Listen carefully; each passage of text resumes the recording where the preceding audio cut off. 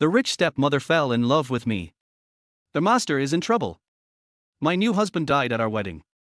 In the corner of a castle worth hundreds of millions, Chí Miǎo Miǎo, dressed in a wedding gown, huddled by the corner on the phone, her expression panicked, her heart racing with fear. It was right after the wedding, and the groom had passed away. Was she a widow before even being married? Was she cursed to bring misfortune to her husband? Dead? How did the old chairman die? On the other end of the phone, the so-called master sounded tense, accompanied by the clattering sounds of him packing his things, seemingly ready to flee at any moment. Chí Miǎo Miǎo said, the private doctor said it was a shock to his system, he was too excited and literally laughed himself to death. Wait. Kai Jiusha, fate is predetermined. Don't forget, you have a great opportunity ahead of you.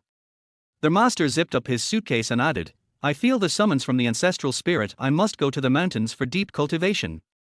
If you need anything, contact me telepathically. The phone was hung up, and Chí Miǎo Miǎo called back multiple times, but no one answered. As she belatedly realized the situation, the wedding of the century had turned into a funeral. The guests' gazes on her were now filled with unspoken meanings. The staff were busy sending the guests off, and the groom's body had someone to guard it. Chí Miǎo Miǎo, the bride who had only made it halfway through the ceremony, stood awkwardly in a corner, waiting for further arrangements. At 21, Chí Miǎo Miǎo was in the prime of her youth, blooming like a flower, while the groom was an elderly man, 89 years old. The reason they had walked into marriage wasn't because of greed or love for his billions. Of course, it wasn't because of true love either. To understand why, we need to go back to the day Chí Miǎo Miǎo met the master. When she was 16, her parents passed away in an accident, and with no relatives around, she was left to deal with everything at the funeral home alone. She was grieving and scared, feeling like life was a never-ending darkness. That's when the master appeared. He helped her with paperwork, arranged her parents' burial, and comforted her with gentle words, quickly becoming the light in her life. The master claimed to be a Taoist, and Chí Miǎo Miǎo followed his teachings. She was just an amateur in Taoism, but she trusted the master's every word, spending her parents' compensation on various spiritual tools. A month ago, the master suddenly contacted her, telling her that she would face a life and death tribulation this year. Terrified, she asked if there was a way to avoid it, and the master took her to meet her soon-to-be groom, who was much older. The master said she had a strong fate that required a person of great fortune to suppress it, so that she could avoid disaster and enjoy good fortune. He also assured her that as long as she made it through this year, the tribulation would be over, and she could divorce later. Scared but half persuaded, Chí Miǎo Miǎo agreed to marry. It was only today at the wedding that she realized her groom was the chairman of the Pei Group, a conglomerate with businesses all over the world, controlling the world's economic lifeline. The adjectives may sound exaggerated, but the wealth was real. The wedding castle alone was worth over 100 million, uniquely designed, and there was only one in the world. The key point was that the castle had already been transferred to her name, and the chairman had claimed it was a wedding gift for her. Now, Chí Miǎo Miǎo was feeling incredibly conflicted. After standing in the hall like a flower vase for 2 hours, a butler finally came to escort her to the resting room. The young masters are on their way back. Someone is waiting outside for you, and you can call on them if you need anything. After a brief and distant exchange, the butler left to continue making arrangements for the chairman's funeral, coordinating with the media. Everyone was busy, except for Chí Miǎo Miǎo, who was left alone, feeling lost. Thankfully, she still had her phone. She quickly searched for Pei Group and was shocked to find out that the chairman had 3 half-brothers. Each of them was successful in their own career and incredibly handsome. The eldest, Pei Yi, was the CEO of Pei Group, often appearing in economic magazines. With a well-tailored suit, broad shoulders, a narrow waist, and long legs, he was the epitome of an aloof, stoic billionaire. The second son, Pei Yu, was in charge of overseas projects and flew frequently between domestic and international locations. He wore gold-rimmed glasses in photos and had a gentle, jade-like face. The youngest son, Pei Che, was still in college and a rising star in the entertainment industry. His online photos were endless, and every one of them showed him to be incredibly handsome. Chí Miǎo Miǎo drooled as she looked at the pictures. She was hungry. The room only had wedding candies and fruits, which weren't enough to fill her stomach. She thought about going out to find something to eat. But as soon as she opened the door, a female server stopped her with a smile, firmly ushering her back into the room. Chí Miǎo Miǎo realized with a start that she was being confined. She waited from noon until dark. The door to the resting room finally opened, and standing in the doorway was the eldest son of the Pei family, Pei Yi. He coldly sized her up as she lay asleep on the couch, his eyes filled with disdain. Before coming here, he had already seen her file: a university graduate with no job, and a partner in crime with a scam artist. As for the late chairman, Pei Yi wasn't he the least bit upset. The old man was a notorious womanizer, and dying outside of a woman's bed was probably the most dignified way for him to go. The wedding had been very timely, everyone had witnessed his death, which saved him the trouble of notifying relatives about the tragic news. When Chí Miǎo Miǎo was woken up, she was confused. Seeing the server standing at the door, her eyes lit up. "I can leave now." "Not yet. The eldest young master has something to ask you." The server stepped aside, revealing Pei Yi sitting on a single armchair, his hands clasped in front of him. He looked at her with a cold gaze and said, "Where is the old scam artist you were working with?" "Scam artist?" Chí Miǎo Miǎo looked at him in confusion. Was she being treated as a suspect? "Let me explain, we got married through an introduction, and we didn't meet often. I had nothing to do with the groom's death." Pei Yi met her anxious gaze with a sarcastic smile. "You think you can clear yourself of suspicion just because you're wearing a wedding gown?" Chí Miǎo Miǎo lowered her gaze and noticed she was still in the wedding dress. The incident had happened so suddenly that no one had taken her to change. "Fine. Even if the old man's death had nothing to do with you, what about the property transferred to your name? And the 50 million your accomplice took? Does that have nothing to do with you?" 50 million. Chí Miǎo Miǎo was completely stunned. She knew about the property, which was promised as a wedding gift, but she was supposed to return it later during a divorce. She also owned a few small properties herself, nothing too impressive, just a small landlord. The property had been bought with the master's guidance. She had purchased dilapidated buildings at low prices a few years ago, and now they were in prime locations, proof that she trusted the master completely. "The master took money? Did you misunderstand? The master only sells spiritual tools, he doesn't accept money." She suddenly remembered something and quickly tried calling the master. The line was busy, then a message appeared saying the number was no longer in service. Chí Miǎo Miǎo wanted to cry. She was not a scam artist, but the man opposite her said nothing, only continuing to stare at her with an icy gaze. Capitalists were known for their ruthless methods. She wouldn't be sent to join the dead, would she? Then it hit her. This must be the life and death tribulation the master had mentioned. She was in a huge crisis this year because the wedding had gone wrong. Her tribulation wasn't resolved, and now, what should she do? Chapter 2, The Stepmother. Pei Yi watched her futile efforts with an indifferent expression. When he confirmed that no substantial information could be extracted, he waved his hand, signaling the female attendant to call the police. "Call the police." Chí Miǎo Miǎo was stunned and forgot to wipe her tears. She watched in disbelief as the door to the lounge closed, and then it reopened to reveal a police officer with a hat. She was taken away for routine investigation. 2 hours later. While handling the old man's affairs, Pei Yi received the news that Chí Miǎo Miǎo was also a victim. After the police officer's inquiry, it was revealed that Chí Miǎo Miǎo had been deceived for 5 years and firmly believed the fraudster was a true master. And also, "Speak." Pei Yi snapped. He closed the company files, leaned back in his office chair, and sighed with exhaustion. Just after the old man's passing, someone was already getting restless. "Elju, people around you have confessed, Mr. Pei. They say you were after Miss Kai's beauty and teamed up with that fake master to scam her. The 50 million was hush money and a kickback. So, Miss Kai is the biggest victim here." Pei Yi silently opened his eyes, paused for a moment, and then said, "Go get my stepmother and bring her to Pei residence." Elju was surprised but quickly left the office. It was impossible to guess the boss's thoughts. No matter how much you tried, you couldn't figure it out.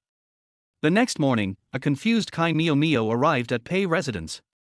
She had just woken up and found Elju waiting at her doorstep. The man told her that, since she had already married the old chairman, she was now part of the Pei family and should live in Pei residence.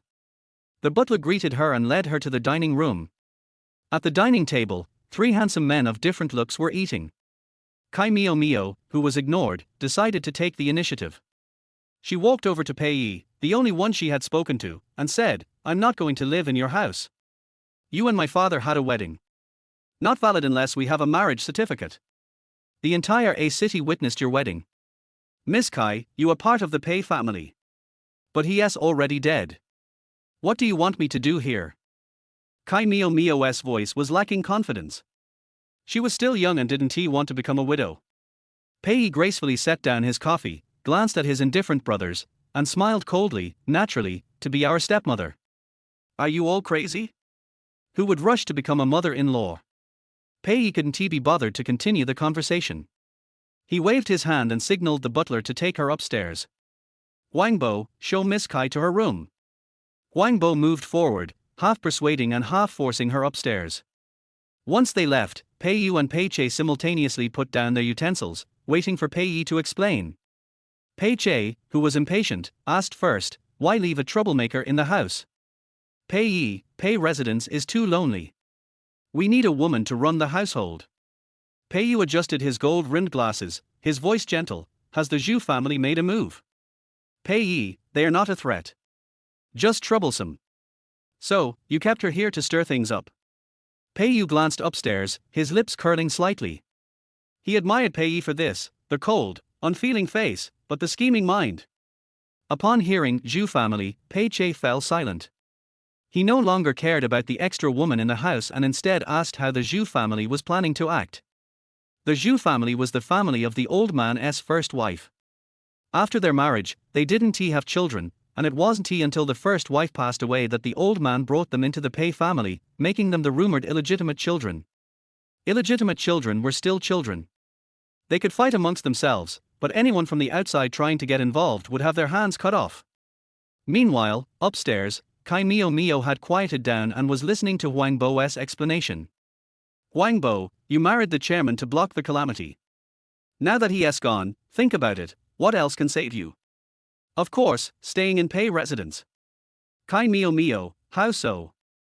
Wang Bo, their master said you married the chairman and moved into Pei residence. Now that the wedding is done, the only thing left is to live here. That makes sense. Chí Miǎo Miǎo slapped her thigh, finally understanding. That was the logic, she had married and moved into Pei residence. Now that both things were done, why not stay? It was a free mansion, no rent, and no reason not to stay. Wang Bo smiled, thinking that the eldest young master's task had been completed. Chí Miǎo Miǎo officially settled into Pei residence. She had hoped to have a meal with her 3 new stepsons and introduce herself, hoping they could all coexist peacefully under one roof. However, for the next 2 days, she didn't see a single person. Wang Bo was also busy, dealing with the old chairman's funeral. That afternoon, the unemployed Chí Miǎo Miǎo was eating fruit and watching a drama. The aunt at Pei residence was quite good at cooking. Not only did the meals taste great, but the fruit plates were beautifully arranged, which improved her appetite. Madam, there are guests at the house. Chí Miǎo Miǎo swallowed her fruit, looked at Wang Bo, who had suddenly appeared, and asked, who is it? The Zhu family, their first wife's brother and his wife, as well as their son. Chí Miǎo Miǎo's brain froze. It took a moment for her to understand who the first wife was. What happened then? Wang Bo smiled. The eldest young master said you are the lady of the house, so you should greet them. Chí Miǎo Miǎo straightened up, no longer lounging lazily. Pei wanted her to entertain guests. What was the trick behind this? She didn't believe for a second that there was no ulterior motive. Wang Bo, I'm not an outsider anymore. Before I entertain, tell me what these guests are here for. Wang Bo's eyes flickered briefly as he said, the Zhu family claims the first wife was the true wife of the old chairman and wants to take half of the Pei family's assets. How much? Half. Chí Miǎo Miǎo paused her drama and thought about it. The assets were something she could fight for. Although the Pei family's money wasn't hers to spend, she was living in their house, and they were shielding her from disaster. Helping to deal with some pests could count as paying rent. Half an hour later, Chí Miǎo Miǎo, dressed in a formal outfit, appeared in the reception room with Wang Bo. On the sofa, the 3 members of the Zhu family were arrogantly ordering the maid to change tea and snacks. Their son, about 18 or 19 years old, sat sloppily on the sofa playing a game, acting as if he was at home, without a trace of guest decorum. When Wang Bo saw Chí Miǎo Miǎo stop, he whispered, the old chairman was very kind to the Zhu family in his lifetime. Chí Miǎo Miǎo nodded in understanding, cleared her throat, and raised her voice. Oh, you've started eating? Wang Bo, you really should ve told me the guests hadn't had lunch. We should ve had a gathering in the dining room. She made a grand entrance, successfully drawing the attention of the Zhu family, who all frowned at the sight of her. Chí Miǎo Miǎo was wearing a brown cotton and linen long dress, her black hair styled in a bun held by an ordinary wooden hairpin. She wore red agate bracelets on her wrists and had several amulets around her neck. In one hand, she held a compass and in the other, a string of beads, giving off the distinct impression of a street vendor selling trinkets. Zhu Huyu frowned and barked, Wang Bo, who is she? How dare she speak to us like that? Does she even know who I am, insulting me like this and acting like we can't afford to eat? Chapter 3, The Lady of the House. Uncle Huang said, Mr. Zhu, this is the new mistress of the house. The new mistress? The mistress of the Pei family is our eldest sister from the Zhu family. Who is this vixen who has appeared out of nowhere, killed Pei Dawn, and dares to move into the Pei residence? Mrs. Zhu sneered sarcastically. Chí Miǎo Miǎo smiled instead of getting angry. She directly sat at the main seat and asked, Uncle Huang, am I the lady of the house? Of course, you are, Uncle Huang replied. Auntie, am I the lady of the house? Chí Miǎo Miǎo asked again. Of course, you're the only lady of the house, the auntie answered with a smile, standing beside them. Compared to the Zhu family, who treated her like a servant, she much preferred the sweet-talking and low-maintenance new mistress. Chí Miǎo Miǎo was satisfied. Since our guests don't like tea or snacks, please remove them all. The auntie immediately complied, ignoring the glaring expressions from the Zhu family. She quickly cleared the tea and snacks from the table. Mr. Zhu took a deep breath and said, You're not qualified to receive us. Let Pei come back. I need to speak with him in person. Don't move, keep that posture. Chí Miǎo Miǎo suddenly pointed at Mr. Zhu and said, TSK, I can see from your face that you're in bad shape, Mr. Zhu. How is your bedroom business going? Her words stunned the room into silence. Mr. Zhu's face turned red, whether from embarrassment or guilt, and he stammered, Don't talk nonsense. Well, if I'm talking nonsense, just look at Mrs. Zhu. Her face is glowing like red plums on a wall, certainly not something you could nourish, Chí Miǎo Miǎo continued. The Zhu couple exchanged looks, their expressions unreadable. The young son, who had been lying on the sofa playing games, jumped up and pointed at her, shouting, How dare you say my mom has been unfaithful? I'll beat you to death. After shouting, he lunged at her. Just as Uncle Huang was about to stop him, Chí Miǎo Miǎo delivered a swift flying kick, knocking Zhu Zixin to the ground. Mrs. Zhu screamed, quickly checking to see if her son was hurt. Both mother and son cried out in pain. Chí Miǎo Miǎo clasped her hands to her chest and imitated Mrs. Zhu's tone, saying, So scary, Uncle Huang, protect me quickly. Uncle Huang, stunned at first, then smiled, stepping forward to block her and said, Mr. Zhu, please teach your son some manners. If third young master finds out your son has hurt someone in the Pei residence, he will be very angry. Mr. Zhu's curse got stuck in his throat. Third young master of the Pei family was notorious for his reckless behavior, even daring to hit him in the past. If he found out, he would surely take the opportunity to cause trouble for Zhu Zixin. Well, Mr. Zhu glared at Chí Miǎo Miǎo, gritting his teeth and saying, I won't waste time talking with you. Not a single part of the property that belongs to my sister can be taken away. Tomorrow, I will have my lawyer contact Pei Yi. I was going to give you face, but don't blame me for turning ruthless now. Wait. Chí Miǎo Miǎo interrupted, not liking the sound of that. Since when did the Pei family's property become something the Zhu family can interfere with? Your sister, the original Mrs. Pei, has already divorced my father through notarization. Now, his new wife is me. Where do you get the face to demand any of the property? Even if there is a dispute, it will be between me and Pei Yi. Chí Miǎo Miǎo wiped away an imaginary tear and sniffled. Pei Yi's 3 children are young and have lost their father. Now, bad people are trying to snatch their modest inheritance. We, the orphaned widow, are being bullied by you. How can you do this to us? Wu, my father-in-law isn't even in the ground yet, and you come here provoking us. If he knew, he would definitely come for you in the afterlife. Mr. Zhu's finger shook as he pointed at her, unable to say a complete sentence. You. What about me? Chí Miǎo Miǎo looked down at his finger, her eyes lighting up. She grabbed the flag hanging around her neck, stood up, and declared, I have a soul-summoning banner.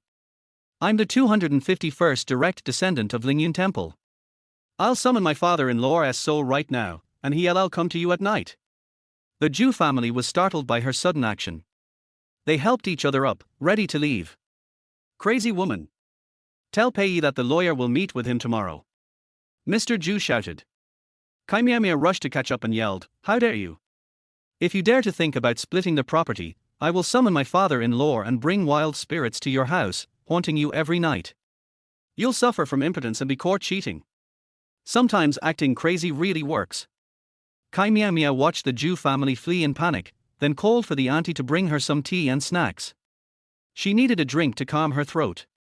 Meanwhile, the Pei family's three brothers, watching the live surveillance footage, each had a different expression.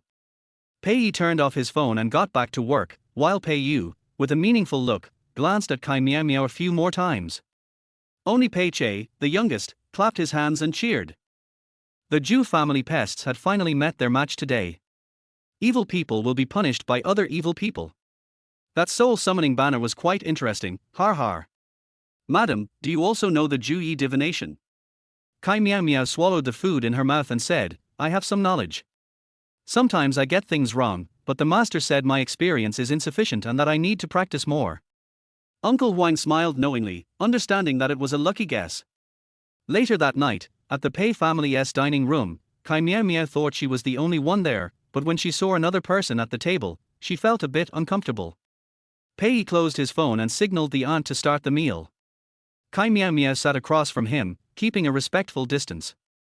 It felt like a formal dinner, almost like a state banquet. Come sit over here. Pei lightly tapped the table with his fingers, signaling her to sit closer. Chí Miǎo Miǎo quickly refused, saying it was fine where she was. You won't be able to reach the dishes from there. Coming. Dinner was a simple for dishes and one soup, beautifully presented. Chí Miǎo Miǎo, holding her chopsticks, was ready to eat. Pei raised an eyebrow at the dishes. That's because I asked auntie to make less. Too much would be wasted, and I wouldn't be able to finish it, Chí Miǎo Miǎo said. She remembered when she first ate at the Pei residence, she was shocked by the 18 dishes on the table. Realizing it was just her meal, she quickly had auntie remove some dishes and split the meal into smaller portions.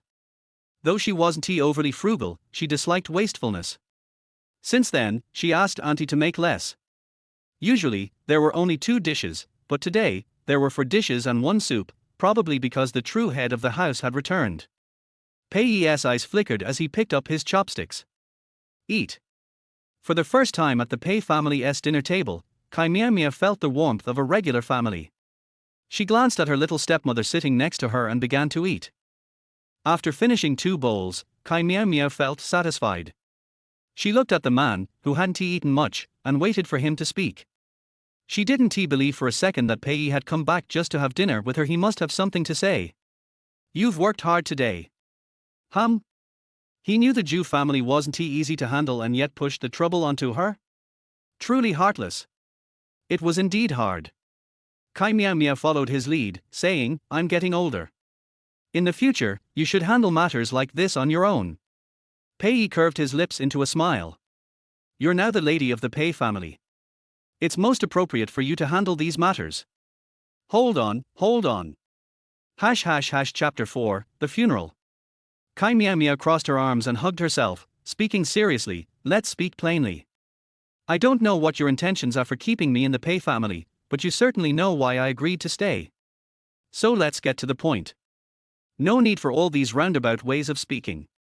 I can't understand that. Pei raised an eyebrow, surprised by her directness, even more so than he'd expected. Then I'll say it in a way you'll understand. As the hostess of the Pei family, do your job.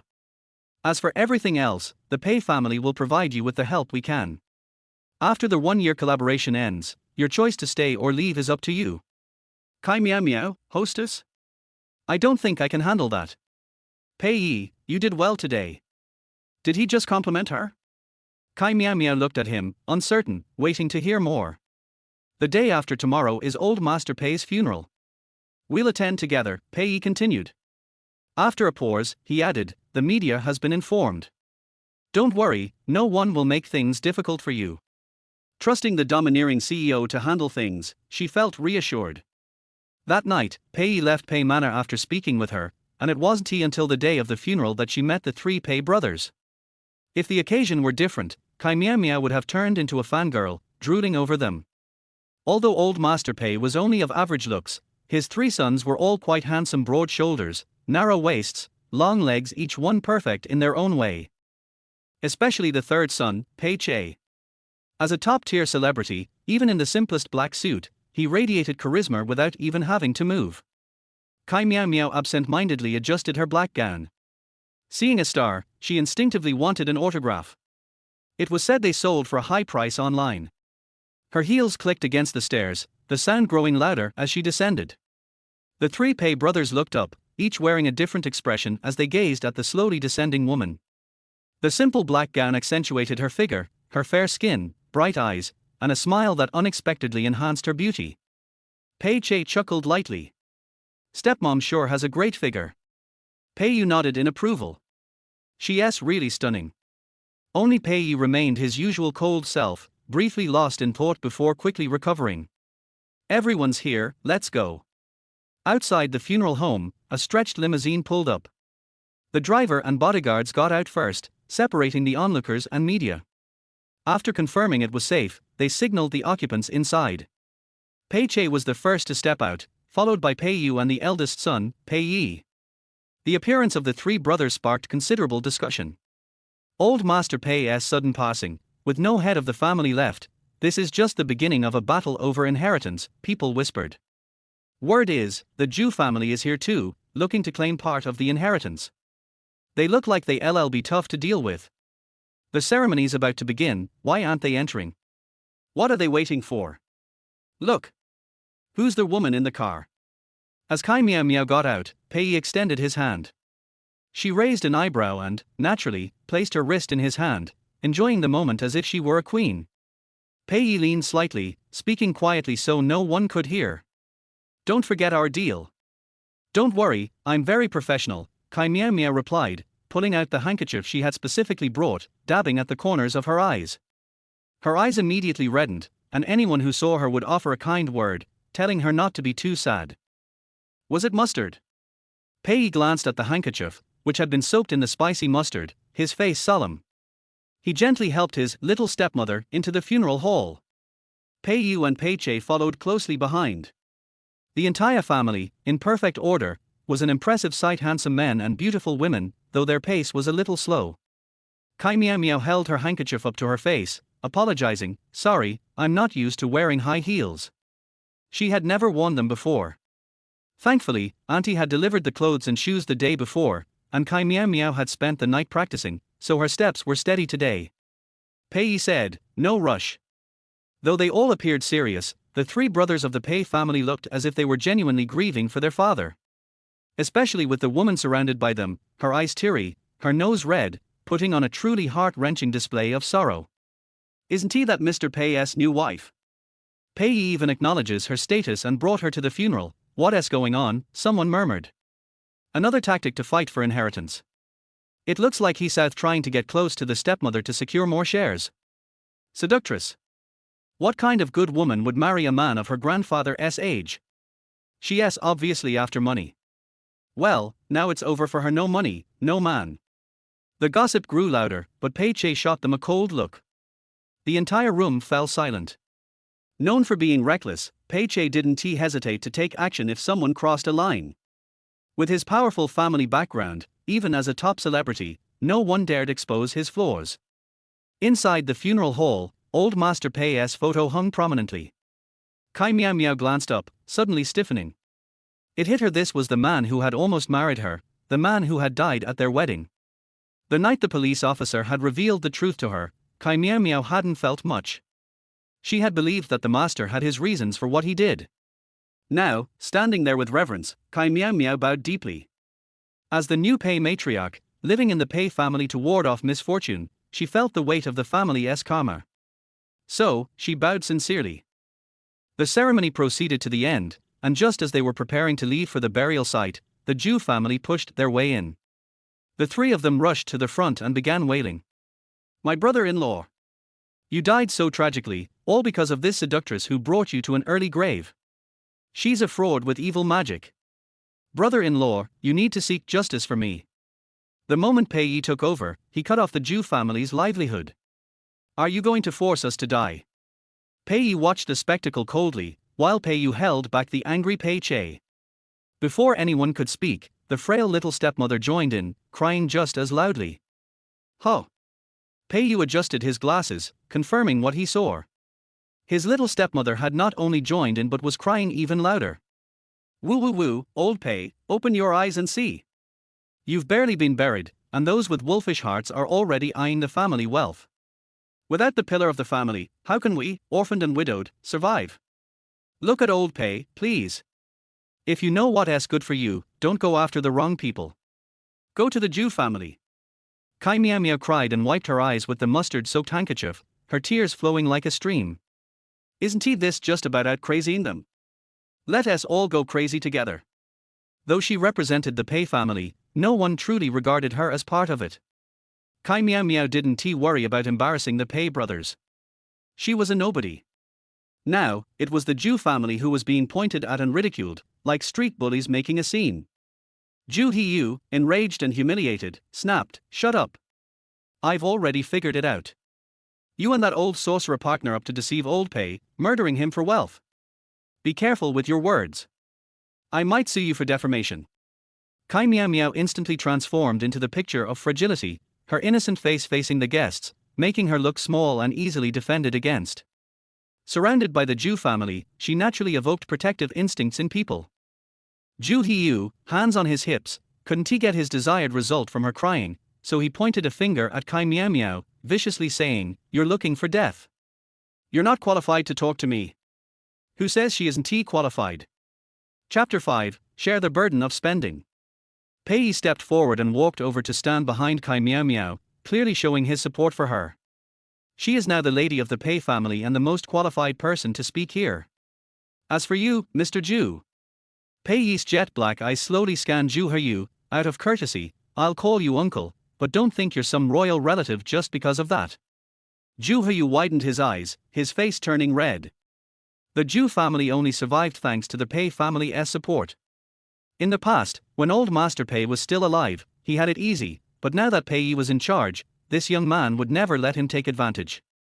He had planned to seize this opportunity, relying on the Pei family's need for face, to get some profit, but didn't he expect a troublemaker like Chí Miǎo Miǎo to throw his plan into disarray? Zhu Hiyu said, "Pei Yi, we're still family. You wouldn't want to see your uncle fall into a desperate situation, would you? TCH, what a big face." Pei Che couldn't stand it anymore, sneering, "You're worthy of being our uncle." When they were first brought into the Pei family, they had been bullied by the Zhu family both openly and secretly. Now that the Zhu family had fallen, and with the old man gone, they should have stayed away, but they still dared to show up in front of him. Mrs. Zhu retorted, "How dare you speak like that to your elders? If it weren't for the Zhu family taking care of you, you brothers would have been bullied by the maids long ago." Mrs. Zhu. Pei Yu's eyes flashed with coldness. He looked at her with a smile, but his words sent chills down her spine. "We'll always remember how the Zhu family took care of us in the past. In the future, we'll also take care of Jixin just like you took care of us. Now, let us proceed with sending father to his final rest, so as not to miss the auspicious time." After Pei Yu finished speaking, he gestured for Uncle Huang to continue the ceremony. The bodyguards pushed back the stunned Zhu family members. Mrs. Zhu's eyes were filled with fear. It was over. They remembered everything, and they were going to take revenge on Jixin. She had to take her son and run far, far away. With the Zhu family's disturbance resolved, the funeral proceeded smoothly. Chí Miǎo Miǎo returned to the Pei residence, hurriedly rushing upstairs. The drama she had been watching was about to air, and today was the climax where the male and female leads clarified their misunderstandings and confessed their feelings. She had to witness it firsthand. "Wait. Miss Kai, please wait." Chí Miǎo Miǎo clicked her tongue in her mind. She pretended not to hear, but they still called her. "Eldest son, really no manners. I'm here." She turned around with a smile, her eyes still glancing upstairs. The new room had a huge projection screen. It was the perfect place to watch dramas. Pei Yi took a seat on the sofa first, waiting for Chí Miǎo Miǎo to reluctantly approach.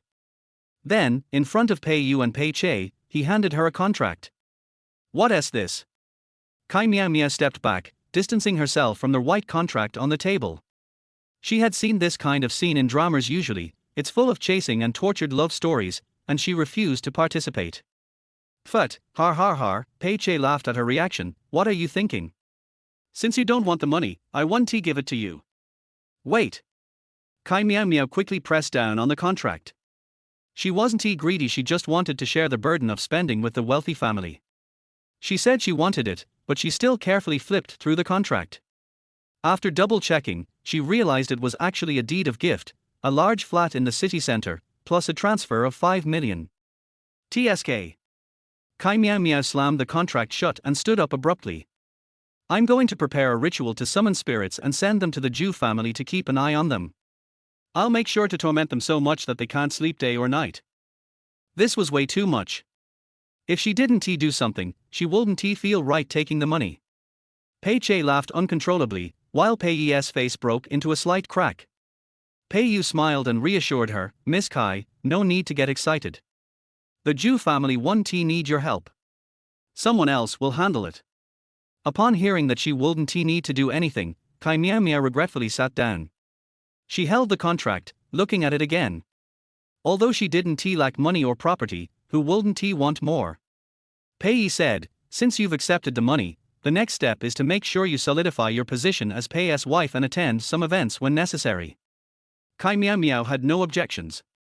Pei Yi was practically her son now, and whatever he said went. Pei Yi continued, "Tomorrow at 10 a.m., there's a shareholders meeting. Please accompany me." "And I," Pei Che immediately added, "I'm recording a variety show tomorrow. In a few days, I'll need you to be a guest for one episode as part of our family." Chí Miǎo Miǎo glanced at Pei Yu, who hadn't spoken. Was there anything the second son needed from her? Pei Yu smiled gently, "I'll be flying back to our overseas company tomorrow, so I don't need your help for now." Chí Miǎo Miǎo nodded. The shareholders' meeting and variety show were simple enough to attend, and since she was unemployed, it was a great opportunity to broaden her horizons and enjoy some celebrity life. After the pleasant conversation ended, Chí Miǎo Miǎo climbed upstairs, holding the property and savings she earned through effort. Making money from a wealthy family was too easy, it almost made her want to live there forever. The life of the rich was so good. The next morning, Chí Miǎo Miǎo purposely put on her most appropriate outfit and accessories. She had been waiting in the dining room early, ready to go out and act with her eldest son.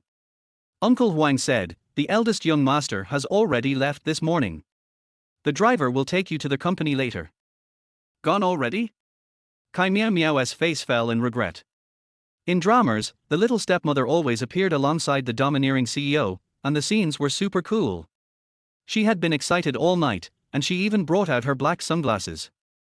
Uncle Huang held back as much as he could before speaking. "Are you planning to attend the shareholders' meeting in that outfit?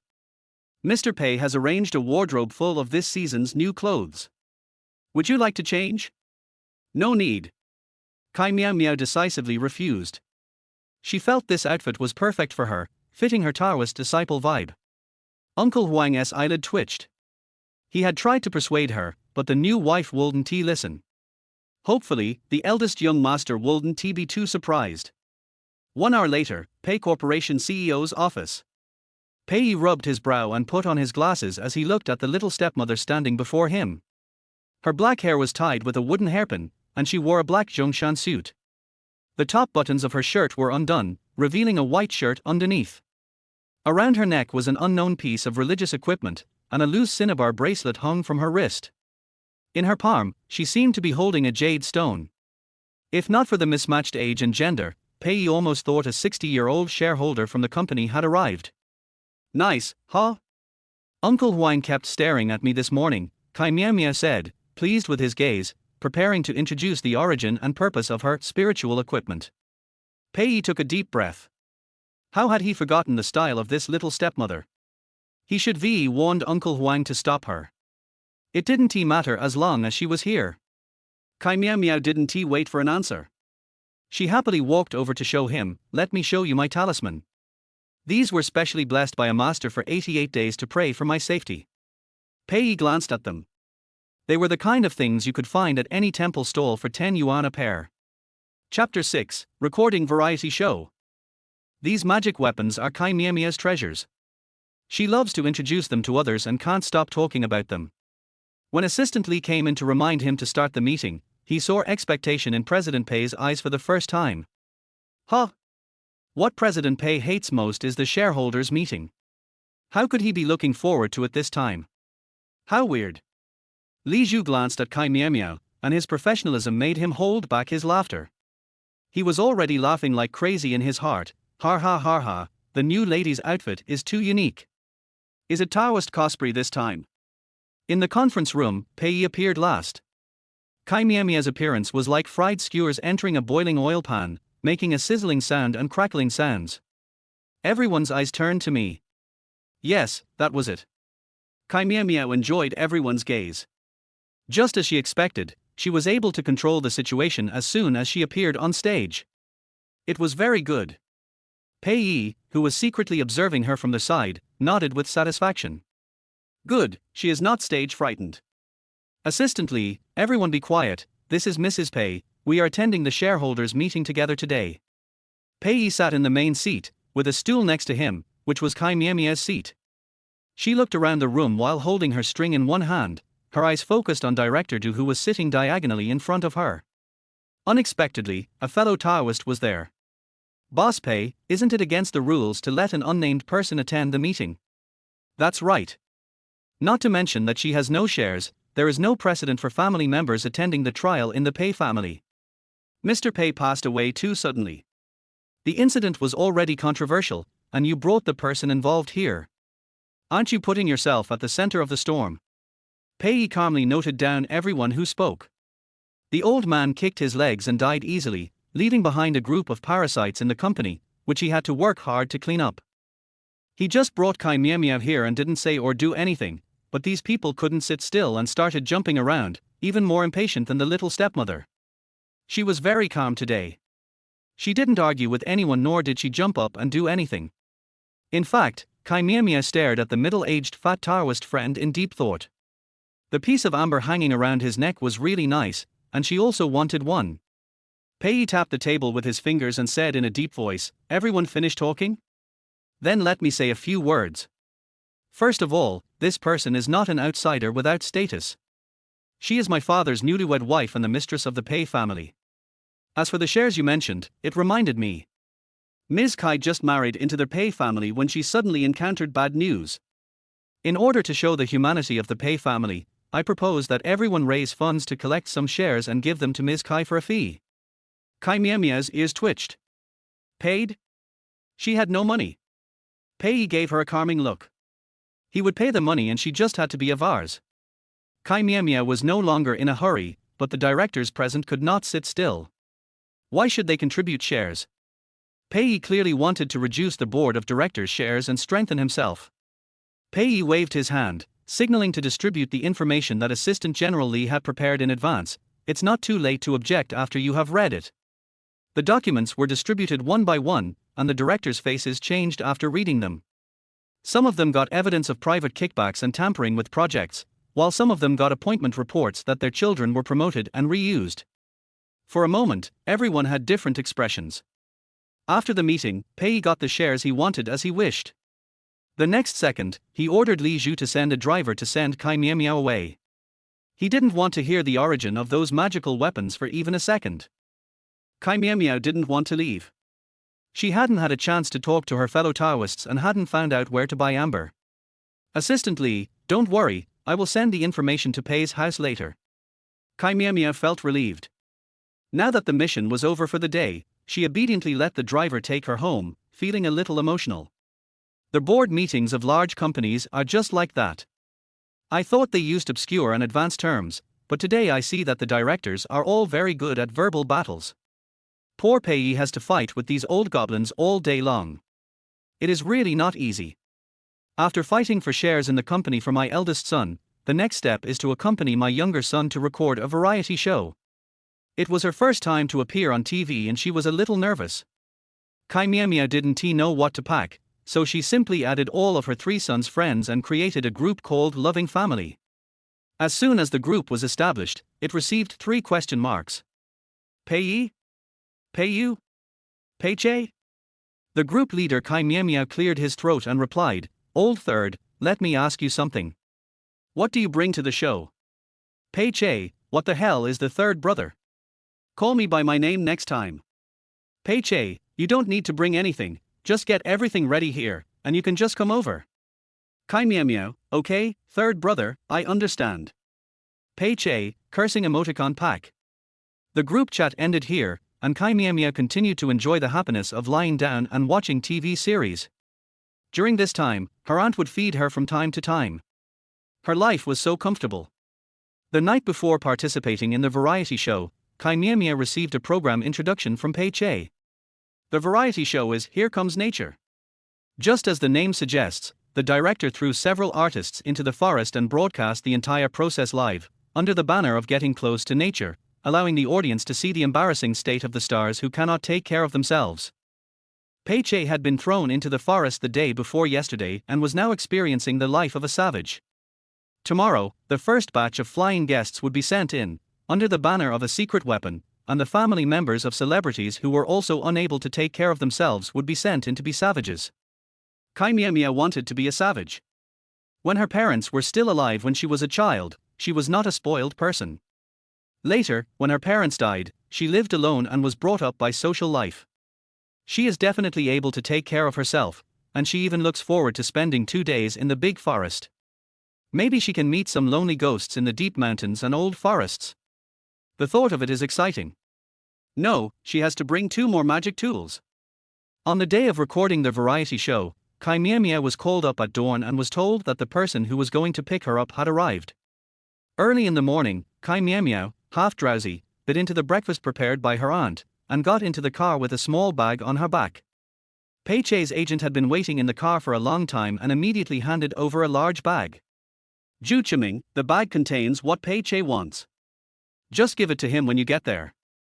Chí Miǎo Miǎo agreed with her eyes closed, but she didn't forget to eat. She was too sleepy. Last night she caught up with the live broadcasts of the previous 2 days and refreshed the posts to eat gossips about the guests. Fans from all walks of life were talking about it, and the gossip was more exciting than the other. She didn't pay attention and stayed up until the early morning. Zhu Chiming looked worried. Is it really okay for her to participate in the variety show in this state? In the past, the company arranged people for such shows, but this time Pei Che insisted on bringing this person.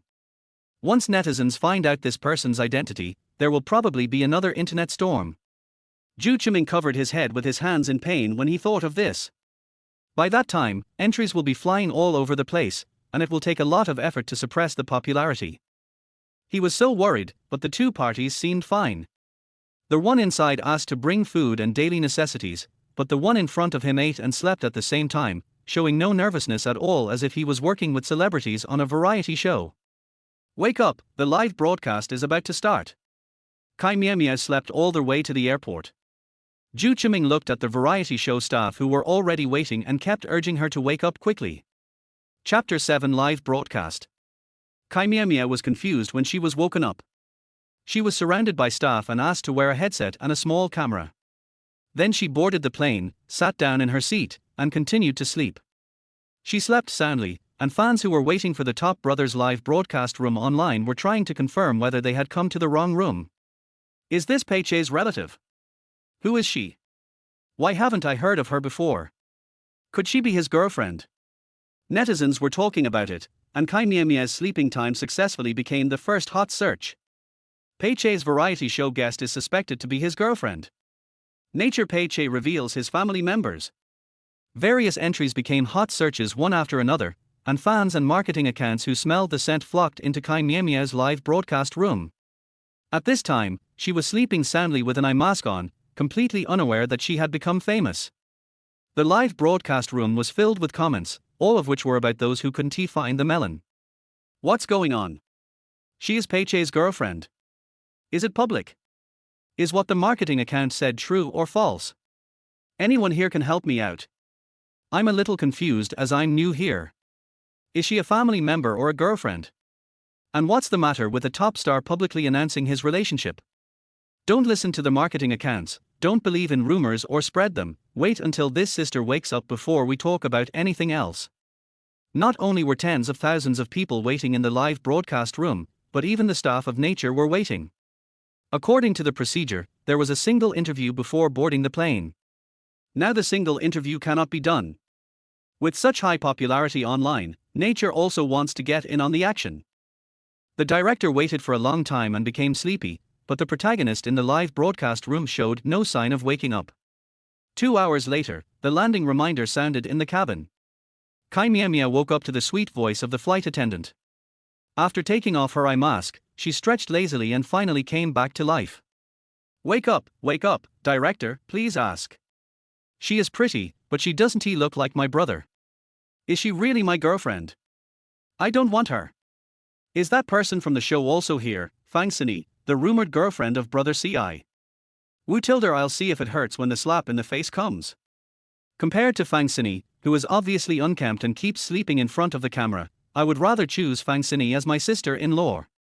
The director who was following the filming was reminded and was about to step forward to ask questions when the plane landed and he picked up his luggage and left the airport.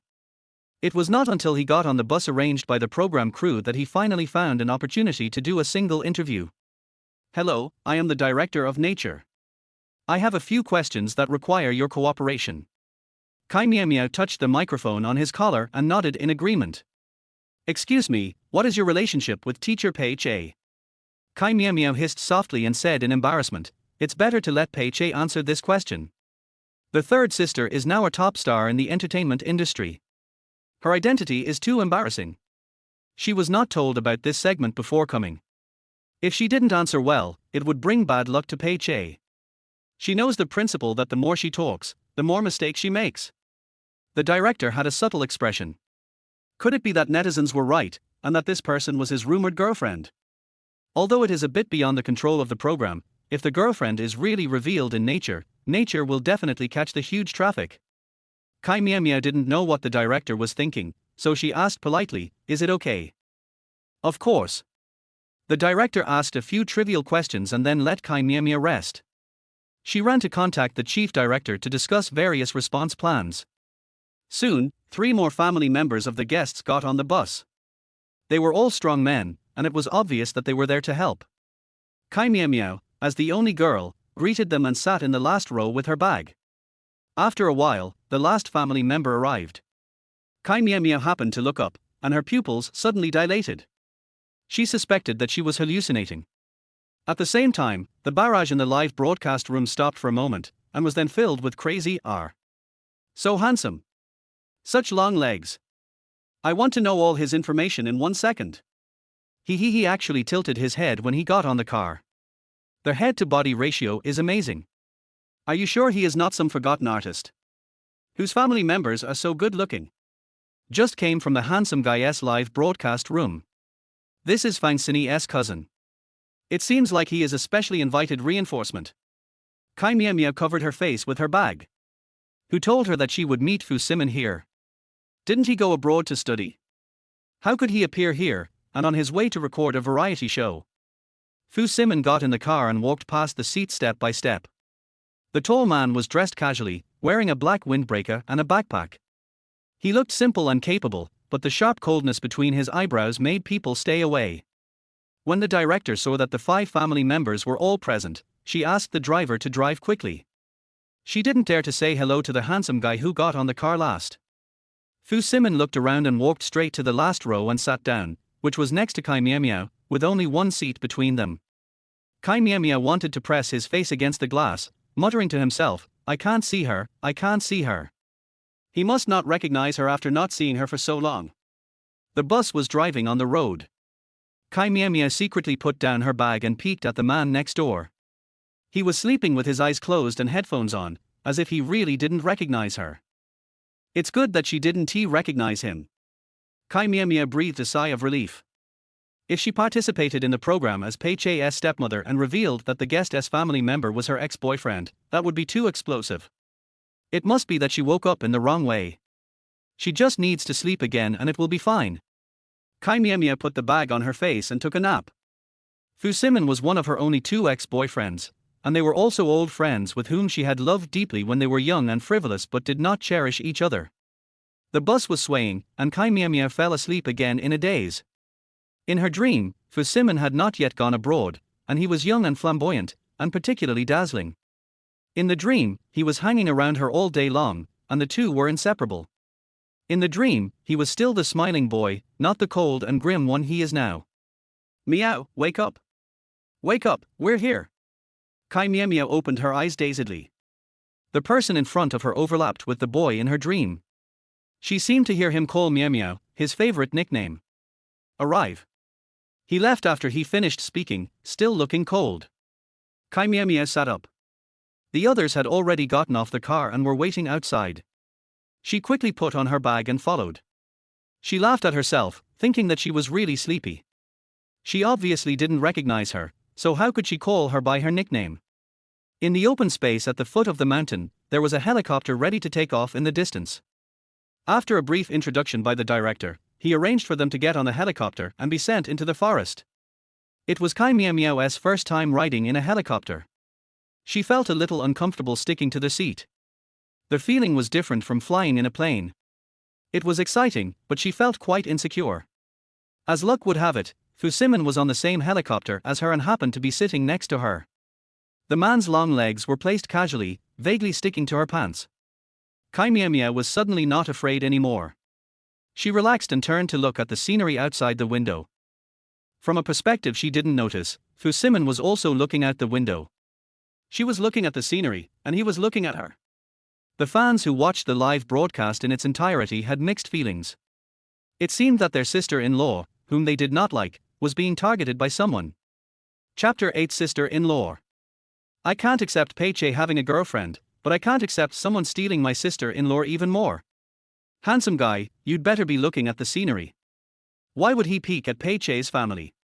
He peeked at them more than once on the bus just now, countless times. I have a bold idea, they don't know each other, right? I feel like there is something wrong between the two of them. You found a blind spot above. This is also the way I get along with my dog when we are in a Cold War. There was a lot of discussion online that the helicopter had already arrived at the material delivery point and the artists had been waiting for a long time. When the helicopter stopped, the guests came out one by one. The artists who saw the family members ran over, first gave them a warm hug, and then cried about how miserable their lives had been in the past few days. Chí Miǎo Miǎo was the last one to appear. Seeing that everyone else was hugging, she followed suit and opened her arms, ready to hug Howde and give him the warmth of family love. Pei-che raised the corner of his mouth and walked over slowly. Then, ignoring her embrace, he used his height to ruffle her hair, making her already shapeless hair even more messy. Pei-che, thank you for your hard work. Where are the things?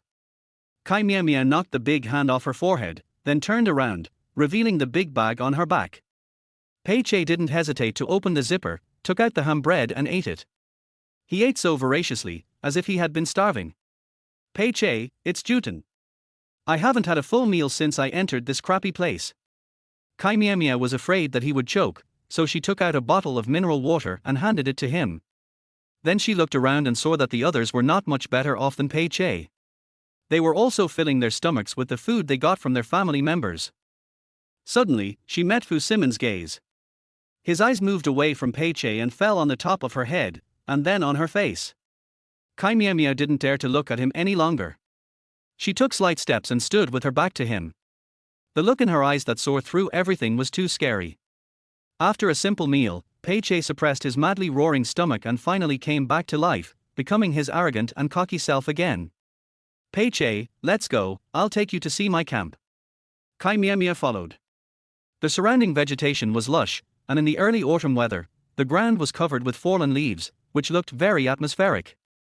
Pei-che, when you are bitten by mosquitoes at night, you won't say you have a sense of atmosphere. The little happiness in Chí Miǎo Miǎo's heart was shattered. She was too lazy to pay attention to him and just held up her mobile phone to take pictures. This program was very humane and did not accept mobile phones. Save some power, there's no place to charge your power bank here. Hiss, they don't look like a couple. A brother would never treat his girlfriend like this. She must be his sister. What's wrong with Fang Sini's cousin? His eyes were full of possessiveness, and when his brother touched his head, it seemed like he saw murderous intent. Chí Miǎo Miǎo, Sana, the program team asked about our relationship. What should I say? I told you not to call me Sana. Pei-che gritted his teeth in anger. Our relationship. Just tell the truth. Okay, then I'll say I'm your stepmother. Stepmother? Stepmother. What an explosive relationship, even more explosive than Pei-che's nickname being Sana. Suddenly I remembered the news a few days ago. The chairman of Pei Corporation passed away on his wedding day, leaving his beautiful wife heartbroken. Is that Pei the Pei of Pei-che? What? Stepmother. I can't accept it. It's better to be my brother's girlfriend. I really don't know what you are so surprised about. This stepmother owns a castle worth over 100 million yuan. Are you feeling sorry for her? Chí Miǎo Miǎo was quite sad. The small shed made of a few large leaves in front of her was the camp that Pei-che kept showing off. She thought the camp was spacious and bright, where one could watch the stars at night and drink and chat during the day. In fact, the camp built by Pei-che was not even worthy of being called a toilet. Pei-che, put away your disgusted expression, come on if you can. Women can't say no. Chí Miǎo Miǎo threw the bag to Pei-che and rolled up her sleeves. Wait. It was just a house built with wood, left over from her childhood play. She was already familiar with the rules of the variety show.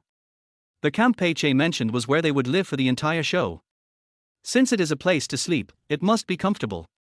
Seeing that Chí Miǎo Miǎo was serious, Pei-che hurried to follow, fearing that his little stepmother would do something out of line. After all, her personality was quite uncontrollable. In the tool area provided by the program team, Chí Miǎo Miǎo took a liking to the electric saw at first sight, but it was a bit small. For the safety of the guests, all the tools were mini types. Pei, what are you going to do? Are you really going to chop down trees? Chí Miǎo Miǎo, you know it, but you're still asking? I'll show you what a real camp is later. Chí Miǎo Miǎo looked up at the sun. It was still early and she would definitely be able to stay there before dark. While other groups were still bonding and picking wild vegetables to cook, Chí Miǎo Miǎo and his son started working as lumberjacks. When the big trees couldn't be moved, they cut down small trees. The two of them were working very hard. Pei-che thought it was fun at first, but when Chí Miǎo Miǎo put together the framework and the wooden house took shape, his eyes lit up and he did whatever Chí Miǎo Miǎo asked him to do. As long as he can live in a real house today, Chí Miǎo Miǎo will be his real mother. They were busy from noon to evening, and many people came to watch the fun.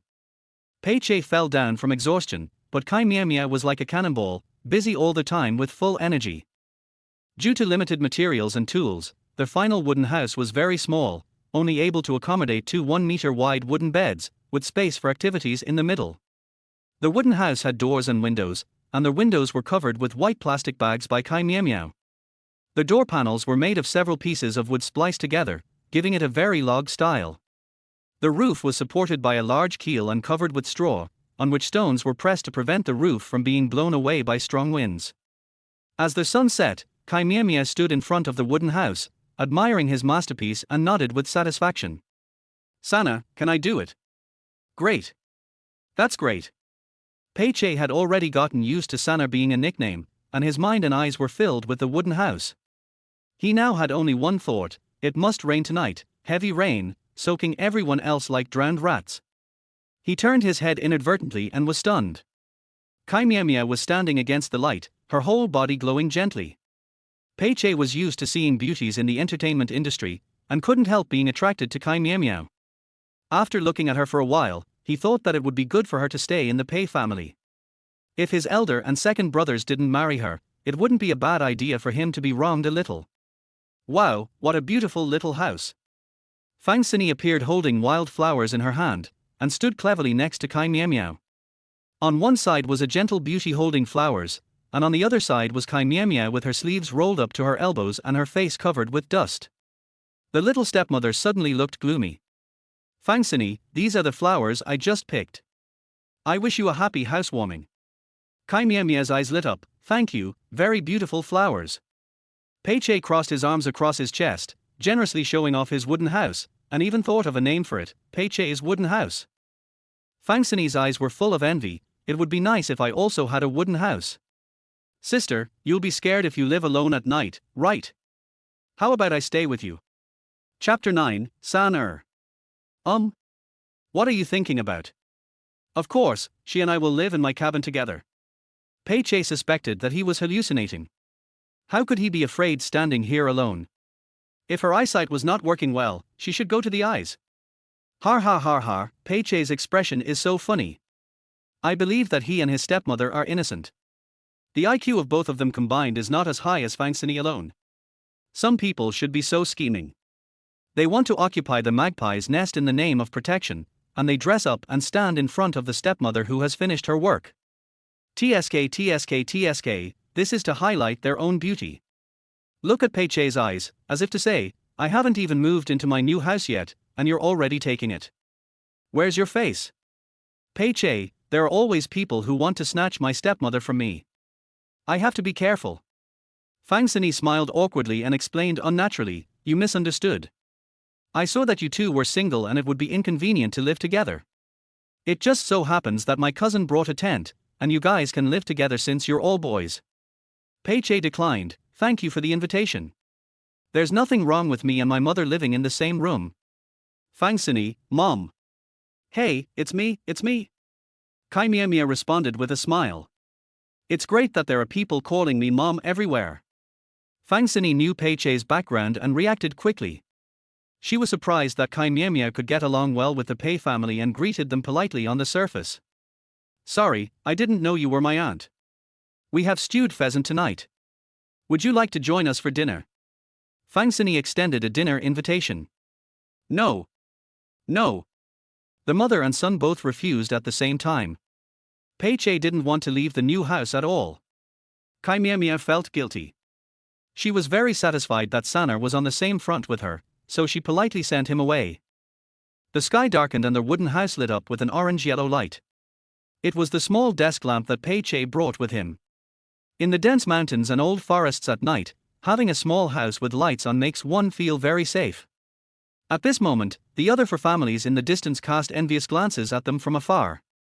Thanks to stepmother, brother Pei Che has become a homeowner. I'm so touched. A child with a mother is a treasure. Thinking back to the day before, Pei Che was wrapped in leaves and covered with blankets, bitten by mosquitoes, frightened by the cries of unknown wild animals, and trembling with fear to fall asleep. Today, his happiness index soared. Fang Sini's cousin actually brought a tent and court pheasants to cook. This group of relatives and friends are so awesome. Sana, what shall we eat tonight? Chí Miǎo Miǎo looked at her third son. He had consumed too much energy during the day and was now tired and hungry. Pei Che opened the bag. What flavor of dry food do you want to eat? Chí Miǎo Miǎo leaned over to take a look. Besides their ham bread, there were also compressed biscuits. She reached out and took one. I'll just eat this. Pei Che was also hungry. He finished a piece of ham in 2 or 3 bites. He felt his phone vibrate, opened it and was shocked. A loving family group. Stepmother, bread picture. Stepmother, Sana made me eat bread, but no rice. Pei you? Stepmother, it's okay, I can endure hardship. Chí Miǎo Miǎo, what are you talking about? It was you who said that just eating bread is enough. Why are you complaining in the group? They won't pay any attention to you. Pei Che was so anxious that he verbally attacked. Chí Miǎo Miǎo didn't refute, but ate the bread with a wronged look on her face. Within the group, Pei Yu, Miss Kai is still growing, so she should eat something nutritious. Pei Yi, take good care of her. Pei Che angrily pressed 26 keys. She is older than me. I am the one who grew up. I am also the one who should be taken care of. After the group chat ended, Pei Che's good mood about living in the new house was gone. He sat on the small bed covered with hay and clothes, staring at Chí Miǎo Miǎo's look with resentment. Pei Che, they only listen to your one-sided words and are leaning towards you. Chí Miǎo Miǎo, this affects the harmony of our family. We are a loving family. How can we just listen to one side and believe it? Pei Che was too lazy to talk to her, and angrily lay down on the bed with his back to her. Chí Miǎo Miǎo was chewing on a piece of bread, looking out through the window that was not closed tightly, her eyes full of anticipation and eagerness to try. At the same time, Pei Yi and Pei Yu, who had exited the group chat, looked at the live broadcast on the tablet at the same time. Their original intention was to worry that the young stepmother would act up on the show, but they didn't expect that they had been watching it for so long without realizing it. They only took a glance at it occasionally while working, so they were well aware of Chí Miǎo Miǎo's little actions. Watching the people in the camera send private messages to them and share their lives, this feeling is very strange, but inexplicably makes people want to participate. Pei stared at the group name of the loving family for a long time until the light on his phone went out. It was late at night and the only sound in the forest was the chirping of insects. Chí Miǎo Miǎo got up carefully, put on her small backpack, and tiptoed out of the cabin. "Ghost, here I come." Chí Miǎo Miǎo was very excited. After learning Taoism for so many years, she finally had a place to put it into practice. She had also tried to summon spirits in big cities, but there was no response every time. The master said that the yang energy in the city is too strong, and ghosts dare not stay there. Only in the remote mountains can the monsters appear. Chí Miǎo Miǎo was holding a flashlight, and all she saw were strange, shadowy figures. This was a forest that few people had ever set foot in, so there must be ghosts. The magical instruments were all hung around his neck. Chí Miǎo Miǎo held the soul-calling flag and muttered something. "Demons and ghosts, respond to my call and show yourself immediately." Chí Miǎo Miǎo is obsessed with catching ghosts. She has been learning from a master for so long and thinks she has made some progress, but she has not seen any results yet. Today, she must see what a ghost looks like. What is the stepmother doing? What is she going to do? She looks scary. It looks familiar. What is that thing hanging around the stepmother's neck? Is it a Taoist instrument? It looks like a shaman dance. I have a bold idea, stepmother is a warrior. The idea above is very bold, I agree, maybe the stepmother forgot there is a camera. Chí Miǎo Miǎo had indeed forgotten about it. She was only waiting for Pei to fall asleep before slipping out, and had long forgotten about the camera on her collar. With focused eyes, she carefully summoned the ghosts according to the spell taught by the master.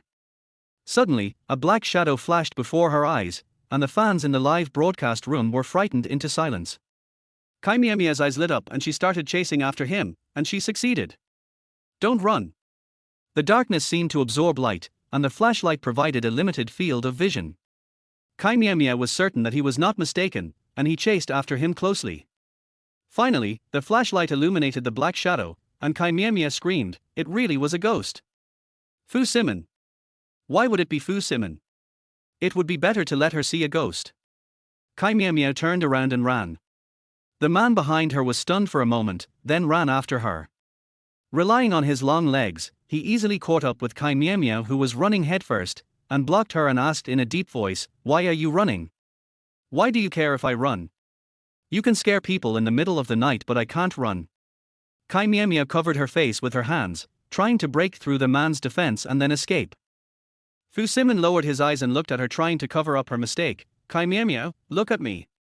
Chí Miǎo Miǎo slowly put down her hands. She was recognized. Chapter 10 Big Melon. Now that you've been recognized, there's nothing to pretend about. Chí Miǎo Miǎo smiled politely and waved hello. "Hi, what a coincidence." Fu Simon, unfortunately, I have seen the guest list. He didn't have the time to go to the United States to perform with Fang Sini, and if he hadn't seen Chí Miǎo Miǎo on the guest list, he wouldn't have come. Har? For the first time, Chí Miǎo Miǎo realized how useful her brain was. She immediately understood the subtext of his words. She was so shameless that a man actually came for her. "Well, you are busy. I have something else to do and I will leave first." Chí Miǎo Miǎo turned around and tried to leave, but someone grabbed her by the throat and she said in a hoarse voice, "Let go of my collar." She turned back reluctantly and resigned herself to her fate. "If you have anything else to say, please finish it all at once. My son will be worried if he doesn't see me when he wakes up." "Son." Fu Simon put the tip of his tongue against his back teeth, trying not to get angry. "Chí Miǎo Miǎo, are you addicted to being a stepmother? Look at what you said. I am just a stepmother. It's just my responsibility. How can I be addicted or not?" "Fu Simon, Chí Miǎo Miǎo, what do you want? Where is the arrogance you had when you were with me?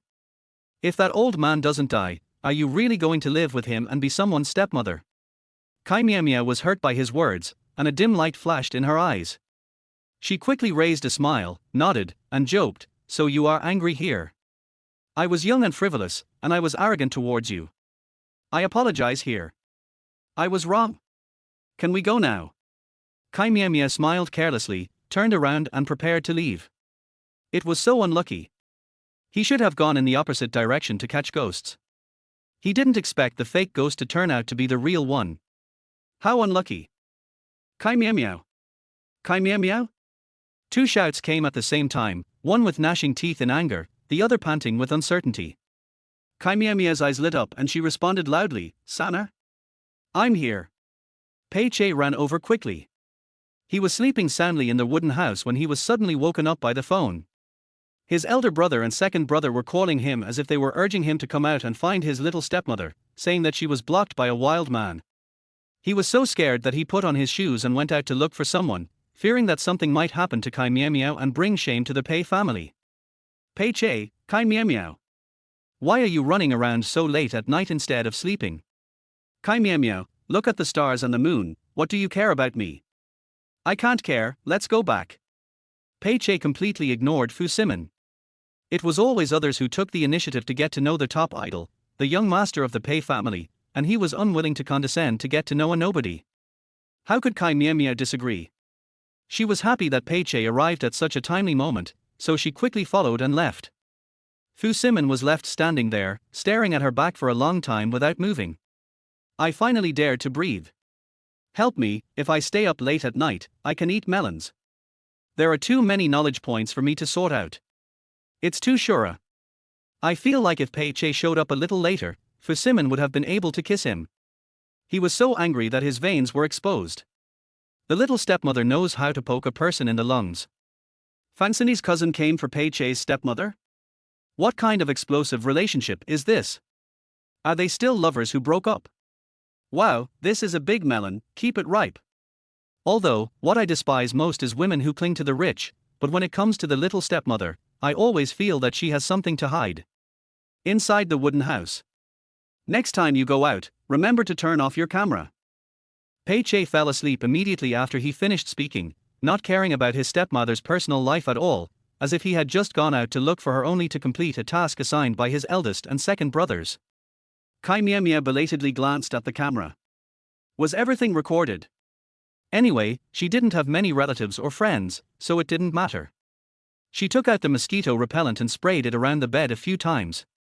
After making sure there were gaps between the doors and windows, she lay down on the bed with her clothes serving as a bed sheet and went to sleep. The bedboard is so hard. The production crew is so honest that they didn't even offer to give away a mattress or something. Chí Miǎo Miǎo thought she was dreaming, reliving her youthful and arrogant past, but she didn't expect to sleep all night long. After waking up, she felt a little regretful because she didn't see a ghost last night. Pei Che, wash up and change clothes when you wake up. Today is a group activity.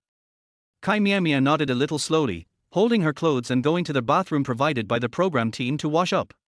It was a group activity, and what was coming could not be avoided. The men's and women's washing areas are separate. When Chí Miǎo Miǎo arrived, there were two female artists putting on makeup inside, Fang Xini and the popular young actress Zhu Jiqing. Seeing Chí Miǎo Miǎo come in, the two people who were chatting and laughing stopped. Fang Xini greeted her with a smile, while Zhu Jiqing glanced at her meaningfully and turned away, pretending not to see her. Anyway, there was no camera in the bathroom, and Zhu Jiqing was too lazy to put on a show. She looked down on women who married old men for their money and vanity. Chí Miǎo Miǎo nodded in response to Fang Xini, then buried her head in washing up. She was now suffering from back pain, and her arms and legs felt so heavy that they seemed not her own. It's my fault for being too arrogant yesterday. I had to show off my skills in building a wooden house. Not only was I exhausted, but I also had to sleep on a hard bed all night. Oh no. I hope today's survival in the wild will be easier. Perhaps it was because her faith in Taoism was too pious, today's mission was indeed not difficult. After everyone gathered, the director announced today's tasks. Picking wild vegetables and fruits, river fish or rabbits, as long as they are wild and legal, the family can work together to make delicious lunch and lunch. Chí Miǎo Miǎo curled her lips. It was wild and legal. The pheasant someone caught yesterday was definitely not legal. The director was still reading the list of sponsors when Pei Che came over and whispered, "Leave the wild vegetables and fruits to you. I'll go fishing in the river."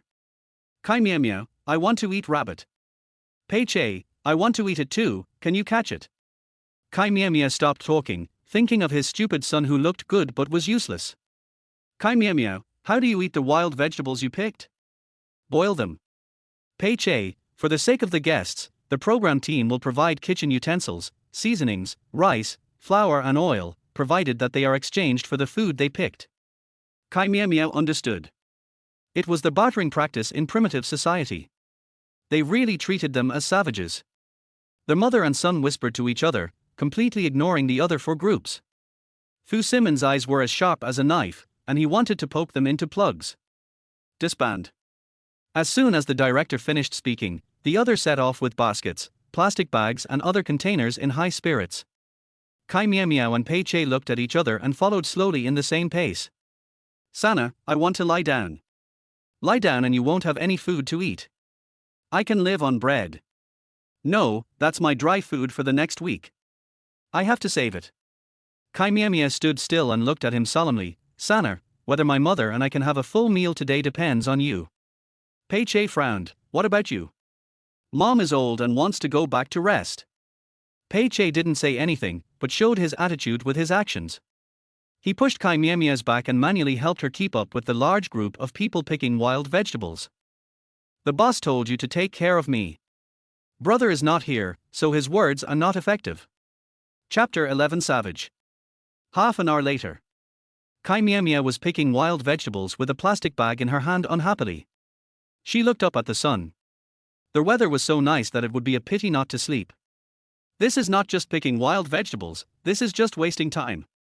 Chí Miǎo Miǎo aimed at a sunny spot with thick grass, lay down there, and put her hat on her face to block the sun. It was really nice. The grass was soft and warm, much more comfortable than a hard bed. Her behavior of not caring about her image at all surprised the fans in the live broadcast room. In just one day, the popularity of the stepmother's live broadcast room remained high. Many people wanted to see what Pei Che's family looked like, but after coming in, they were attracted by Chí Miǎo Miǎo's personality. She got along with Pei Che very naturally, and was much more pleasing to the eye than the father and daughter who were putting on a show in the next room. He's sleeping now? Didn't he say he was going to pick wild vegetables? What to eat and drink for lunch? Pei Che would be so anxious if he saw this. My dear mother, please get up and pick some wild vegetables. Pei Che can't be relied on. He has been a synonym for misery during the past few days on the show. He is the control group for survival in the wild. Envy, the little stepmother has such a comfortable attitude towards life, she has done everything that others want to do but dare not do. Chí Miǎo Miǎo didn't sleep for too long. When other families had already made a small harvest, she slowly began to pick wild vegetables, complaining in her heart that when Bouchuan picked wild vegetables to become a queen, while she picked wild vegetables to feed her son. They both had the same miserable life. When the handbag was full, Chí Miǎo Miǎo slowly returned to the picnic camp provided by the program team. She left half of the wild vegetables for herself and exchanged the rest for a frying pan and a small amount of flour and seasoning. TSK, what a black-hearted capitalist. He only gave me a bowl of flour for all those wild vegetables. Chí Miǎo Miǎo shook the flour in her hand, hoping that Sana could catch lots of fish so that she could live a life of luxury, and then lie down for a nap. At noon, when everyone came back, Pei Che's embarrassed figure came closer and closer. Chí Miǎo Miǎo squinted her eyes and looked at him. The man with wet trouser legs and dirty body like a wild child, was he her young, handsome and top-tier son who made a living by his good looks? Where's the fish? I didn't catch him. Pei Che didn't care about the dirt, he sat on the ground, then looked at the pot that belonged to their group. I'm hungry. Chí Miǎo Miǎo opened the lid of the pot with a complicated expression, revealing the golden vegetable pancakes. The ingredients were limited, only enough for 2 vegetable pancakes, no more. Thank you, Mom. Pei Che's eyes sparkled with excitement. At this moment, Chí Miǎo Miǎo's eyes were shrouded in golden light, and small golden wings were waving behind her. It was definitely his angel mother. Chí Miǎo Miǎo, go wash your hands. The mother and son were eating fried biscuits. Not far away, the other 4 families had soup and vegetables. Fang Sini's group had stewed fish and roasted rabbit, and their food was the best among the 5 families. The worst off was Zhu Jiqing's family. Neither she nor her father knew how to cook. They had fish and vegetables, but ended up making a pot of fishy and astringent stew. Pei Che quickly finished the pancake and looked at Chí Miǎo Miǎo with an unsatisfied look. I'm not full. Chí Miǎo Miǎo glanced at him, then looked at the half-full pancake left in her hand, cut it in half, and fed it to her son who had underdeveloped limbs. You gather wild vegetables in the afternoon, and I'll catch fish. Pei-che was too humble to express any opinion. After eating the pancakes, the mother and son, who were still hungry, discussed where to go for a nap. At this time, Fang Sini came over with 2 bowls in her hands. Before she got close to Chí Miǎo Miǎo, she could smell the fragrance: fish soup and stewed rabbit. She couldn't help swallowing her saliva, they were all her favorite foods. Fang Sini, we have too much food. My cousin and I can't finish it. I'll give these to you. Pei-che looked at Fu Simon, who was not far away, with a serious expression, and no one knew what he was thinking. Chí Miǎo Miǎo refused without hesitation. She was a strong-willed person and was determined not to eat anything from her ex-husband's brother. The smile on Fang Sini's face froze. What's going on? She offered the food to him, but he still refused it. If Fu Simon hadn't insisted, she would not have bothered to share the food with outsiders. Fang Sini, Pei-che, please accept it. You will have no strength if you don't eat enough. Pei-che retracted his gaze and said, thank you, I'm not used to eating food cooked by outsiders. Fang Sini couldn't hold back her smile. She could eat the pancakes made by Chí Miǎo Miǎo, but she couldn't eat the rice she cooked. Was she openly disliking her? The more Fang Sini thought about it, the more uncomfortable she felt. Her eyes suddenly turned red. Everyone knew that she liked Pei-che, but not only was he unromantic, he also embarrassed her in front of the camera. Forget it. Fang Sini left with tears in her eyes. She looked aggrieved and forbearing, which made me feel sorry for her. I wanted to kick Pei-che and then hold her in my arms to comfort her. She cried. Chí Miǎo Miǎo approached Pei-che and accused him in a low voice, you made her cry. Pei-che, then I'll call them back, and you can eat.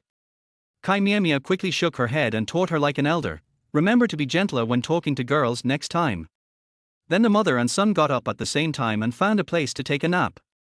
In the opposite direction of them, the guests from other groups saw Fang Sini crying, and they rushed over to comfort her and performed various shows in front of the camera. Zhu Jiqing accepted the fish soup and rabbit meat sent by Fang Sini, and said indignantly, don't bother with that barbarian. He has 800 tricks, more than all of us combined.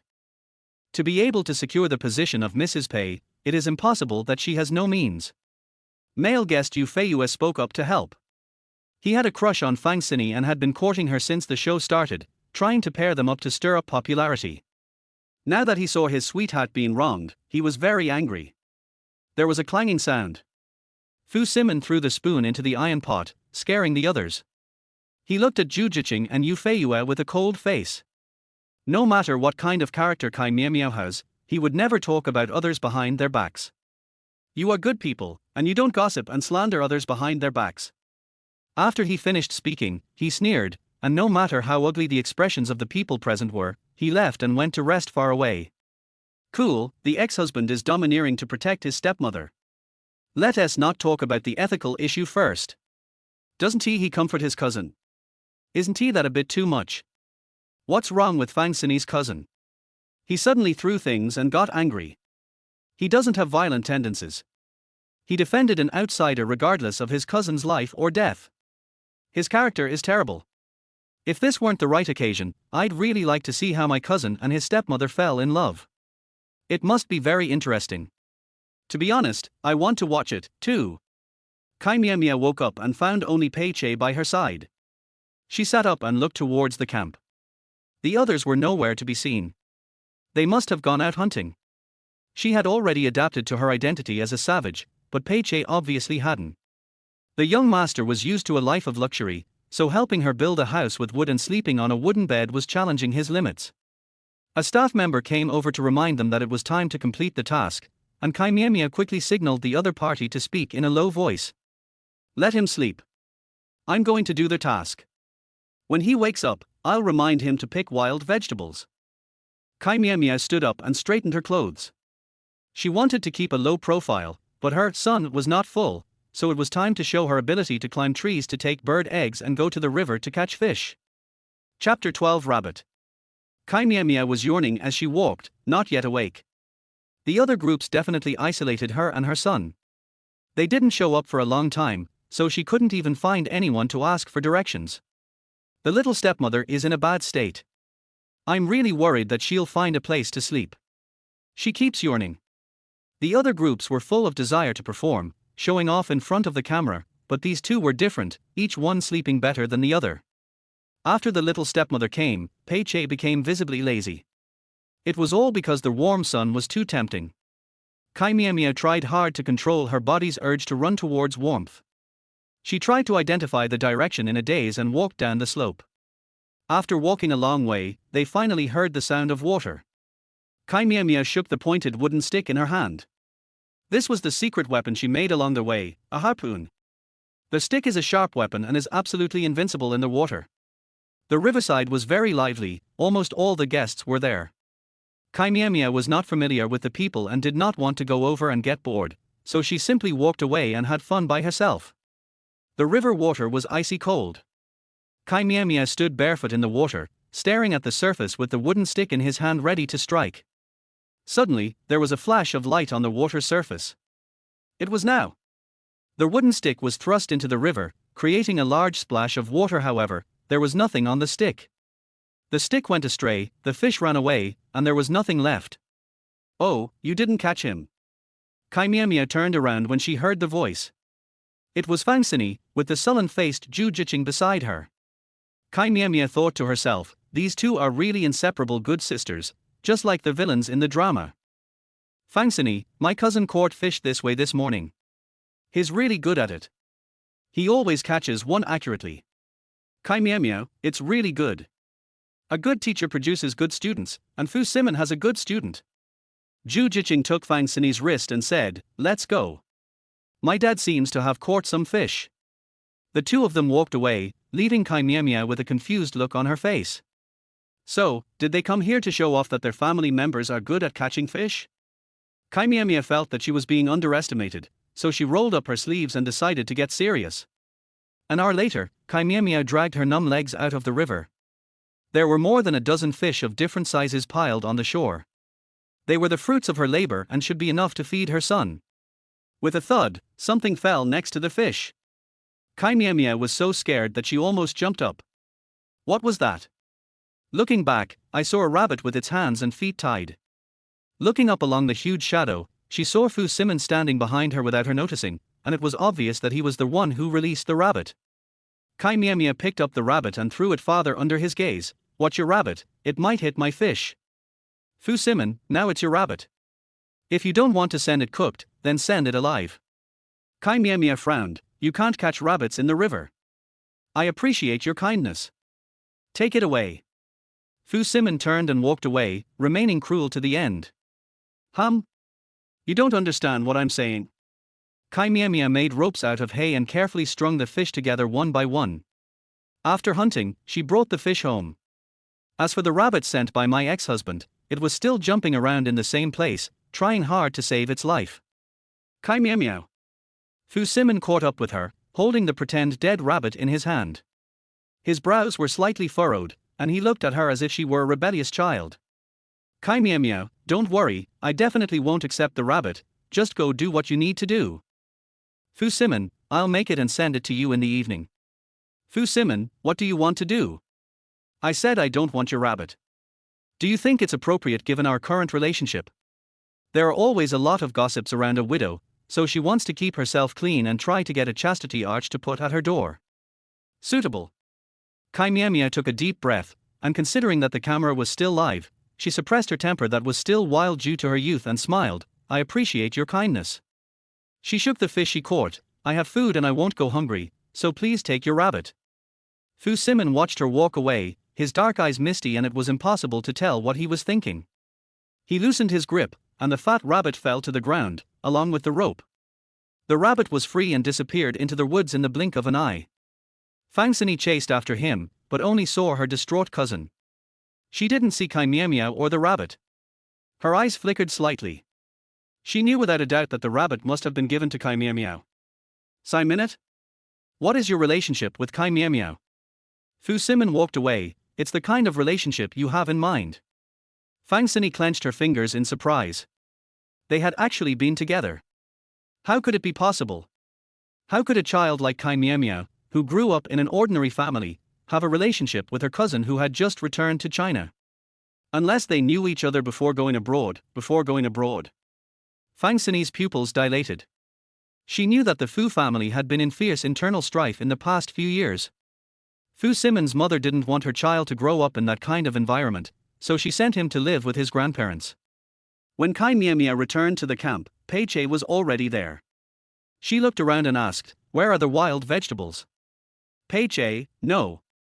No. What flavor of northwest wind would you like to eat tonight?" "I don't want to eat the northwest wind, I want to eat rabbits." Pei Che smiled proudly, took out a fat rabbit from his back, and showed off proudly, "See. I caught it while hunting." Kai Miao looked carefully and found that the rabbit had grey fur and was not the one Fu Simon had. "Sana, you are awesome, you are worthy of being my son." "Woman, don't change your expression so quickly." Pei Che was in a good mood and didn't bother to argue with Kai Miao. He saw the fish in her hand at a glance. There were so many of them, more than a dozen. "You caught all these?" "No, they jumped up by themselves." The other groups had not returned yet, so Kai Miao kept half of the fish and exchanged the rest for kitchen utensils and condiments. Fish is more valuable than wild vegetables. Kai Miao exchanged them for fish, rice, flour, oil, seasonings, and a large amount of salt. "Pei Che, what are you going to do with so much salt?" "Kai Miao, one fish is enough for us, and the extra ones can be pickled and eaten later." Pei Che couldn't cook and had no say. After following Kai Miao for a while, he was assigned to kill rabbits. "Are you sure you want me to kill you?" "What else?" "Let me, a weak woman, go." Pei Che looked at the knife she was using to kill the fish, and didn't dare to refute. He picked up the rabbit and went to the side to deal with it. The little stepmother is so powerful. She made the arrogant Pei Che obedient and did whatever she asked him to do. "Are you going to make salted fish?" "It doesn't look like it." "I know this, my mom used to make it often. She would marinate the fish, steam it, and then dry it. The longer it is dried, the better it tastes, and it tastes better than shredded squid." The least favored family member and foreign aide turned out to be the most powerful one. The little stepmother slapped him in the face with her strength, and Pei Che also became the first permanent guest of nature with a house and food storage.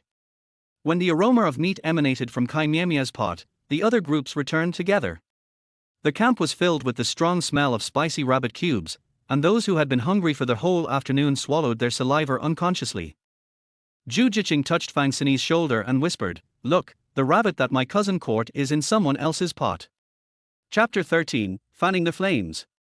Without Zhu Jiqing's explanation, Fang Sini had already imagined the scene of her cousin chasing Kai Miao to give her a rabbit. For a moment, Fang Sini thought of the embarrassing scene in which her food delivery at noon was rejected, and her heart was filled with grief and indignation, and her anger was surging uncontrollably. "Zhu Jiqing, I thought he was so noble, but he rejected you at noon, and then accepted the rabbit sent by his cousin. He said one thing in front of others and another behind their backs. It's obvious that he despises you." The fan was blowing, Fang Sini exploded successfully, and strode towards Kai Miao's group. Pei Che squatted in front of the pot without moving away. He wore a mask to prevent his saliva from falling into the pot. As he was protecting his food, he noticed the invasion of outsiders at the first time. "Are you guys busy?" Pei Che frowned. "Want to eat for free?" "Fang Sini, I came to see you guys. I thought you guys didn't eat rabbit meat. Turns out you didn't want to eat the one I gave you." Kai Miao and Pei Che nodded at the same time. Yes, I just don't want to eat what you give me." "You guys." Fang Sini was furious, "You guys are going too far. The rabbit in the pot is ours. Even if you don't say thank you, there's no need to insult it like this, right? Your rabbit." Kai Miao looked at Pei Che, holding the spatula in her hand. "You want her rabbit?" "Pei Che, how is that possible? I caught the rabbit myself." He stood up and showed off his long legs. "Look at the hole in my pants, it was torn when I was catching rabbits this afternoon. How can the rabbit I caught with injuries become yours?" Kai Miao stretched his head over and confirmed that the wound had healed. He looked up at the stunned Fang Sini and suddenly realized. "You don't think the rabbit in the pot was given by Fu Simon, do you? Isn't it? I've seen it all." Fang Sini felt more confident immediately when she thought of the scene she saw in the afternoon. Pei Che had been a survival loser since the beginning of the program, so how could he have caught a rabbit by such a coincidence? The commotion here attracted a lot of people to watch, and the popularity of the live broadcast room soared. Wow, the Shura field is here. I love watching the plot twists and turns. I hope Fang Sini can still be so confident later. Zhu Jiqing is really surprising. She is very skilled at stirring up trouble and using someone else's knife to kill someone. Talking about people behind their backs is the most shameless thing. Too much. My brother caught the rabbit with his own strength, and he said it became yours with just a smack. Didn't you see that his leg was injured? You came to my house to accuse me without even figuring out the matter. These two siblings are more interesting than each other. This is embarrassing. The rabbits in the forest are not raised by your family, but you can put your family name on the ones in other people's pots. How shameless. Pei Che also found it quite interesting. He understood that Fu Simon gave the rabbit to his stepmother, so he confiscated it. He was particularly satisfied with this. As a member of the Pei family, it was right for him not to accept it. Pei Che, what did you see? Did you see Chí Miǎo Miǎo collect the rabbits, or did you see her put the rabbits into the pot? Pei Che pointed at the rabbit killing scene in the distance. I caught the rabbit and I killed it. There is still rabbit fur and blood over there. Take a closer look to see if it is the one you lost. Don't think that all the rabbits in the world belong to you. Chí Miǎo Miǎo, yes. Sana is so domineering, and he caught the rabbit in time. Fang Sini tightened her fingers and looked at Zhu Jiqing at a loss. She seemed to have really misunderstood. Pei Che didn't look like a liar. If he really misunderstood, she would really become a joke. Zhu Jiqing was also panicked. How can it be such a coincidence? What a coincidence. Chí Miǎo Miǎo smiled slightly. If there is nothing else, you can leave. We are going to eat. Fang Sini was more than happy to do so, and she wanted to go back and ask Fu Simon, etc.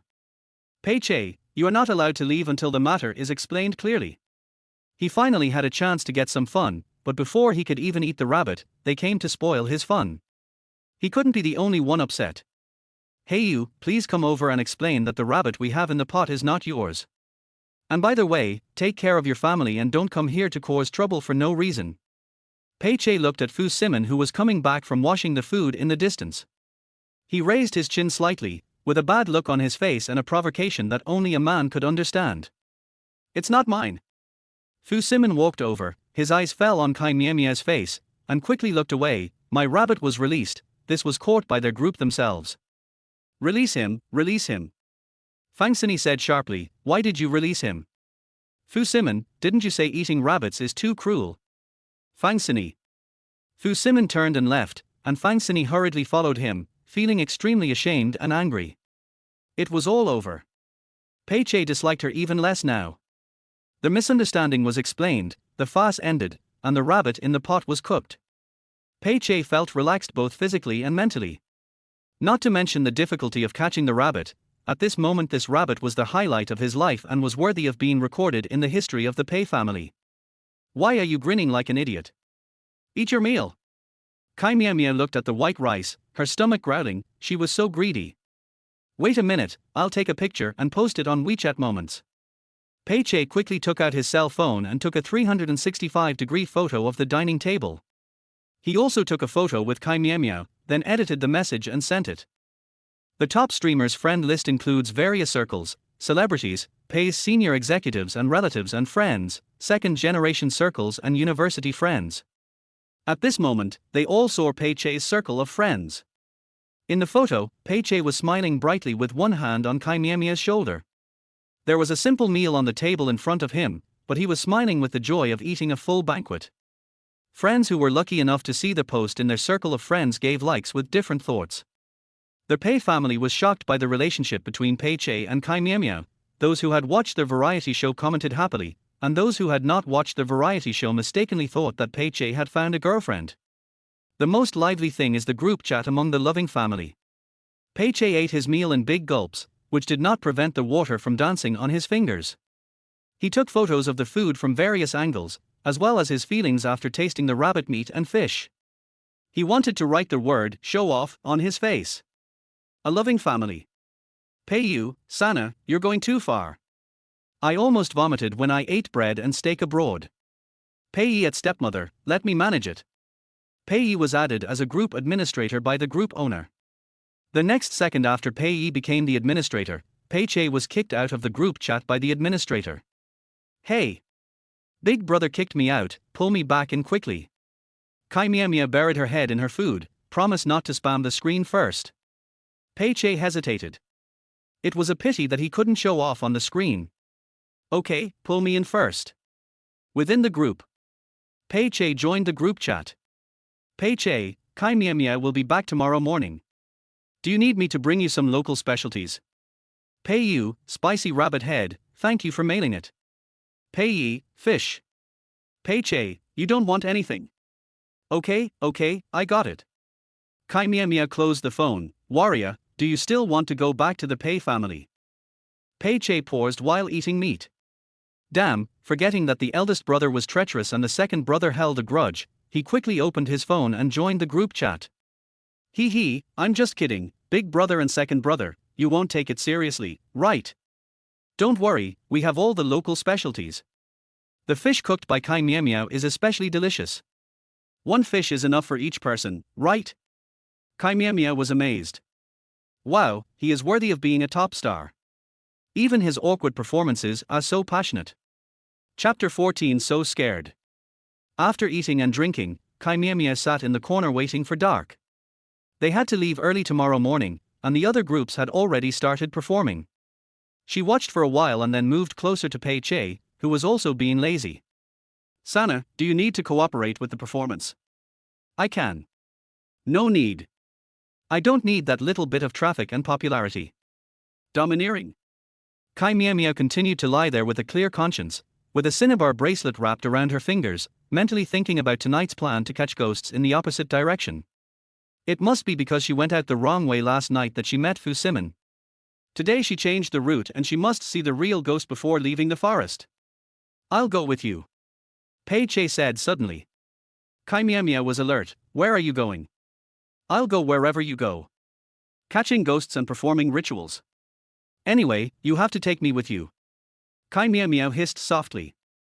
Catching ghosts was something that Taoist disciples had to go through. Not to mention that Pei Che was a burden, a young man full of vigor and vitality like him stood there, a yang energy charger. How could any wandering ghost dare to get close to him? Sana, listen to me. No, listen to me tell you something from the bottom of my heart. You can't go tonight. Pei Che nodded perfunctorily. Well, you continue to make it up. What are you saying? You are disrespectful to your mother. Chí Miǎo Miǎo's little thoughts were exposed, and she tried to use her status as an elder to suppress her unfilial descendants. Children don't meddle in adult affairs. Pei Che put down his phone, looked at her short stature, and stretched out his long legs to prove who was the child. Chí Miǎo Miǎo was silent. She believed that there would always be a way out and she would find a solution. Cabin at night. Pei Che crossed his arms and stared at his little stepmother, trying to slip away right under his nose, but there was not even a window. I'm going to the bathroom. Chí Miǎo Miǎo stood up tentatively, walked to the door and looked back, but no movement. Pei Che raised his eyebrows. Why, I'll go with you. No, I can do it myself. Go quickly and come back soon. Okay. The door of the wooden house closed. Chí Miǎo Miǎo clenched his fist silently. Yes. Humph, that brat still wanted to target her, but he could easily escape. He still had to go to the toilet, or he might see some ghosts. It would be bad if he couldn't control himself and became incontinent. This time Chí Miǎo Miǎo learned her lesson and turned off all their microphones and cameras. It is impossible to know her whereabouts. Why are you here? After Chí Miǎo Miǎo took care of her physiological problems, she went out and saw Pei Che standing at the door of the toilet as a door god. After turning back to confirm that it was their women's toilet, she felt mixed emotions. Is this guy a pervert? You forgot to bring your weapon. Pei Che shook the small bag in his hand. That's a magic weapon. Chí Miǎo Miǎo took back her bag and was in a bad mood. What's the difference between catching ghosts without a magic weapon and going into battle without a weapon? Pei Che grinned. It was impossible to get rid of him. Proper letting go would help to achieve the goal quickly. Chí Miǎo Miǎo was striding forward in front. Wasn't this the start of the journey? I'm curious, how did the little stepmother become the wife of a wealthy family with her intelligence? Isn't she too easy to deceive? Wu Tilder the little stepmother wants to catch ghosts. Are there really ghosts in the world? The director didn't he come out to stop it? Can this be broadcast? Can a film promoting feudal superstition pass the censorship? Chí Miǎo Miǎo strode forward, turning back from time to time to glare at the follower. You'll be scared to death if you see a ghost later, it's not too late to go back now. Pei, I'm so scared, stepmother, remember to protect me. Har har, wishful thinking. Chí Miǎo Miǎo walked faster, with several strings of magic tools hanging around her neck. She used a compass to determine the location and muttered to herself, hoping that a ghost would appear soon. It would be best if it was an ugly ghost, the kind that could scare Pei to tears. Pei followed not far away, the phone in his pocket flickering with news from his elder and second brothers, who also wanted to know why the little stepmother was so obsessed with catching ghosts.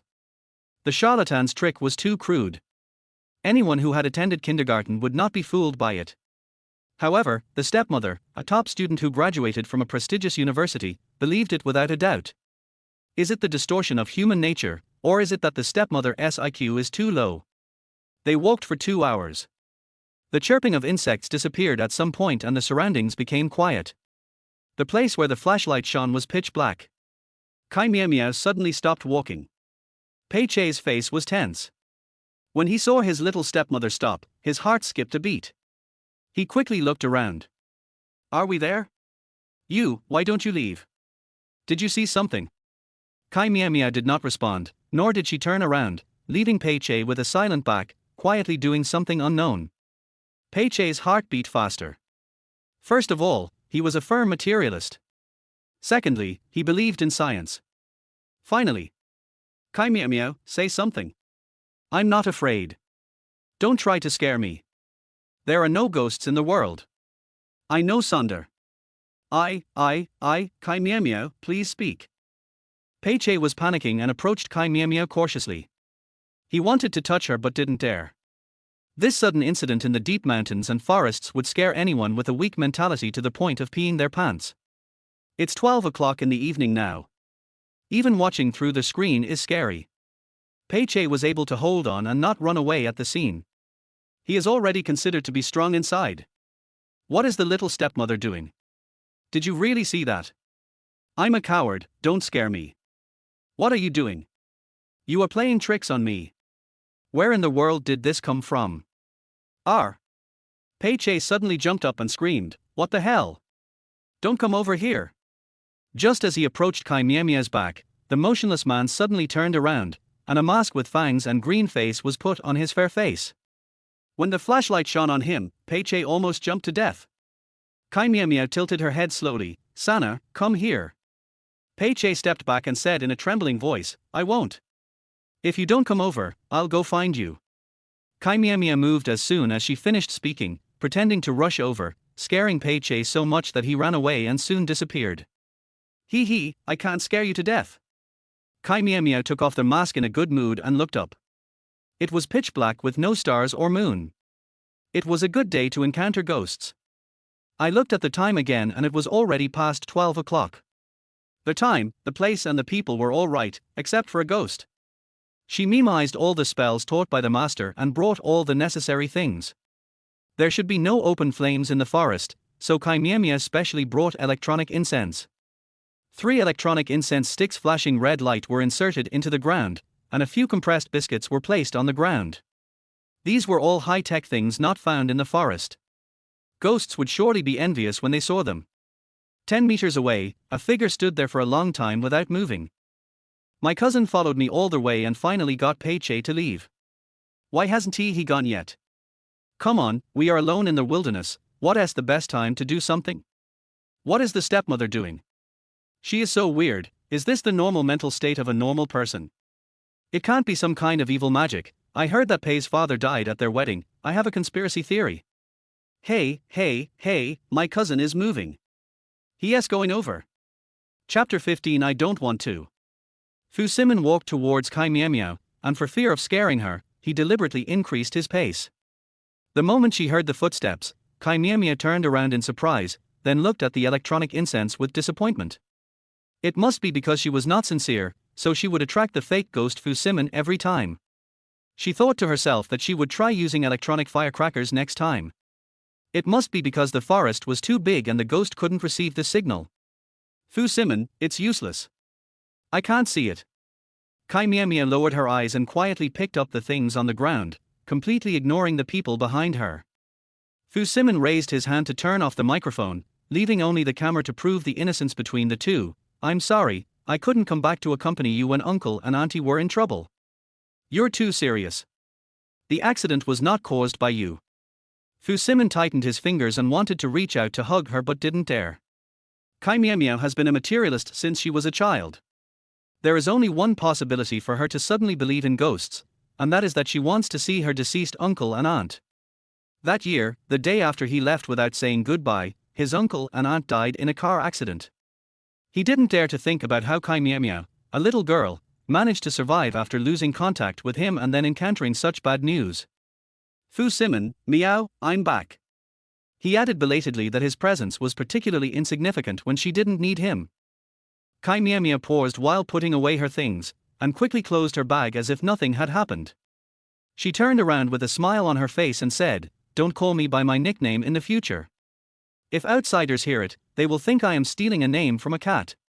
Are you taking a walk? If nothing else, I'll leave first." Meow.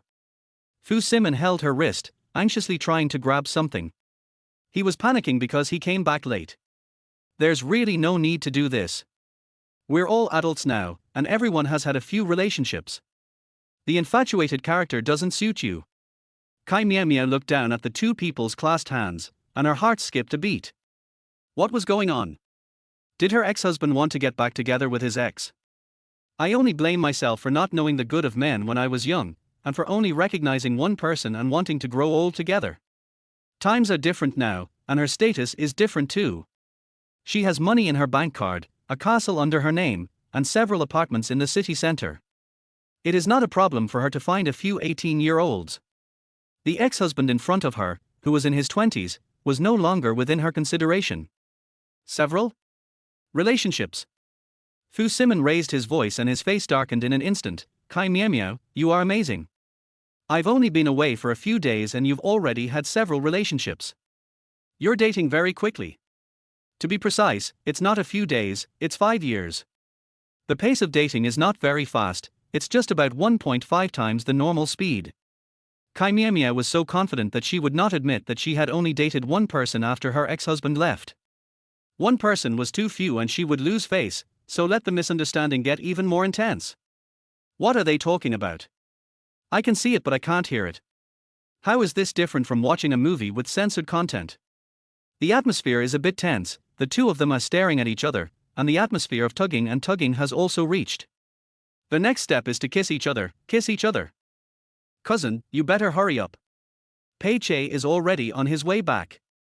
He seems to know that cousin is with his stepmother.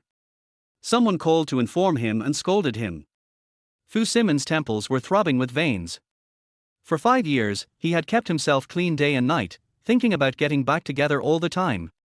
Now he was told that Chí Miǎo Miǎo kept changing boyfriends and was dating at a high speed. Chí Miǎo Miǎo, think about it before answering again. What you just said doesn't count. Chí Miǎo Miǎo looked up, and in the dim light of the flashlight, she saw her ex-husband looking so fragile that he seemed about to burst into tears in the next second. He had a sad little expression and looked at her aggrievedly. God bless her, how could she deserve such kindness from her ex-husband that he would still miss her and participate in the variety show just for her? If she wasn't a widow, Chí Miǎo Miǎo really wanted to give her ex-husband a thumbs up. Meow meow, I will believe you as long as you say it. Chí Miǎo Miǎo's heart almost melted, and she couldn't help but raise her hand to touch her ex-husband's eyes. With such handsome eyebrows and eyes, he must look very beautiful when he cries. Chí Miǎo Miǎo, stop it. There was a loud bang in the sky, and Sana made a brilliant appearance. Pei Che shouted and ran over quickly, his eyes wide open. What did he see? The little stepmother and the wild man were tugging at each other. He held her hand and she touched her face. His father's 7th day of death hasn't even passed yet, and his young stepmother is so shameless. If he comes any later, the old man's arm won't be able to be contained. Chí Miǎo Miǎo quickly distanced herself from her ex-husband and adjusted her clothes and hairstyle uncomfortably. It was very embarrassing to be caught by her son. Pei Che, what were you doing just now? You are still broadcasting live in the middle of the night. Pay attention to your words and deeds and your character. Chí Miǎo Miǎo lowered her head to look at her toes. That's right, her ex-husband was really uncultured. Pei Che, I'm talking about you, Chí Miǎo Miǎo. Was it fun to scare me just now? What if I meet a bad guy after I leave? Who knows what he's up to? With your brain that has no intelligence, you would think someone has found a good family for you even if you were sold out. Pei Che's words were full of double entendres and innuendos, and he cursed everyone present, launching an indiscriminate attack. Why are you being so mean to her? You know what Pei Jian is thinking. When she returns, Chí Miǎo Miǎo will move out of the Pei family and cut off all ties with you. Fu Simon stood in front of Chí Miǎo Miǎo and said coldly, I will go and discuss the relevant matters with Pei Yi in person. TSK, move out of Pei's house, ask her if she is willing to move out.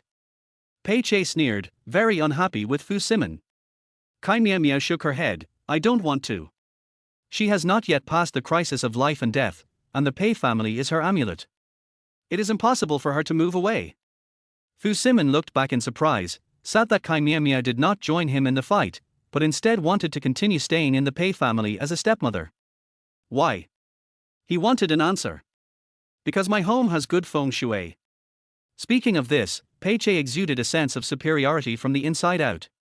The charlatan was right about one thing. Chí Miǎo Miǎo would be safe if she lived in the Pei family. Even if the feng shui couldn't protect it, his elder brother could. Chí Miǎo Miǎo, the main reason is that I can't bear to leave my 3 grown sons. I am happy to be a mother at a young age, and my 3 sons are young and handsome. I can eat 2 more bowls of rice every day just looking at their handsome faces. I am in a good mood and only then can I live a long life. Because Chí Miǎo Miǎo refused to cooperate, Fu Simon watched Chí Miǎo Miǎo leave again. His eyes were heavy and he made an important decision in his heart. What good feng shui, and the reluctance to part with his son are all fake, only the Pei family's property is real, isn't it just money? If his net worth is higher than that of the Pei family, how should Chí Miǎo Miǎo deal with it? Fu Simon took out his cell phone and called the family number, I agree to inherit the Fu group. That night, the rumbling sound of a helicopter hovered over the production crew. It was a special plane that came to pick up the heir of the Fu family. In the cabin below, mother and son were sleeping soundly, completely unaware that a business war was about to break out. Suddenly a piece of compressed biscuit hit Pei Che. Chí Miǎo Miǎo covered his head with clothes and said, Sana, turn on the mosquito coils. The mosquitoes are so noisy. Chapter 16 Brother. Pei Che closed his eyes, put away the compressed biscuits, turned over and continued to sleep. He was marrying a wife in his dream and had no time to get rid of mosquitoes. After picking up the young master, the oversized mosquito in the sky left quietly. The big forest returned to silence. The mother and son in the cabin fell asleep peacefully. The salted fish drying by the window gave off a faint fishy smell. The scene was comfortable and peaceful. That was not an ordinary fish, it was the stepmother's strong maternal love. Okay, I'll go home and enjoy myself later, and you stay here and continue to suffer. Chí Miǎo Miǎo took the initiative to pack up 2 fish as gifts for the eldest and second child. She could not be a partial parent and had to treat them equally and give them fair maternal love. Pei Che, hurry up and leave. I'll sleep in the big bed tonight. He acted very impatient, but in his heart he was a little reluctant. He looked up at the 3 fish left on the windowsill and felt hopeful about the next recording. Is she leaving now? I can't bear to leave my little stepmother. Director, can you please keep her as a permanent guest? I also want to see what a ghost looks like. I am from next door. Why didn't my cousin broadcast live anymore? Does anyone know what happened? I wanted to take one last look at the handsome guy. I know this question. My cousin left last night. I heard he was busy going back to inherit the family business. He will definitely come back strongly to win over the little stepmother. Chí Miǎo Miǎo didn't see Fu Simon after the gathering and breathed a sigh of relief. It was good that he left, as she couldn't handle her ex-husband's clinginess. Be honest when you go back, and don't embarrass the Pei family. Pei Che warned dryly, wanting to tell him to stay away from Fu Simon and not to contact any messy wild men. Chí Miǎo Miǎo nodded perfunctorily. The other groups were hugging and saying goodbye, tears streaming down their faces. She couldn't cry, but she also didn't want to stand there and be the only one. Sana, come and give me a hug. She opened her arms and looked at Pei Che with a smile. When he felt awkward, she took the initiative to step forward and hug him. She made money, she made money. The price of a hug from a top star was driven up to sky-high levels online, and it was hard to get one. Her price would start at least $1 million.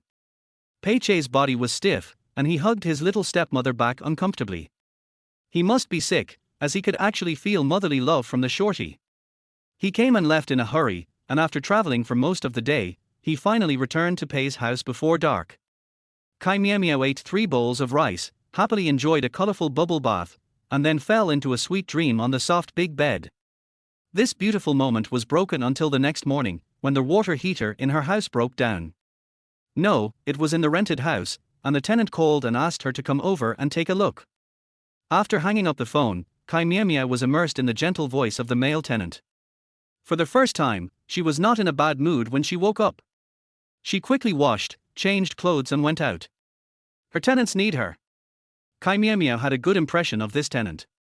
Their house was near the university town and the tenant was also a college student. He was sunny and handsome and also a sports student. At that time, she waived the deposit and gave a discount on the rent. It is definitely not that she is attracted by women, but she is mainly concerned about the difficulties faced by college students. Providing appropriate help can particularly reflect her civic qualities. Unfortunately, this tenant is too carefree and has basically no contact with her except for paying rent. Now that she finally has an excuse to meet him, she would feel guilty if she doesn't take a few more glances at his beauty. "Hi, I'm here to check on the water heater." The door opened and Chí Miǎo Miǎo smiled sweetly, but the next second her mouth widened in surprise. Wow tilde. This casual tenant, with his upper body naked and wearing only sports shorts, was breathing rapidly, generously revealing his 8-pack abs. Crystal clear sweat slid down his tight skin, making him look like a naughty and alluring elf. "Sorry, I'm working out, please come in." Lu Xiang followed her gaze and lowered his head, then quickly walked to the sofa and put on his short-sleeved shirt. "It's okay, don't be so shy." Chí Miǎo Miǎo withdrew her gaze with regret, then walked to the bathroom and pretended to see what was going on. "There's no hot water. The circuit must be broken." Lu Xiang. Chí Miǎo Miǎo couldn't figure out what was going on, so she just called someone and waited for the repairman to come and fix it. If you asked her why she didn't call in advance to have the repairman come and fix it, this question is the same as why she came in person. It was definitely not to increase her opportunities to interact with the athletes, but because she was born to be serious and responsible. Chí Miǎo Miǎo sat on the sofa, drinking the 1982 mineral water poured by the handsome guy himself, and pretended to look casually at Lu Xiang, who was doing sit-ups by the window. The sun shines into the room. A handsome guy with a plump but not greasy body is moving up and down. His loose shirt slides during the movements, revealing his powerful waist and abdomen. What a nice waist. Chí Miǎo Miǎo held up her nose with one hand. She was so irritated. It was all because the conditions in the forest were so poor. Her nose was now hot and she always felt that a familiar relative was coming. The athletic boy seemed to notice her gaze and his face turned red, with the blush spreading from his neck to his entire body, making him look exactly like a medium-rare prawn. When Chí Miǎo Miǎo saw this beautiful scene, her nose felt hot and she quickly blocked it with a tissue. "Oh my god, this is too stimulating and I'm getting a sore throat." Her eyes were full of passion. Lu Xiang stopped practicing and ran to the bathroom shyly. "I'm going to take a shower." "Hey! The water heater is broken. Cold water is bad for your health." The bathroom door slammed shut, and Chí Miǎo Miǎo threw the tissue into the trash can with regret. The child was still too young and lacked self-control. He couldn't hold on for just a few minutes. He hoped that he wouldn't stay in the bathroom for too long. 20 minutes passed and Chí Miǎo Miǎo stood at the bathroom door, hesitating and wondering. He hadn't come out for so long, could he have fainted? This is often written in novels, and there must be a reason for it. It is not safe for little boys to take a bath alone. They should make a video call or something so that they can detect danger in time. I raised my hand and knocked on the door, and the door opened the next second. Chí Miǎo Miǎo's hand just fell on Lu Xiang's abdominal muscles. Somehow, her fingers stuck to them and rubbed and caressed them. The feel of the door was really good, 100 times better than the glass door of the bathroom. Lu Xiang's body, which had just cooled down, became hot again, and he stammered, your hand." "Oh, I was worried that you might be in danger because you took too long in there." Kai Miao Miao touched it reluctantly, then withdrew her hand regretfully. Her new brain was very useful and its reaction was too fast. If she waited a few more seconds, she would have touched his abdominal muscles. Lu Xiang smiled shyly, feeling quite touched. Thank you. Hey, you're welcome. I just felt a little guilty. Lu Xiang's big eyes were particularly sincere. I'm not being polite. You know, I've been an orphan since I was a child. I have never enjoyed the warmth of my family, and no one really cares about me. Kai Miao Miao, I know now. The little brother in front of him was so miserable. Such a good child had no one to care about him. Don't worry, I will be your family from now on. If there is anything, please contact me as soon as possible. Remember, you can contact me at night. Lu Xiang nodded with emotion, his eyes red. Just as he was about to say something, the maintenance man arrived and interrupted the two of them standing at the bathroom door to recognize each other. Chapter 17 Green Hat. Oh, the young couple has such a good relationship. Kai Miao Miao shyly denied it, and Lu Xiang lowered his head with a red face. The maintenance man smiled like an uncle. He understood that youth means passion. Even if we are in a good relationship, we can't freeze. It's autumn now. Aren't you cold with your bare chest?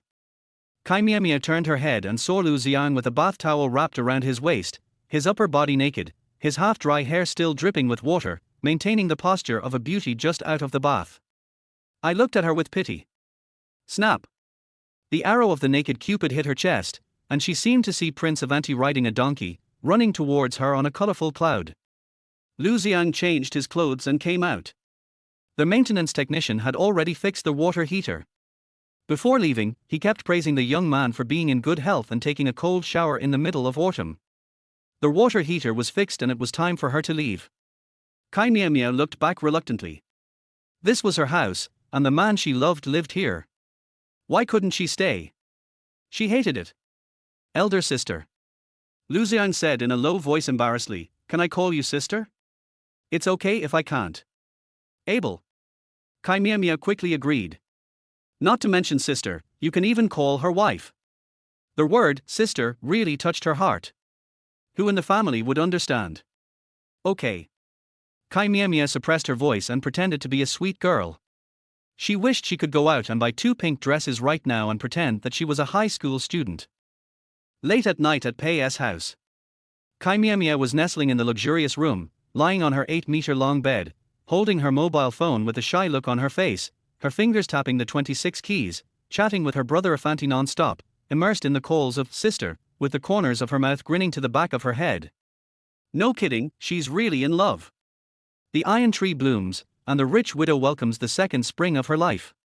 After that day, Lu Xiang sent good morning, good afternoon, and good night messages every day. He would occasionally post some interesting things about school and call Kai Miao Miao sister. This made Kai Miao Miao completely lost in her brother's beauty. Another short selfie video was sent over. Kai Miao Miao giggled while holding the phone. After watching it over and over again, she decisively clicked save. Behind the sofa, Uncle Huang and Auntie stood in a row, both of them staring at Kai Miao Miao's back with the same solemn expressions. Auntie, it's getting cold, how about burning a hat for the old man? How about a green one? Uncle Huang, prepare a few more styles, the Pei family is rich. Auntie, do I need to tell the 3 young masters that Madam is going to find a stepfather for them? Mr. Huang, sure, go and tell him. No one responded after Mr. Huang finished speaking. He turned around and saw his aunt sitting on the sofa pulling wool, preparing to knit a hat herself, as a way of repaying the old man's care in the past. Kai Miao Miao finally had enough of seeing, reluctantly put down her phone, picked up the fruit and started eating. Auntie, are you going to knit a sweater? The green is so bright. No, I'm knitting a hat. Kai Miao Miao bit a piece of fruit in her mouth and said vaguely, green hat. This color looks quite sympathetic. When a man wears a green hat and goes out on the street, dogs have to give way to him. Although he goes out alone, the shadows of the other 2 people follow him closely, which is commonly known as a threesome. Auntie, I want to knit you a hat out of sympathy. Kai Miao Miao, Auntie, you are a very nice person. Like to give green hats to others. The aunt looked at her meaningfully, and silently lowered her head to knit a hat. Uncle Huang was right. The weather was getting cold, so she should knit a few more styles to wear in turn. After a week of chatting on the phone, Afanti's younger brother modestly invited him to a date and have lunch together, saying that he wanted to feel the warm atmosphere of having a meal with his family. Chí Miǎo Miǎo instantly thought of herself and felt empathy all of a sudden. Secondly, if you have been single for a long time, you really need the change of pace with the opposite sex, otherwise it is easy to get out of balance. In order to keep the appointment, Chí Miǎo Miǎo got up early in the morning and dressed up. According to her brother's age, she wore a small skirt and made herself look young. She looked at herself in the mirror and found herself perfect. "Auntie, you don't have to cook for me at noon. I'm going out." Chí Miǎo Miǎo left in a happy mood, and Auntie and Uncle Huang watched her go with complicated eyes. "Mr. Huang, it's getting cold, the red plum blossoms in the corner are about to bloom. Auntie, the hat is ready. I'll burn it for Grandpa when I have time." Uncle Huang put his hands behind his back with a serious expression. He felt sorry for the old man who had passed away and the trust of the eldest young master. He actually allowed his wife to have an affair. He was guilty and he would burn his hat on the table now. The Pei family is rich and their big villa is built halfway up the mountain. Chí Miǎo Miǎo walked for a long time in her high heels, and then she regretted that she should not have cared about her brother Afanti's self-esteem and refused the driver's offer to take her there. Just as she was about to call someone to pick her up, a van suddenly stopped in front of her. The car stopped suddenly and two strong men jumped out, grabbed Chí Miǎo Miǎo and dragged her into the car.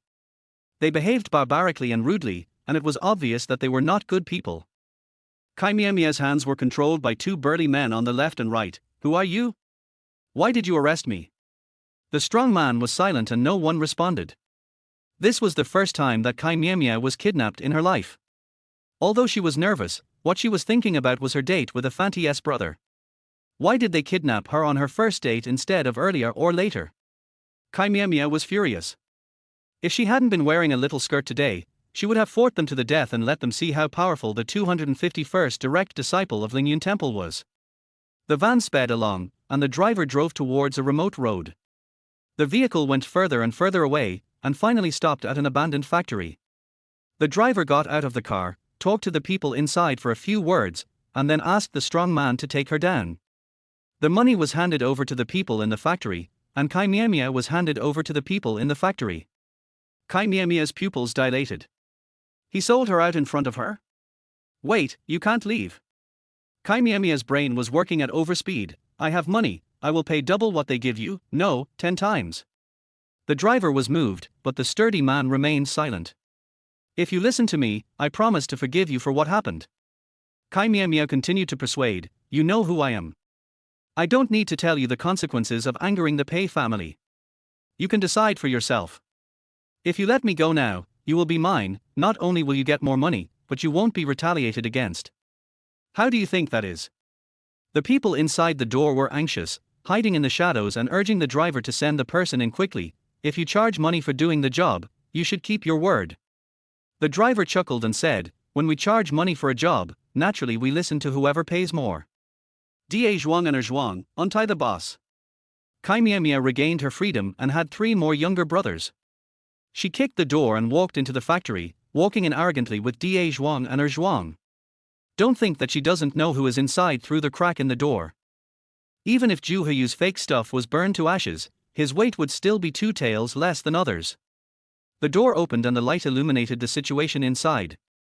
The 3 members of the Zhu family were hiding in the factory in a panic, holding weapons in their hands, staring at her angrily, wishing they could eat Chí Miǎo Miǎo alive one by one.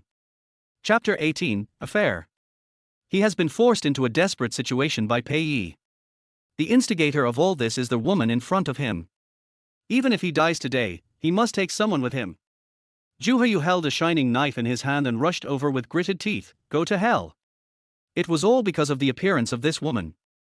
If she hadn't interfered, he would have gotten half of the Pei family's property, strengthened the Zhu family, become a new wealthy upstart, and eaten the best kidney tonifying medicine. Chí Miǎo Miǎo took a step back without panicking. "Da Zhuang and Zhuang, go ahead." The taciturn strong man rushed out instantly. Facing the knife without any hesitation, he subdued the weak Zhu Heyu in just a few moves.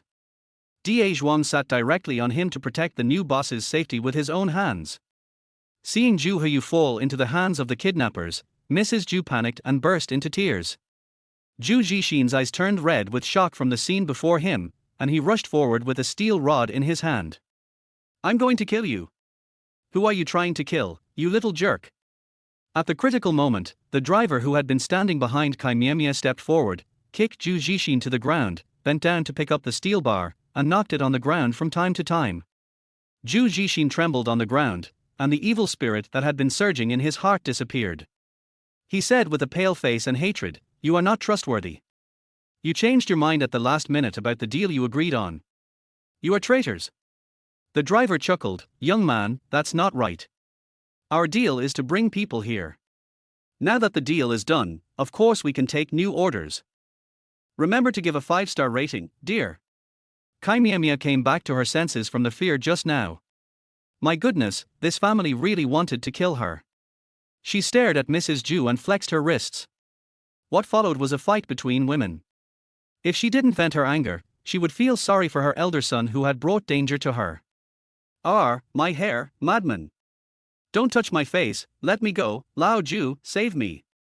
Mrs. Zhu screamed continuously. She had always been a pampered wife, so how could she be a match for Chí Miǎo Miǎo? The scene was bloody and chaotic.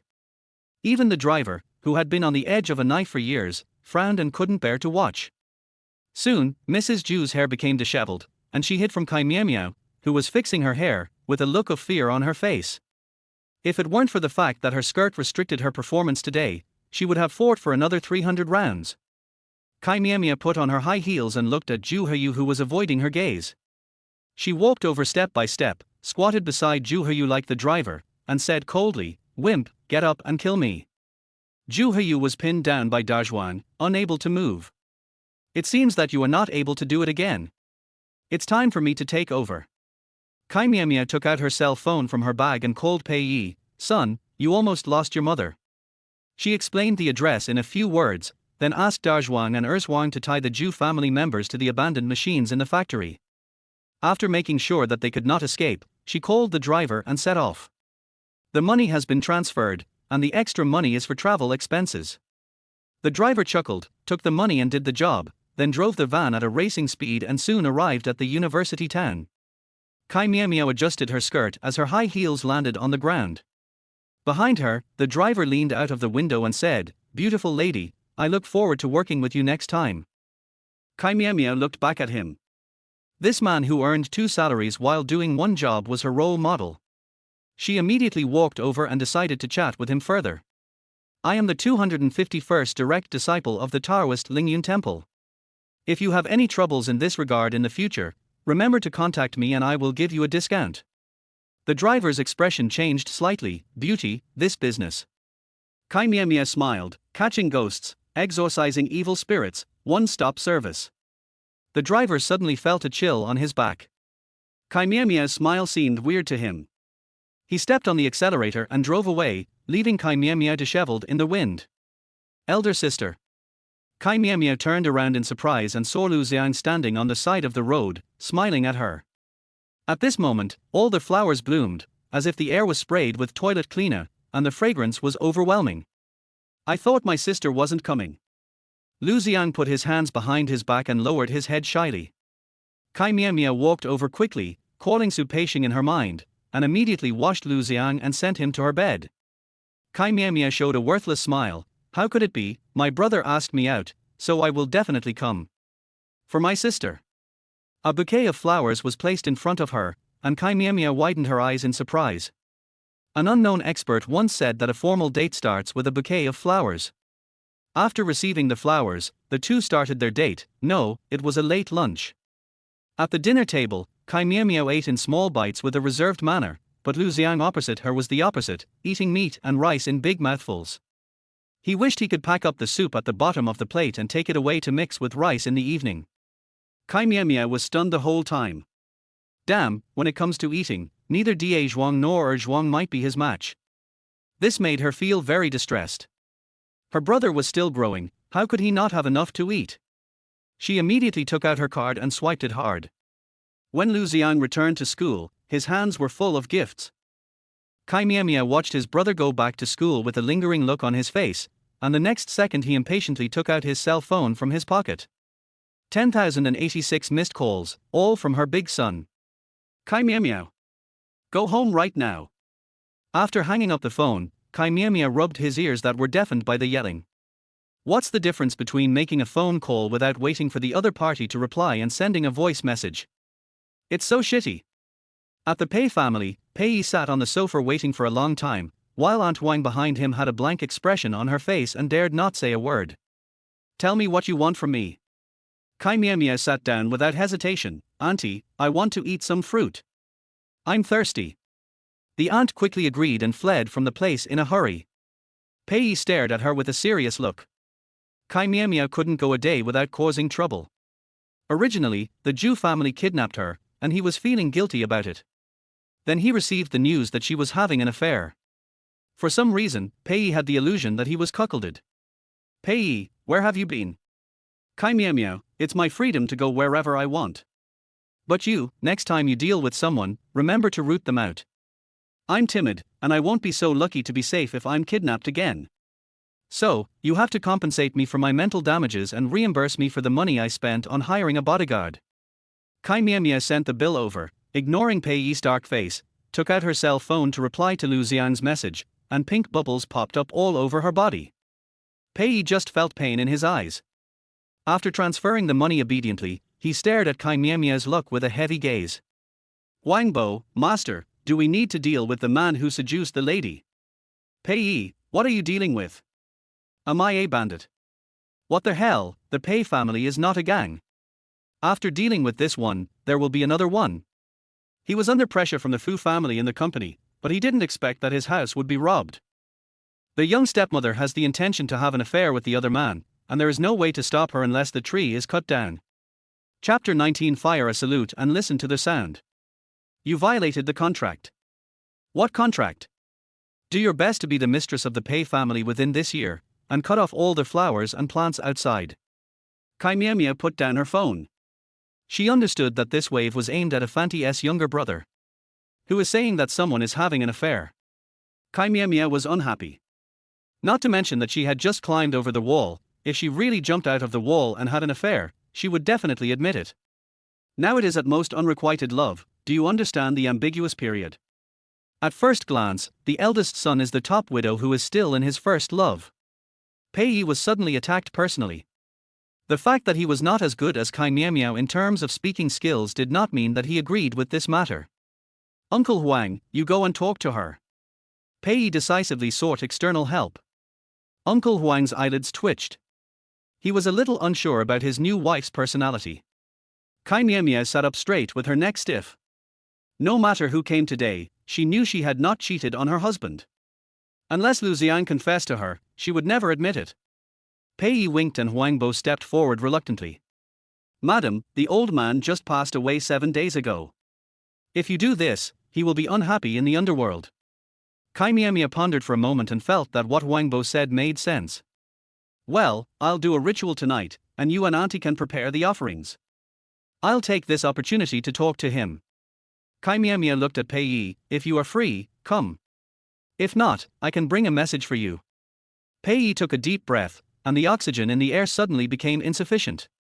Not only did the young stepmother admit it, she also planned to summon the old man's soul back to reminisce about the past. Nonsense. Chí Miǎo Miǎo, don't change the subject. It's best to stop thinking about having an affair. I don't agree with this.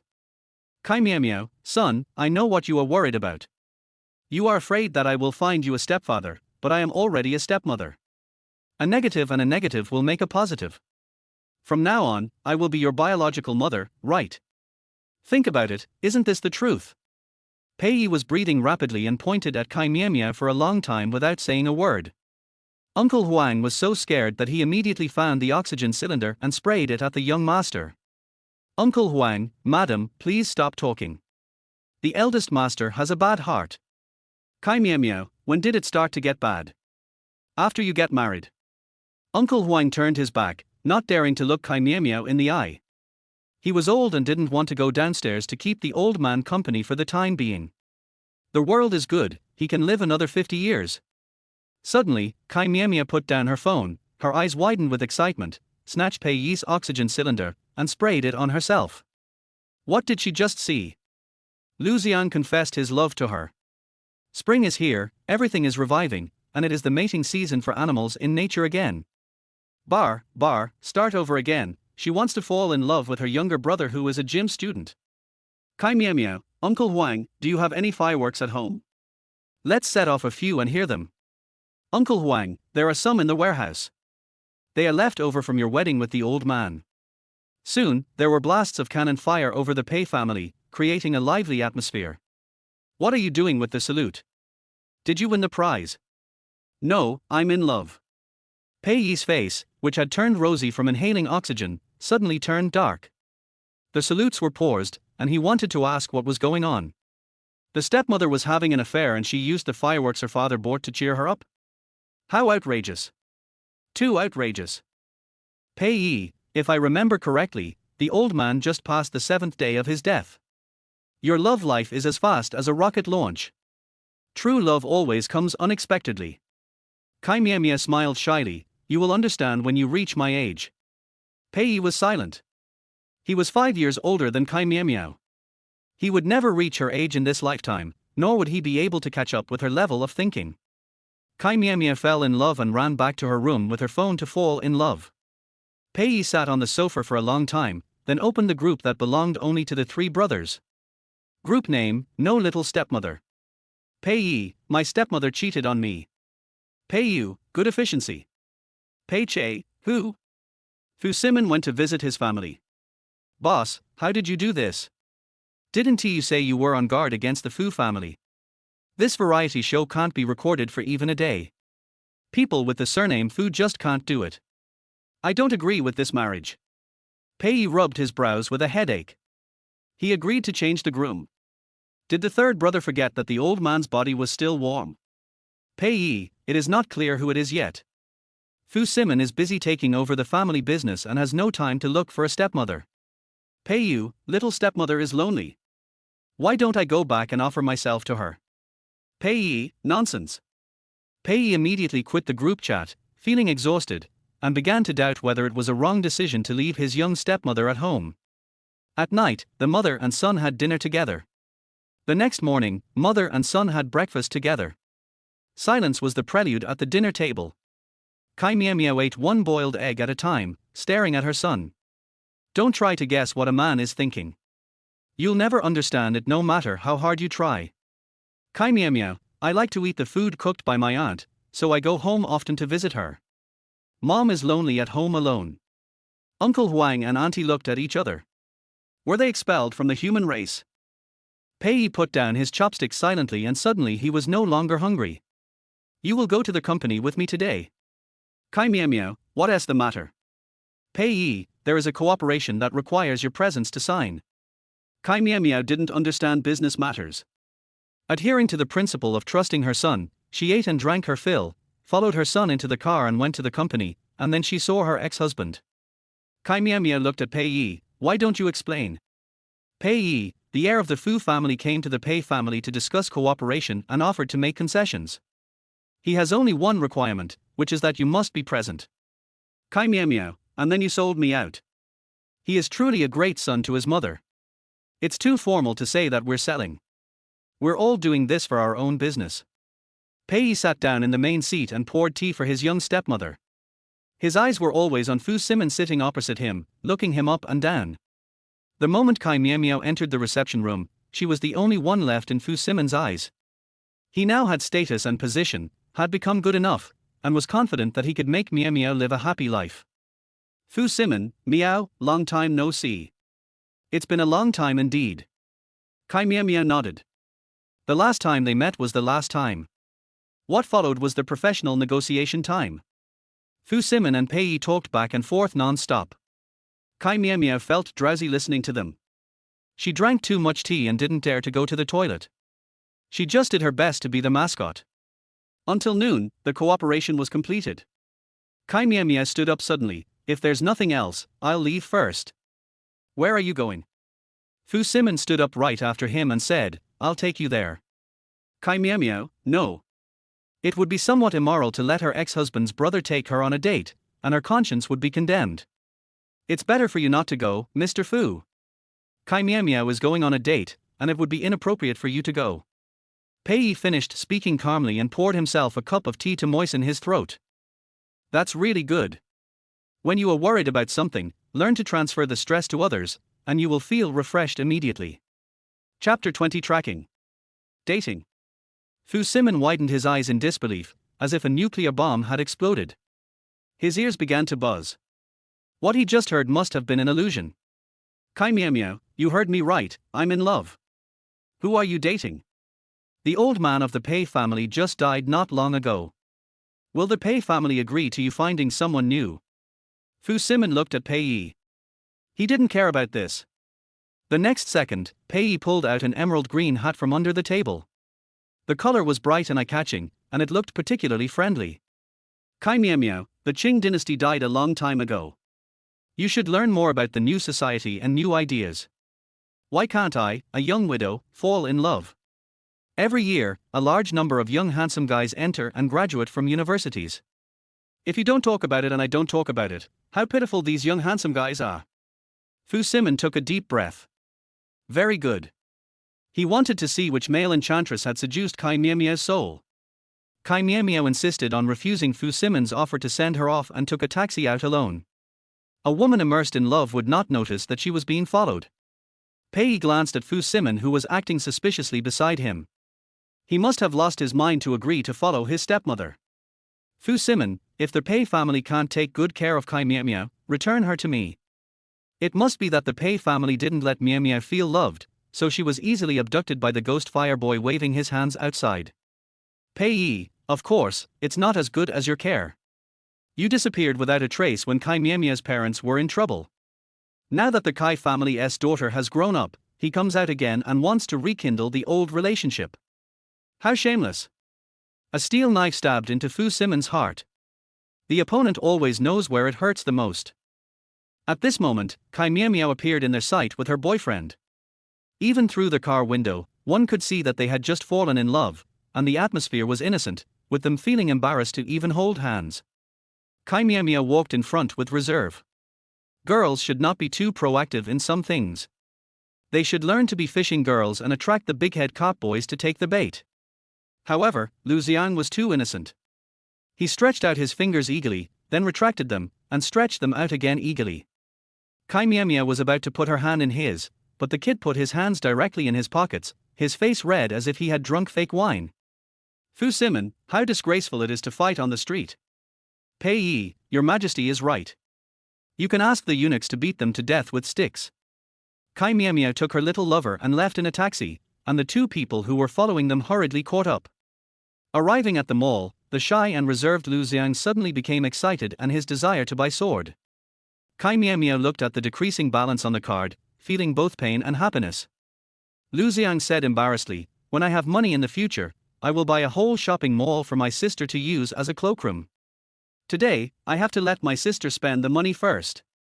It doesn't cost a thing, buy it. Chí Miǎo Miǎo swiped her credit card generously and continued to spend money on her brother. She had good teeth and liked to eat the cakes her brother prepared. On the sofa in the corner of the store, the peeping duo had mixed feelings. Fu Simon, Chí Miǎo Miǎo is so generous.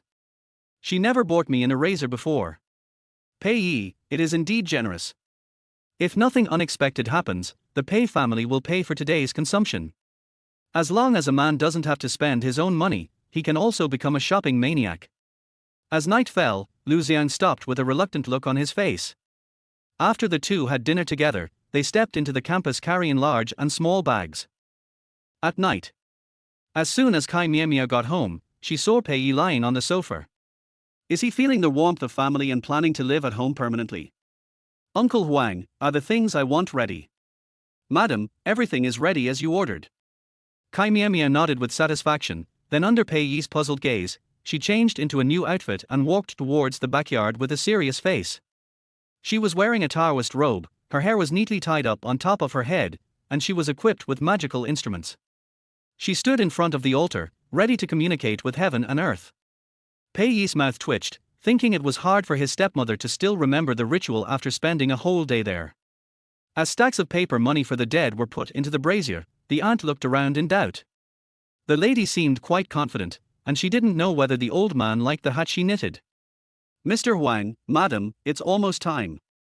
Chí Miǎo Miǎo suddenly opened his eyes, followed the steps taught by the master, and lit incense with a serious face to announce to the heaven and earth, heaven above, earth below, and the underworld, listen to my orders, let Pei Jinhong go home quickly. Pei Jinhong is the old man's full name. Uncle Huang recited the family address aloud, fearing that the old man would not remember their way home at his old age. Pei Yi watched this farce with his own eyes. He must have been dumbed down by his stepmother, which is why he was curious about what she could summon back. Suddenly, a large blue flame suddenly came out of the burning paper money, and the aunt screamed and fell to the ground. Chí Miǎo Miǎo's face was solemn. Don't panic, the old man is here. Huang Bo quietly retreated to Pei Yi's side. Methane combustion will produce a blue flame. Methane was prepared according to the list left by his wife. Now it seems that Chí Miǎo Miǎo is very firm in his belief. He does not know the deep meaning of the master's secret recipe and insists that the blue flame is the presence of the deceased in person. Chí Miǎo Miǎo took a sip of white wine and held it in his mouth, then sprayed it at the peach wood sword. The peach wood sword spontaneously ignited without any fire. The action was so cool that the aunt was stunned. Oh my god, it turns out that what was shown on TV was real. The aunt clasped her hands together devoutly, muttered something, and bowed to the darkness again and again. Pei Yi frowned, and was stopped by Huang Bo when he was about to explain. He still understood this common sense. It was hard for his stepmother to be a graduate of a famous university, and he was curious about how she got in. Over there, Chí Miǎo Miǎo determined that the old man had arrived and started talking to the air. I'm Chí Miǎo Miǎo, your wife whom I've met a few times. I personally believe that a marriage is invalid without a wedding and a marriage license. But my 3 sons are so filial that they insisted on taking me in to take care of me in my old age. I called you up here today because I have something important to tell you. I'm in love and have a new lover. Don't worry about me down there. If you meet a female ghost you like, you can find another one. After all, love is free, and so are ghosts. By the way, if you don't have enough money, just tell the boss and the others in your dreams, and Uncle Huang will give you some money. Okay, there's nothing else to say. Chí Miǎo Miǎo turned around and looked at Pei Yi. Boss, do you have anything to tell me? Come over and say a few words. Pei Yi left without looking back, refusing to communicate. Chí Miǎo Miǎo, old Pei, I'm not saying anything bad about you, but you're such a failure as a father. Your son doesn't even want to talk to you. Go back. If you didn't leave a good impression on your children when you were alive, don't make things difficult for them after you die. I will take good care of them for you in the future. Chí Miǎo Miǎo plucked out the burning incense in the incense burner, unilaterally hung up the conversation with the DI mansion, and did not let Mr. Pei take any more breath. The ritual was over, and Uncle Huang and Auntie cleaned up the mess. Auntie, I don't know if the old man likes the hat I knitted. I forgot to ask just now. Mr. Huang, after listening to my wife's words, I didn't turn into a ghost. I think I like it. Chapter 21 Liar. After that day, Chí Miǎo Miǎo and Lu Xiang officially began their relationship. The balance in the card was visibly decreasing, and she didn't get any benefit at all. Chí Miǎo Miǎo was still happy thinking that Lu Xiang was busy with his studies and there would be plenty of time in the future. Pei Che finally finished recording the variety show, finished his work, returned home, ate a big meal, slept for a day and a night, and then stopped Chí Miǎo Miǎo who was about to go out. Where are you going? Dating. Chí Miǎo Miǎo walked around his long legs and prepared to go out happily, but the next second Pei Che grabbed her collar and brought her back to the living room, where they sat face to face on the sofa. Chí Miǎo Miǎo put her clothes in order and said generously, I'm in a good mood. I won't argue with you. If you have something to say, just say it. Pei Che crossed his arms and looked up and down at his young stepmother, who was dressed in pink. TSK, TSK, TSK, TSK, no wonder she rejected Fu Simin. It turns out she likes younger people. Almost. Compared to Lu Xiang, Fu Simin is indeed a little older, 1 year older than her, and a veteran. Pei Che, tell me, how did this person cheat you out of money? Chí Miǎo Miǎo, what are you talking about? Take back the word liar, Mom doesn't like to hear it. She and Lu Xiang's brother were in true love, it was love at first sight, it was physical love, it was the most steadfast love, how could it be described with such a vicious word as deception? Pei Che picked up a piece of fruit and said with a smile, your card is almost maxed out, right? You can't even see such an obvious scam. Don't think you can't cheat just because you're young. There are a lot of men like this who live off you. You are so foolish that you think it is true love. If someone says that you have devoir in your head, even devoir would cry out for injustice. Chí Miǎo Miǎo, Sana, are you still single? Pei Che was silent, feeling attacked. Chí Miǎo Miǎo laughed. TSK, you big talker, my mom is so experienced in love that she can almost publish a book, so a love rookie like you should stay out of the spotlight. Okay, if there's nothing else, I'll leave. Your stepfather must be waiting anxiously. Pei Che threw down the fruit, stood up immediately, and drove ahead to block Chí Miǎo Miǎo's way. I'll take you there. Go play somewhere else. Chí Miǎo Miǎo took a detour to leave. Pei Che, the driver is not here. Chí Miǎo Miǎo had no choice but to compromise and sat in the passenger seat of her celebrity son's car to pick up her boyfriend from school. On their way, Pei Che pointed at the steering wheel and occasionally stared at his stepmother in the rearview mirror. Chí Miǎo Miǎo, Sana, I admit that in terms of appearance, Mom's beauty is comparable to that of a popular young actress. Please restrain your burning gaze. Mom doesn't like forbidden love. Let's not talk about the ethical issues. Mom has someone in her heart. Pei Che almost braked and got stuck in the middle of the road. He looked straight ahead and never glanced at Chí Miǎo Miǎo again. After a while, I couldn't hold it in any longer. Do you really like that boy? Did he save your life? Chí Miǎo Miǎo smiled shyly, covered her face with her hands, and said in an embarrassed voice, he called me baby. Pei Che, Chí Miǎo Miǎo, you straight men don't understand. When you meet your true love, you will know how important the word baby is. Pei Che suppressed his nausea and drove along the speeding line all the way to his destination. He looked up and was delighted to see the school gate. The liar was actually his schoolmate. What a coincidence. Let's go in and pick up the liar from get out of class. Not good, people from the society are not allowed to enter.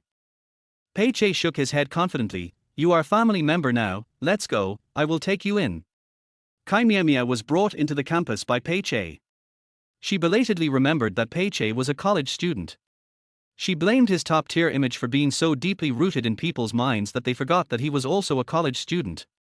Soon, the news that Pei Che had returned to school was exposed, and many students stood in the distance, whispering and pointing. What major did that little liar study? Have no idea. Chí Miǎo Miǎo took out her cell phone, ready to give her boyfriend a surprise. The moment the call was connected, a familiar ringtone sounded not far away. She looked and saw it was Lu Xiang. Not only was Lu Xiang there was also a girl traveling with him. The two of them were talking and laughing while walking side by side. Chí Miǎo Miǎo narrowed her eyes slightly. The bag that girl was carrying looked very familiar. It was very similar to the one she bought for Lu Xiang. Pei Che also looked over and noticed the change in his stepmother's mood immediately, then he smiled. Wu Tilder. The weather is really nice today, really nice. Pei Che, har, Chí Miǎo Miǎo, your boyfriend is going to have a girlfriend. Lu Xiang panicked for a moment, but quickly regained his composure. Sister? Why are you in school? I'm here to pick you up for dinner. Chí Miǎo Miǎo tilted her head and looked at the confused girl. Who is this? Sister, please listen to my explanation. She is my. Shut up, I want to listen to my sister. Chí Miǎo Miǎo interrupted Lu Xiang and smiled at the girl with a kind look. The girl's eyes were glued to Pei Che's face, staring at him intently. Lu Xiang is pursuing me, and we are not officially together yet. The girl's face turned red with excitement. She took Lu Xiang's hand and asked, why didn't you tell me that you knew Pei Che earlier? I agreed to your pursuit. Pei Che tried to hold back his laughter until his stomach hurt, and quickly denied, no, I don't have any cheating boyfriends or friends who are just gigolos. I want to save face. Lu Xiang's expression kept changing, his face turned red with anxiety, and he looked at Chí Miǎo Miǎo helplessly. He wanted to explain but didn't know what to say. He was even more afraid that she would tell everything and he would not be able to live like a normal person in school. Chí Miǎo Miǎo looked at the person in front of her expressionlessly, wondering whether to call him a scumbag first, or just give him a big slap in the face. It's just like how it's played in TV dramas, with a forbearing expression, a hard slap, red eyes and harsh words, and then leaving without looking back. So cool. Hey, Chí Miǎo Miǎo, are you stupid? Pei Che touched her shoulder with his fingers. The little stepmother didn't have any brains to begin with. Would she be too sad and stupid? Chí Miǎo Miǎo pushed his hand away. Sana, beat him. Chí Miǎo Miǎo thought about it and felt that one slap in the face was not enough to quell her anger. Neither the strength nor the angle was enough to calm her anger. Now she had only one thought in her mind: all her money had been spent on this thing. Yes, sir. Pei really wanted to get into trouble, so he rolled up his sleeves and started beating him without saying a word. In just a few moves, he knocked Lu Xiang to the ground. He still had the nerve to say that he was a sports student. What a fake! He turned into a wimp at the critical moment. After the beating, Chí Miǎo Miǎo felt relieved, and then she called the police first to ask Uncle Hat whether it was illegal for him to cheat on her. Then, Lu Xiang, who was beaten, was taken away for investigation. The victim was comforted by the policewoman in the hat and took a photo together. Go out happily and go home with a sad face. Pei turned a corner halfway. He was hungry and wanted to eat first. Pei thought that his stepmother was upset because of a breakup and had no appetite. After the food came, Pei didn't even have the chance to pick up his chopsticks. He watched as his stepmother inhaled it violently, as if she was the one who was thrown into the forest and lived as a savage for half a month. Chí Miǎo Miǎo wiped her mouth after eating and drinking. It's comfortable. I've never been full since I went out to eat with that guy. Pei, hey, that guy. Don't call me baby anymore. Chapter 22, Baby Tilder. With a snap, the sharp knife hit Chí Miǎo Miǎo's heart, and the word baby was already stained. Let the past go with the wind. She wants to seal her heart and lock away her love, devote herself to the Tao, and never believe the lies of handsome men again. You can listen to the uglier ones, after all, he can't deceive you. Pei was in a good mood and asked the waiter to pay the bill. He was not hungry, he could eat as much melon as he wanted. He was very happy to see his little stepmother being single again. The scene that happened on campus was quickly spread online. Pei's top-tier identity caused the incident to ferment quickly. At the same time, Chí Miǎo Miǎo was also recognized, and the online topic instantly went viral. Top star Pei seems to have failed in his pursuit of love and started a fight on campus. It is revealed that the wife of a wealthy family could not bear the loneliness and cheated on her husband. Actor Pei caught the cheating man and beat him up. Entertainment star Pei and his wealthy mother and son bully the week. Pei was taken to the police station for investigation. The topic broke out. Pei was picked up by the company to deal with the follow-up, and Chí Miǎo Miǎo locked herself in the room, and no one knew what she was doing in there.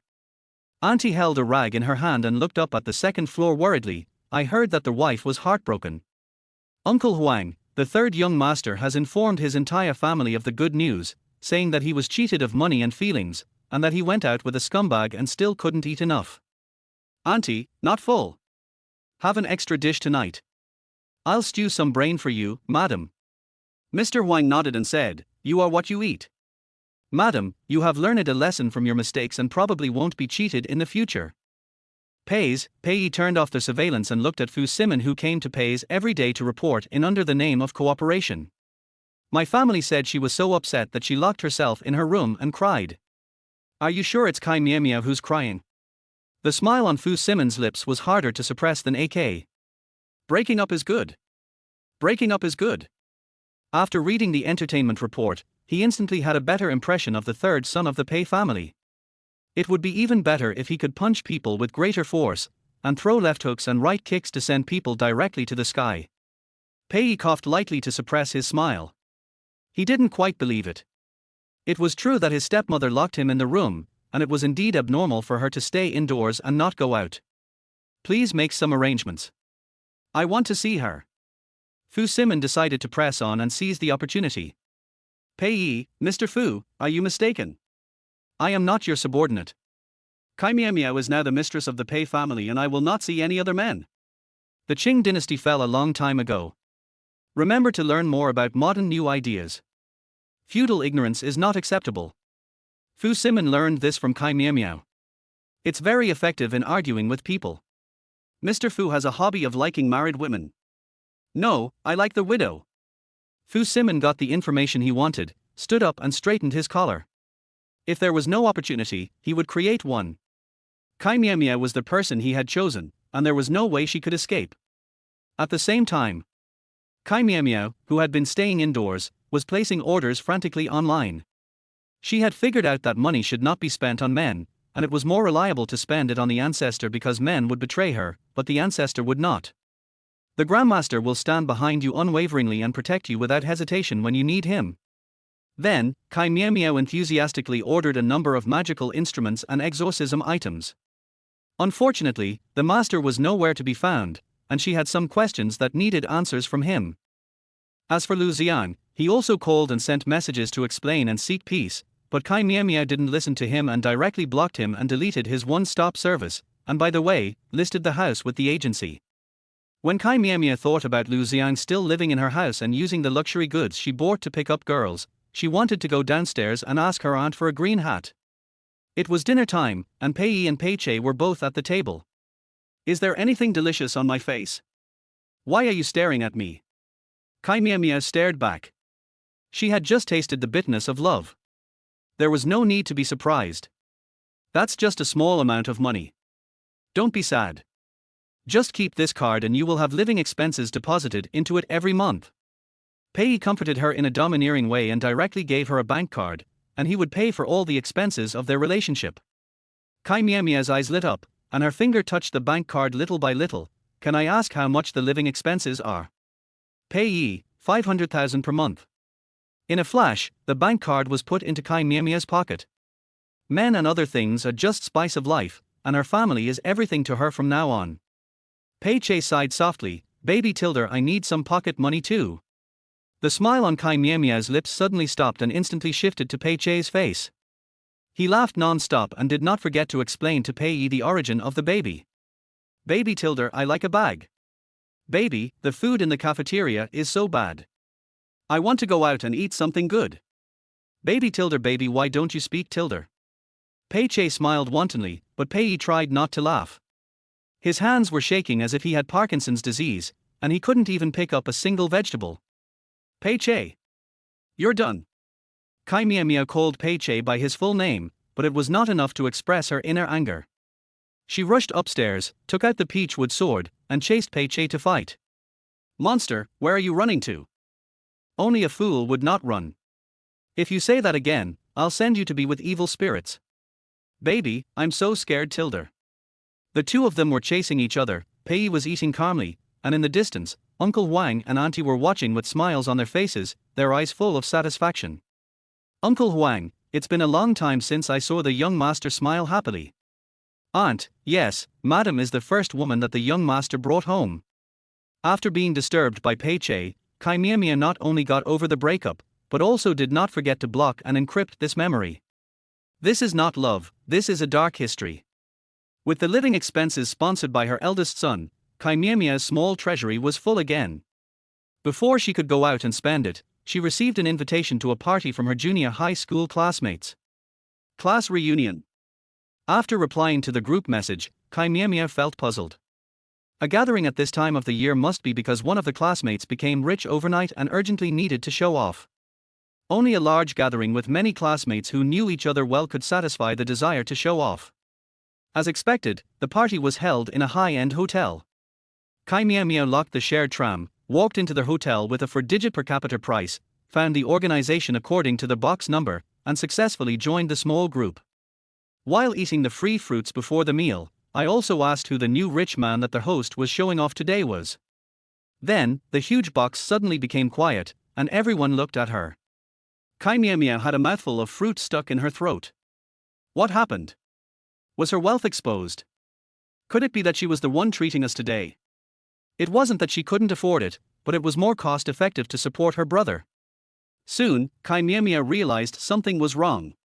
Their eyes didn't seem like they were looking at the father who was paying the bill, but more like they were looking at the wrong person who missed out on the rich man. There was a bit of regret in the sympathy, and there was envy in the regret. In short, that look made the fruit in her throat feel uncomfortable. Chí Miǎo Miǎo ate another piece of fruit to smooth over her mood. A girl who had a good relationship with her during school came over and whispered, "The organizer of this party is Fu Simon." "Who?" "Your ex-boyfriend." Chapter 23. There is someone below. Chí Miǎo Miǎo doesn't want to face her ex-husband for the time being, nor does she want to face him with her classmates who are familiar with their relationship and have created memories together with her. Before she could find an excuse to leave, her father, who was treating them tonight, made his final appearance. The moment Fu Simon appeared, everyone's eyes turned to him. Chí Miǎo Miǎo was the only one in his eyes. The two of them stared at each other from a distance and turned away at the same time. Fu Simon didn't want to put pressure on her, and Chí Miǎo Miǎo didn't want to have anything to do with her ex-husband. If she had known that the protagonist showing off wealth today was her ex-husband, she would rather eat the pig brains stewed by her aunt at home than come to a luxurious banquet. Fortunately, Fu Simon didn't want to show off his wealth, so after a simple opening, he started serving the food. Chí Miǎo Miǎo turned a deaf ear to what was happening outside the window and was only focused on eating the rabbit meat in front of her. Unfortunately, the table was spinning too fast and she could only eat one bite at a time. As she was eating, the automatic rotation seemed to break down, and the plate of rabbit meat in front of her remained motionless until Chí Miǎo Miǎo put down her chopsticks in satisfaction, and the table resumed rotating. Fu Simon silently withdrew his fingers that were stuck under the table, keeping his achievements to himself. He had originally wanted to cook the rabbits he caught in the forest for Chí Miǎo Miǎo to eat and to capture her stomach at the same time, but unfortunately, they were all ruined by Fang Sini and the others in the end. I propose that we all raise a toast to President Fu to thank him for providing the opportunity for us to get together. The former squad leader, now a newcomer in the workplace, raised his glass and started to make a noise. The students stood up one after another, and Chí Miǎo Miǎo also picked up his own coke in order to fit in. I did it, everyone can do as they please. The squad leader drank it all in one gulp. Chí Miǎo Miǎo looked around and saw that everyone had finished their drink. She casually took a sip of coke and sat down first. At this moment, the only two people sitting in the room were particularly conspicuous. In addition, because of their past relationship history, the people present looked at them as if they were looking at a big green-skinned watermelon, the kind that was always ripe. Fu Simon was also looking at Chí Miǎo Miǎo. He was wondering if she was full and whether she wanted another serving of spicy rabbit meat. Although it was not even 1/3 of the quality of his own, it was barely good enough for Chí Miǎo Miǎo. Monitor, hey, Chí Miǎo Miǎo used to be quite lively, why is she so quiet now? I read the news a few days ago. Chí Miǎo Miǎo is now the wife of a wealthy family. Her status is different, so it's normal that she can't get along with us. Chí Miǎo Miǎo looked over when she heard the voice. Why was this lady, who spoke with sarcasm and innuendo, still holding a grudge when she confessed her love to Fu Simon and was rejected? That's right. Miǎo Miǎo, if you have any difficulties in life, you can tell us. If all else fails, you can ask Mr. Fu for help. We can work together to find a solution. There is no need for you to marry an old man. Now that the old man of the Pei family has passed away, doesn't that mean Chí Miǎo Miǎo has become a widow? There were more and more voices of discussion, and Chí Miǎo Miǎo's eyes were blank. The world isolates me, and I let it ridicule me tilde. I just keep my silence, understand what is good and what is bad, and they are all gone tilde. With a bang, Fu Simon angrily slammed the table, interrupting everyone's ridicule and also interrupting Chí Miǎo Miǎo's singing in her heart. She turned off the player in her head and looked over with everyone else, only to see Fu Simon with a dark face, obviously furious. The squad leader put down his wine glass awkwardly and stopped talking. As a newcomer, he immediately realized that President Fu still had feelings for Chí Miǎo Miǎo and that he was flattering the wrong person. Everyone is wrong. Look. Fu Simon doesn't want to listen anymore. Before Fu Simon could start talking, Chí Miǎo Miǎo took the initiative to speak. I have a few points to correct. It is true that I married into the Pei family and became a widow, but I really didn't have any financial difficulties. That who? Didn't you read the report? Did you see that big castle? It's very expensive. You can't afford it. Not only do I have people above me, I also have people below me. I am now practicing with the master, mainly connecting with the business of the underworld and communicating with the deceased ancestors. If you have any troubles in this regard, you can come to me. I will give you a 9.9% discount. She gives herself an identity when she goes out. The old man of the Pei family is her man down there, so how can she not be considered a relative? The room was silent. Everyone was silent. Fu Simon raised the corner of his mouth and watched Chí Miǎo Miǎo making a fuss in a good mood. The squad leader looked around and took the initiative to speak. Stop joking. How come we don't know there's someone under you? Talking about this, Chí Miǎo Miǎo became more energetic. It's not too late to know now. Is there anyone you want to meet, squad leader? How is your grandmother? I'll take the trouble to invite her up to chat with you. The squad leader was still laughing, he didn't believe it. Chí Miǎo Miǎo, it's your loss if you don't believe me. I just invited Mr. Pei to a family gathering a few days ago.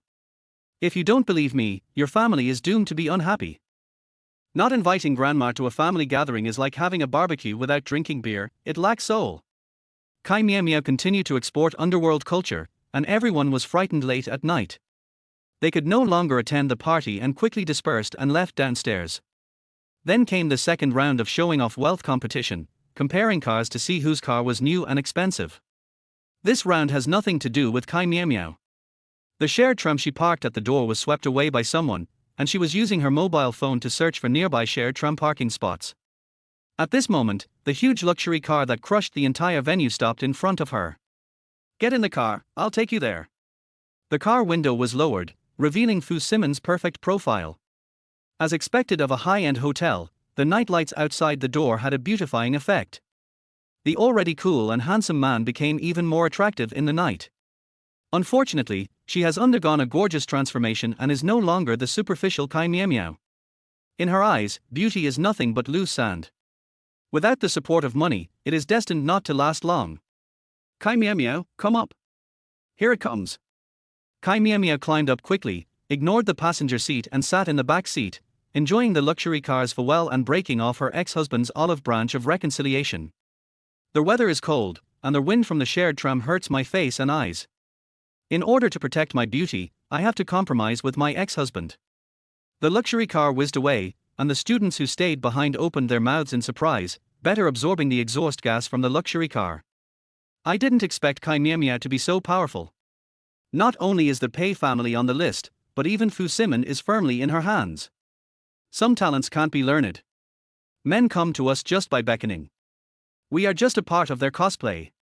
Fu Simon drove very steadily, but after another bicycle passed him, Chí Miǎo Miǎo finally couldn't sit still anymore. Fu Simon, do you dare to drive faster? Are you afraid of crushing ants? Even snails crawl faster than you. Fu Simon increased the speed from 5 to 10 per hour. He just wanted to stay with her a little longer. What was wrong with him? Chí Miǎo Miǎo, let's get back together. Thank you for the invitation. I won't fall in love again. She has tasted the bitterness of love, and her wallet can't afford the spending for now. Give her some time and let her save some money. Fu Simon slowed down the car again. I'll give you time, I'll wait. Chí Miǎo Miǎo slowly looked towards the driver's seat. No, her ex-husband is so rich, but he still wants her meager little treasury. Is that appropriate? Chapter 24, Light in the Eyes.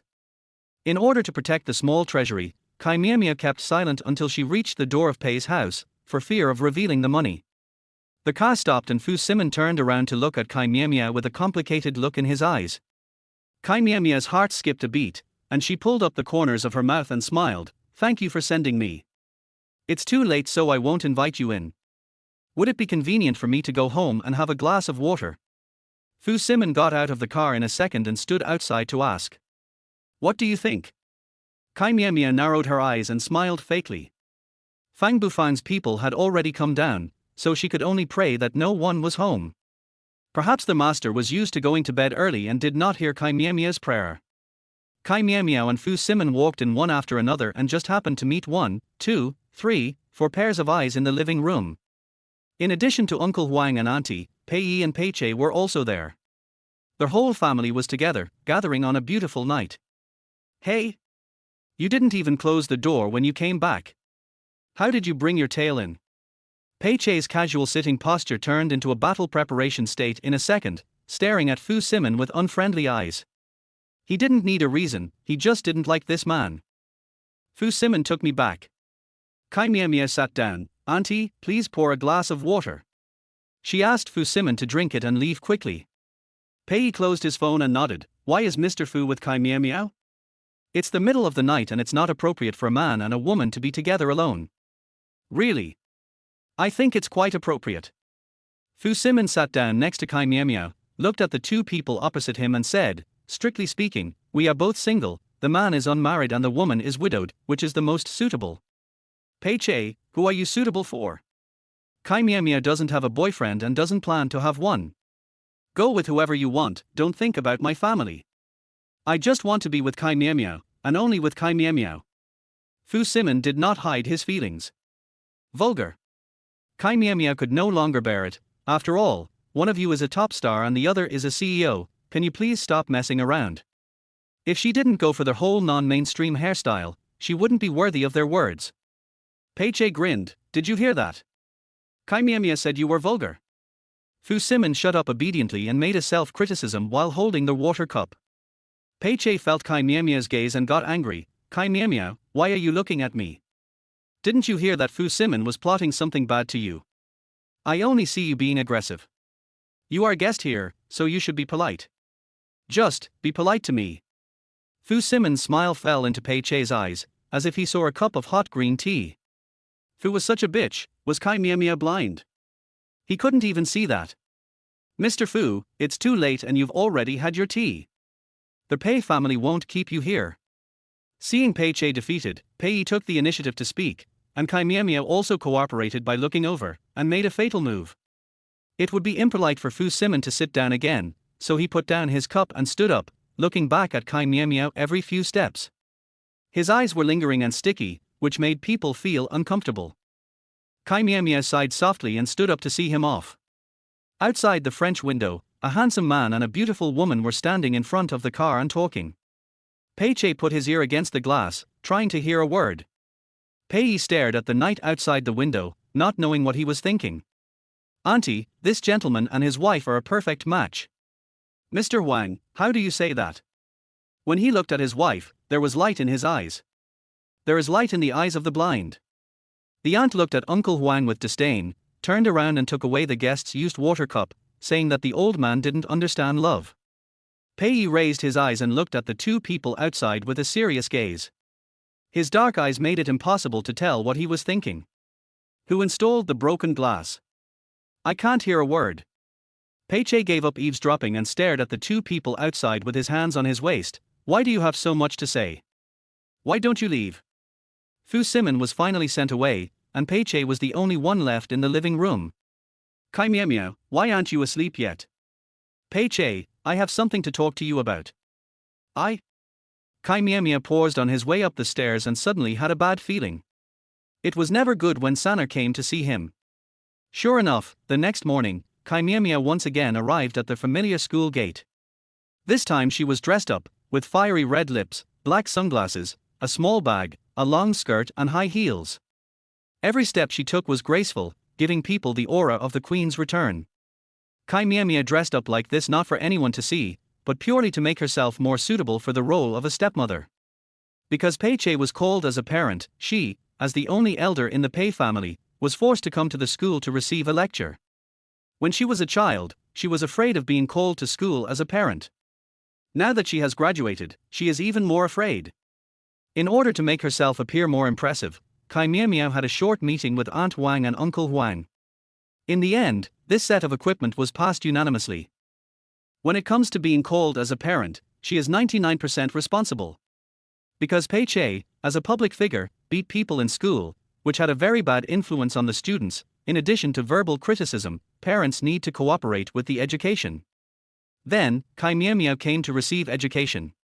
I followed the address to find the office, knocked on the door and heard a pleasant male voice from inside.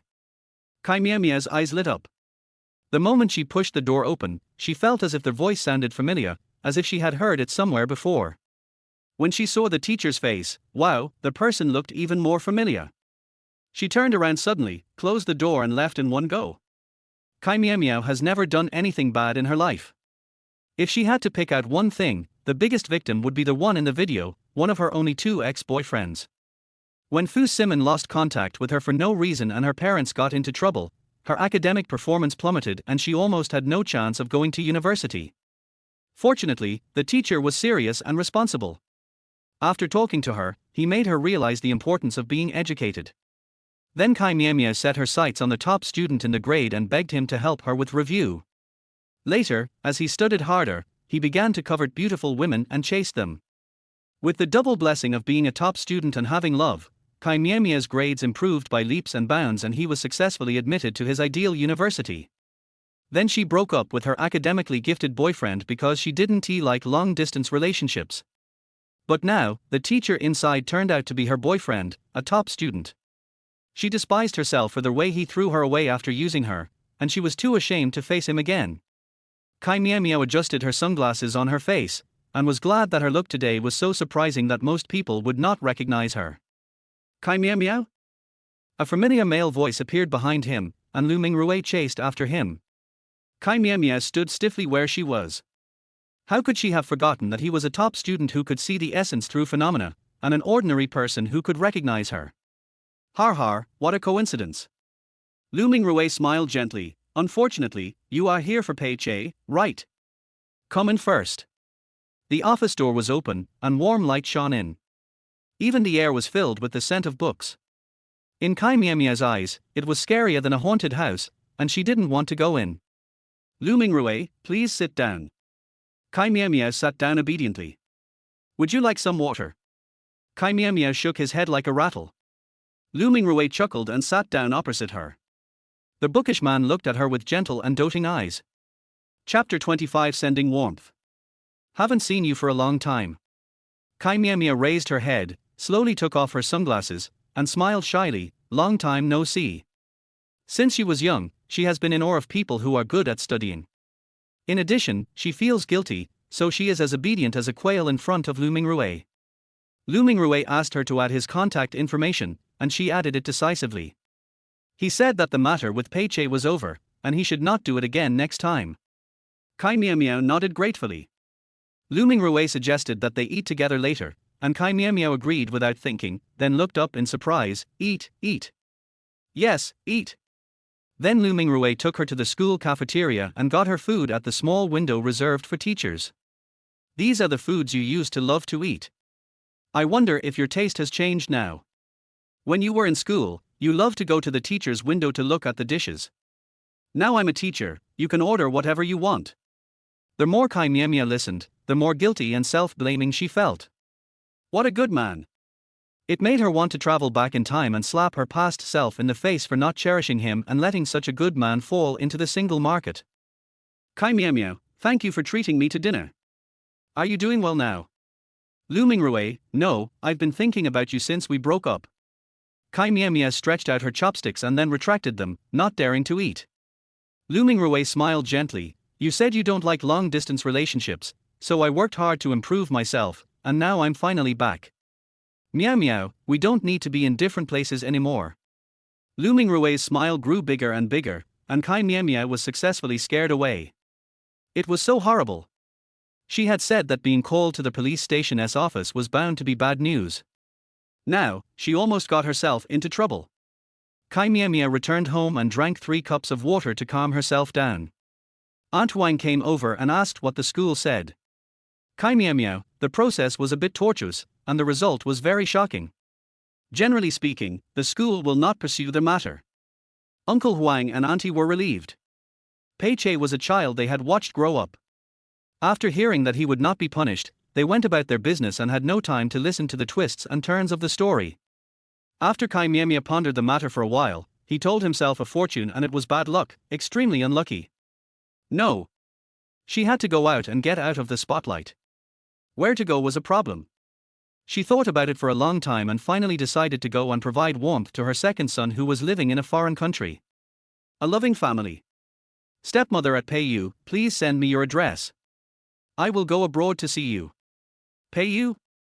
Chí Miǎo Miǎo, what are you going to do now? Is there no room for you in the country or what? Stepmother, your second brother is staying alone abroad. You brothers may not feel sorry for him, but I do. Pei, take good care of her. Pei, okay. After closing the group chat, Chí Miǎo Miǎo decisively booked a flight ticket after getting the address. Without further ado, she set off tonight. The master was right.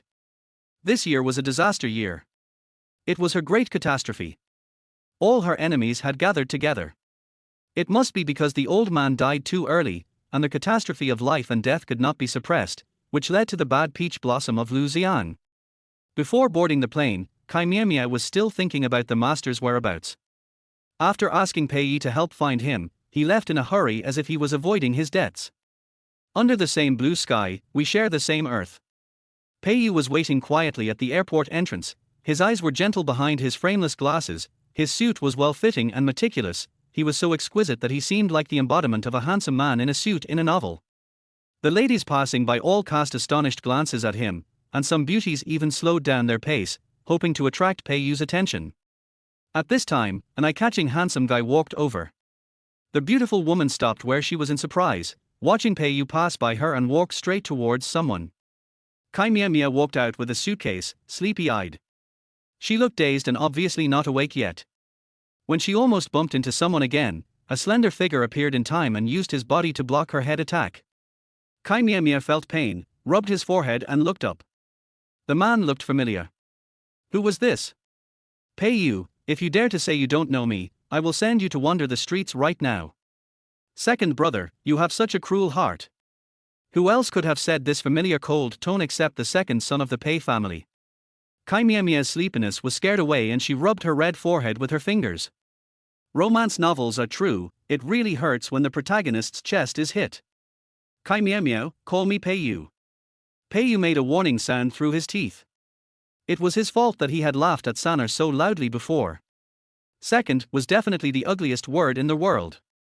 Chí Miǎo Miǎo didn't want to be a homeless person, so she had to succumb to the tyranny of the second brother and followed him listlessly, passing a group of jaw-dropping beauties and got into Pei Yu's car. It was just dark when I boarded the plane, and it was just dark when I got off the plane. Chí Miǎo Miǎo looked out the window curiously, and everything she saw was interesting. Pei Yu looked through the rearview mirror and saw his little stepmother's face pressed against the glass, just like a village kid going to the city for the first time. She was almost asking him what was outside. Pei Yu, what is that iron ball? Is it a glowing light ball? Chí Miǎo Miǎo's eyes are sparkling. No wonder netizens say that the world is so big and they want to go see it. It is time to go and see it. Only after seeing it will you know that the lantern balls in China are still the biggest and most beautiful. Pei Yu, almost. I walked all the way to Pei Yu's home abroad, which was a small detached villa, much smaller than Pei's house. I thought the decoration would be very warm, but Chí Miǎo Miǎo fell silent after entering. Second brother, are you out of money? Mom still has 500,000 yuan from the eldest brother. Can we decorate the model room? To use a popular term nowadays, Pei Yu's house is definitely asexual. Grey is the main color, which is depressing and dull. Chí Miǎo Miǎo is afraid that she will suffer from endocrine disorders if she lives there for too long, it is too cold. You'd better keep it for yourself, in case you run into the next jock who doesn't have the money to support him. Pei Yu changed his shoes and walked in, declining her kindness. Chí Miǎo Miǎo smiled awkwardly, her face felt hot when her son mentioned her dark history. After a while, Chí Miǎo Miǎo squatted in front of the fireplace to study whether the burning wood inside was real or fake. Pei Yu stood not far away, with his arms folded across his chest, looking at his little stepmother. Tell me, what do you want to do here? I miss you, and I am here to warm you with my infinite love. I'm not Pei Che. I don't have the patience to play with you. If you have something to say, just say it. If not, I'll send you back home. No, no, no. Chí Miǎo Miǎo raised a flattering smile. She couldn't return to China. There were wolves in front of her and tigers behind her. She didn't know how to face Lu Mingrui, and she couldn't withstand Fu Simon's straight balls. She is devoted to Taoism, so how could she be trapped by love between men and women? Pei Yu, so, Mr. Sanner is your ex-boyfriend, and you were scared away. I went abroad to relax. I wasn't scared away. Chí Miǎo Miǎo added politely. TSK, I didn't realize, little stepmother, that you have quite a rich love history, with ex-boyfriends all over the place. Not really, just two. Chí Miǎo Miǎo raised her finger and made a V sign. As for Lu Jian, he was automatically ignored. He was at most an ellipsis in the love history and did not deserve to have a name. Pei Yu nodded. Okay, my secretary just asked for leave, you can go to the company with me tomorrow. Me? Do I deserve it? Little stepmother is also a member of the Pei family. No one is more worthy than you. Chapter 26 St. Mary's Hospital. If Pei Yi's thoughts are hard to figure out, then Pei Che is a fool who only cares about his face. The second son of the Pei family is definitely a sinister villain with a deep mind. Chí Miǎo Miǎo had suffered from jet lag all night long, and had just fallen into a half-sleep at daybreak when there was a loud knock on her door. It was Pei Yu who urged her to get up and go to work. When you are under someone's roof, you have to bow your head. Chí Miǎo Miǎo scratched her frizzy hair, quickly washed up and went downstairs. Pei Yu was already dressed neatly and sitting at the dining table drinking black coffee. Chí Miǎo Miǎo walked around the kitchen but didn't see her breakfast. Pei Yu, would you like some coffee? Chí Miǎo Miǎo declined politely. She didn't have a Western stomach and couldn't digest the porridge that Westerners ate. She preferred to drink soy milk and eat fried dough sticks. What time do you start work? Enough for your breakfast. Chí Miǎo Miǎo felt relieved and prepared to show her skills so that her second son, who was living in a foreign country, could have a bowl of porridge from his hometown. Unfortunately, the ingredients in the refrigerator were limited. There were only bread, milk, and eggs. There was not a single vegetable leaf to be seen, let alone top-quality ingredients such as rice and millet. Take me to the supermarket after get off work. Only top-quality ingredients can make top-quality dishes. Now I can only fill my stomach with fried eggs and milk. Pei Yu had no objection. He felt happy and relaxed when someone else was cooking for him. Foreign companies emphasize efficiency, so Chí Miǎo Miǎo's appearance did not attract much attention. She followed Pei Yu like a follower, and found everything new to her. In the office, Pei Yu handed over a document. Take a look, can you understand it? Chí Miǎo Miǎo opened it and took a look, then closed it. I don't understand. Pei Yu was silent for a few seconds, then handed over a tablet. Go play on the sofa. Chí Miǎo Miǎo would quickly take the tablet and sit on the sofa to watch TV series. During this time, staff members came in and out and they would look at Chí Miǎo Miǎo a few times before leaving, making her look as strange as a panda. Then, Chí Miǎo Miǎo put a sign not far from him, see the charges. Soon, a strange phenomenon appeared in the company. Everyone who walked out of the boss's office had a smile on their face as if they had won the lottery. People who usually don't dare to contact the boss now want to go in and take a look. Behind the desk, Pei Yu, who was silently observing her, turned off his phone. Pei Yu said to keep an eye on her and keep it for future use. He only saw that she was not smart, but he really didn't find any use for her. On the first day of going abroad to avoid emotional debt, Chí Miǎo Miǎo spent the day in boredom and doing chores. The next day she refused to do it anymore. She wanted to go out and have fun, to feel the cultural atmosphere of foreign countries, to see the scenery and go shopping, and to experience the ghost culture of foreign countries. Chí Miǎo Miǎo deliberately got up early, ate a stomach-warming breakfast, left a portion for Pei Yu to keep warm, and then quietly slipped out the door. The second child was too sinister for her to control, so the best plan was to get away with it. She searched online and found out that the nearest abandoned hospital to her was haunted. Her foreign friends who had been there were terrified and wanted to go home to find their mothers and assure God that there were really ghosts inside. Chí Miǎo Miǎo immediately became interested as her major was very relevant to her. Since she couldn't see ghosts in China, it would be nice to see what foreign ghosts looked like. She could just treat it as an overseas exchange. After taking a taxi to the destination, Chí Miǎo Miǎo looked at the toll collector at the hospital entrance in silence. What was going on? He had to pay before going in to catch ghosts. This is still better in China. You can enter haunted places freely, and the ghosts inside are very friendly and hospitable. You can even take away some specialties from the ghost world before leaving. This is not so good abroad. After paying the extremely expensive ticket, Chí Miǎo Miǎo touched the soul-calling flag around his neck. He came in a hurry and forgot to bring any large magical instruments with him. He was careless. At the same time, Pei Yu, who discovered that his stepmother had disappeared, opened the location and found St. Mary's Hospital, one of the most popular haunted house attractions in the area. St. Mary's Hospital is a 5-story circular building that looks like a coliseum from the outside and has a complex terrain inside, like a large maze. Lost people with poor sense of direction are more likely to fall into fear and be immersed in the terror of being toyed with by the dead. Pei Yu thought of his stepmother's hobby and was no longer anxious. He drank the porridge gracefully. The crispy beef pie was delicious, completely different from the fish that was mailed last time, and both suited his taste. Pei Yu suddenly thought of something, took out his mobile phone to take a photo, sent it to the group that did not include his stepmother, then turned off his phone and continued eating. True showing off never needs words to prove it. The two brothers who were just about to go to bed at home received the news at the same time. Pei Che was about to start scolding when he saw that the second brother was kicked out of the group by the eldest brother. He immediately fell asleep with satisfaction. Chí Miǎo Miǎo, unaware that she had entered a tourist attraction by mistake, thought she was a lone hero and entered the hospital gate cautiously. She looked around and found everything suspicious. She took out a compass and talismans from her bag and looked around. She wondered if domestic talismans could suppress foreign ghosts. This was a good opportunity to experiment. Suddenly, a flowerpot fell from the sky and hit Chí Miǎo Miǎo right in front of her. Hiss tilde. Chí Miǎo Miǎo took a breath of cold air and looked up suddenly. She saw a figure flash by on the second floor.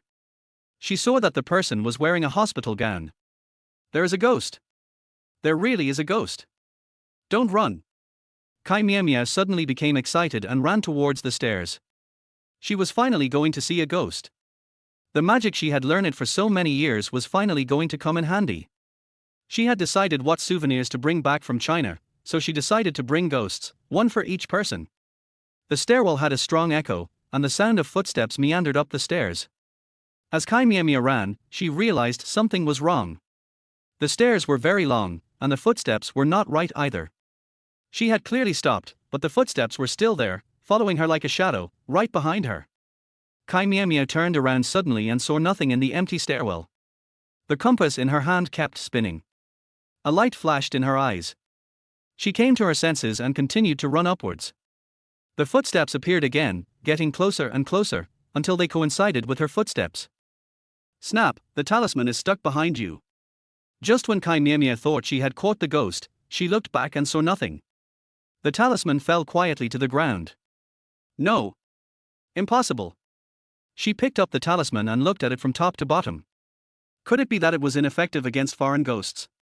If she had known earlier, she should have watched more foreign ghost movies and learned how foreign Taoist priests court ghosts.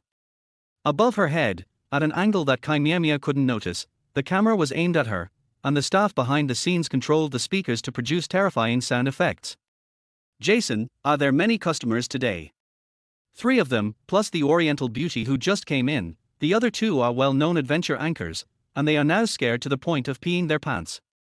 Oh? Is the little beauty frightened and crying? No, she seems to know Oriental Kung Fu and has very quick reactions. While the staff were watching the surveillance, Chí Miǎo Miǎo had already reached the second floor. After looking around the terrain, she quickly ran in the direction where the figure appeared. A foreign specialty, here she comes. Gently pushing open the door of the ward, the creaking sound of the old iron sheet added a bit of weirdness. Chí Miǎo Miǎo stepped in and looked at the plain white ward. A single bed, a cabinet, bandages scattered on the bed, bloody gauze and scissors on a tray, an open window with white curtains blowing up, and the sound of the wind whimpering like the sobbing of a ghost. Chapter 27 Haunted House. The room was clean and there was no place for Tibetans. Chí Miǎo Miǎo looked at the bloodstains on the bed and thought to herself that it was no wonder the hospital went bankrupt. They couldn't even afford a cleaning lady. At least they should clean the ward. The ward is set up like a haunted house, and it can scare people into becoming sick even if they are not sick. Looking around, there was nothing in the room. Chí Miǎo Miǎo walked out and prepared to look in the next ward. She wiped her fingers on the railing and it was clean without any dust. This reflects cultural differences. People in China like old houses with all kinds of dust and cobwebs, while people abroad prefer cleanliness. It's better to be cleaner. Wait until she catches more ghosts from abroad and sends them back to China, and puts one in each haunted spot to keep it clean for us. He. A terrifying laugh was heard, and when Chí Miǎo Miǎo looked up, she was met with a terrifying smiling face, a clown wearing a hospital gown, with flamboyant green hair, and blood-red blood on his face dripping down the gown. The moment their eyes met, they were both stunned. The clown was waiting for Chí Miǎo Miǎo to scream. It would be best if he could scare people to tears. He liked to hear customers cry, it gave him a sense of accomplishment. Chí Miǎo Miǎo was stunned for 2 seconds, then suddenly moved, ran quickly to the clown, and with a snap, the talisman was stuck on his forehead. Hey, I caught you. Chí Miǎo Miǎo grinned, admiring her trophy with satisfaction, and poked her finger on the clown's hospital gown. Is there a physical body? From now on you will be cleaner number 1. Chí Miǎo Miǎo became more motivated. She decided to keep this here for now and take it with her when she left. She looked at other wards with her eyes shining and she was ready to do a great job. The clown stood there at a loss. It was the first time he had encountered such a situation in all his long working life. The voice of the venue controller came from the headphones, asking him to cooperate with the customers. They were more curious about what the Oriental girl would do next. Chí Miǎo Miǎo searched the second floor but found nothing, so she went up the stairs to the third floor. It was dirty, bloody, and there were shocking graffiti, bloodstains dragging on the ground, and startled crows. She slowly lowered her head, and the blood on the ground spread to her feet, quickly staining her shoes. Chí Miǎo Miǎo took 2 steps back and moved away. In this respect, he is not as good as the domestic ghosts. He has no manners. She walked around the bloodstain and was about to move forward when she saw all the ward doors on the third floor open at the same time. A demon appeared in the air and whispered. Chí Miǎo Miǎo frowned because she didn't understand. Hey! Say it again, I'll open the translation software. The foreign ghost seemed not to understand Chinese and kept silent. Chí Miǎo Miǎo put away her phone in disappointment and continued to move forward. She inadvertently turned her head to look at a ward and happened to meet a pair of blue eyes. The ghost doll was grey and white all over, with sparkling blue eyes. Tears of blood were flowing from its eyes, and it was giggling at her. Little devil! Chí Miǎo Miǎo walked over quickly and found the stool was empty. She was clearly staring at it the whole time without blinking, so how could it disappear? She searched the room in disbelief but found nothing. Then she heard some noise outside, someone talking. Chí Miǎo Miǎo squatted there without moving, and when someone approached little by little, she appeared silently at the window. There were 2 men outside, holding up their phones as if they were broadcasting a live broadcast. Then they pointed the camera at her. Chí Miǎo Miǎo waved and smiled. She looked for the camera calmly, while the 2 people outside were terrified. They hugged each other and jumped around screaming. Oh my god, his professionalism is really great. Even when he was so scared, the camera didn't even shake. It's so steady. Confirmed, the 2 outside are alive. Chí Miǎo Miǎo had no interest in living people and thought they were haunted house explorers. She nodded politely and prepared to go somewhere else. Since these 2 could walk around alive, it seemed that there were no evil ghosts here that could harm people. On the stairwell leading to the 4th floor, the sound of footsteps following behind her was like a shadow. Chí Miǎo Miǎo turned around and saw that it was the 2 cowards with thick beards, who were following her, huddling together for warmth. Hey, why are you following me? Chí Miǎo Miǎo lay on the railing and looked down, leaning leisurely on the railing, chewing a big bubble gum in her mouth, feeling as leisurely as if she was at home. Ward fans can't know you. Speak human language. Your fans, say you're dead. Someone is dead, am I? Chí Miǎo Miǎo understood that there were netizens in their live broadcast room who knew her. After all, she had been on TV and had some charm, so it was normal for netizens to recognize her. Okay, I get it, back off. Chí Miǎo Miǎo left after she finished speaking. She had paid to catch ghosts and didn't want to bring 2 potential rivals with her. What if they also found out that the ghosts here were cleaning for free and competed with her for the money? Climb up, the branch said it's safe to follow Ning. Huh? Fans say it's safe to follow her? His fans are very discerning. As the saying goes, fans follow the creator, so they should be good too, right? Follow me. Chí Miǎo Miǎo recruited 2 younger brothers. At the pay branch, Pei Yu looked at the uninvited guest in front of him and pushed his glasses. She doesn't see guests. Fu Simin looked around the office and said in no hurry, she doesn't need to come to see me, I can go see her. Pei Yu raised his head and said, Boss Fu is chasing after the Pei family. If this gets out, I'm afraid the directors of Fu's company won't sit idly by. It's none of my business. 60% of Fu's shares are in his hands. Those who are just waiting to get paid can only flatter him and are not qualified to question him. Pei Yu raised his eyebrows. He liked Fu Simon's outspoken personality, but he didn't like someone being arrogant towards him. What do the Pei family have to do with you? Fu Simon chuckled, Mr. Pei, do you like staying abroad? It's almost like exile. What if I can help you return to China and compete with Pei Yi? Boss Fu underestimates me. The Pei family's assets can only be divided equally, there is no competition. Oh? It's not bad to divide you equally among the overseas subsidiaries. Pei Yu looked at him solemnly, and Fu Simon waited calmly. In the abandoned hospital, the only 3 living people are still exploring passionately. Chí Miǎo Miǎo took the lead. 2 foreign friends who were on the expedition pointed their cameras at her. His fans called their friends, and the popularity of the live broadcast room had already become a hot topic on the software. They firmly believed that Chí Miǎo Miǎo had a very powerful identity. The frequency of the devil's chanting became higher and higher, and the two people on the live broadcast were trembling. Chí Miǎo Miǎo simply ignored the background music, his eyes focused, and the moment the black shadow appeared again, he suddenly chased after it. This time, she must catch it. Then she grabbed the black cloak. There was a huge pulling force there. Chí Miǎo Miǎo held on tightly and refused to let go. Due to the huge difference in strength, she was dragged away. Seeing this, the two younger brothers immediately helped, and then three of them were dragged away. Chí Miǎo Miǎo tried to see clearly whether it was a person or a ghost behind the cloak. She slowly stood up while being dragged, and used both hands to pull the cloak upwards. She wanted to climb up. Inside the live broadcast room, netizens saw a beautiful oriental girl climbing onto the cloak while being dragged rapidly, moving upwards little by little. When she was about to succeed, the cloak suddenly lost weight and fell from the sky. The cloak had reached the window at some point, and the three people dragging the cloak were pulled across the windowsill. Chí Miǎo Miǎo lost her balance and her eyes widened in horror. Chapter 28 Performance Art. It's over, this is really bad. The feeling of weightlessness in the air was terrible, as if her heart had stopped beating. Chí Miǎo Miǎo's eyes widened. Would she die here? She doesn't want to be a cleaning lady, she is lazy, she wants to go back to her country and be a lazy person. Chí Miǎo Miǎo called out to Pei Yu in her heart, hoping that the second son of the Pei family could find her sooner and send her back to the country for a grand funeral. She still had some money in her card, and she hoped to exchange it all for gold ingots to burn for her.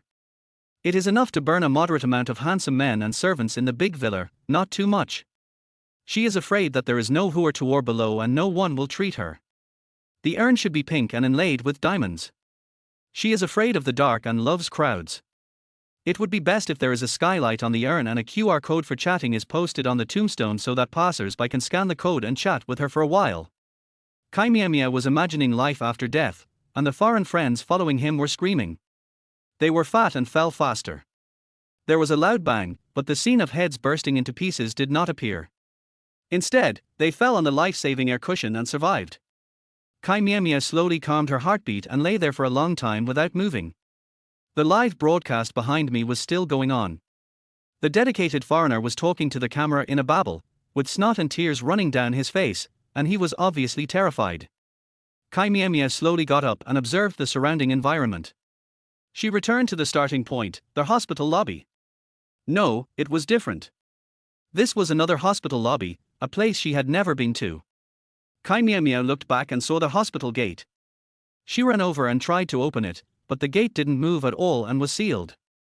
To confirm her guess, she looked around, ran quickly up to the second floor, went straight to her destination, opened the door of a ward, and the white curtains on the window fluttered in the wind. A single bed, a cabinet, bandages scattered on the bed, bloody gauze and scissors in a tray. Exactly the same. Exactly the same location, even the size of the bloodstain is exactly the same. The light in Chí Miǎo Miǎo's eyes became brighter and brighter. She was confirmed that there were definitely evil ghosts here. No, when in Rome, do as the Romans do. In other countries, they are called undead spirits. There really are undead spirits. And they are undead spirits that can create illusions. From Chí Miǎo Miǎo's professional point of view, from the moment they fell from the building, they had already entered the illusion of the dead. There was only one way to get out, and that was grab it. The two men who regarded her as their life-saving straw followed her closely. When they heard that Chí Miǎo Miǎo was going to catch the undead, they were so scared that their beards stood up. Do you guys want to do the moonwalk? No need to throw it, and you don't even need to do the spacewalk.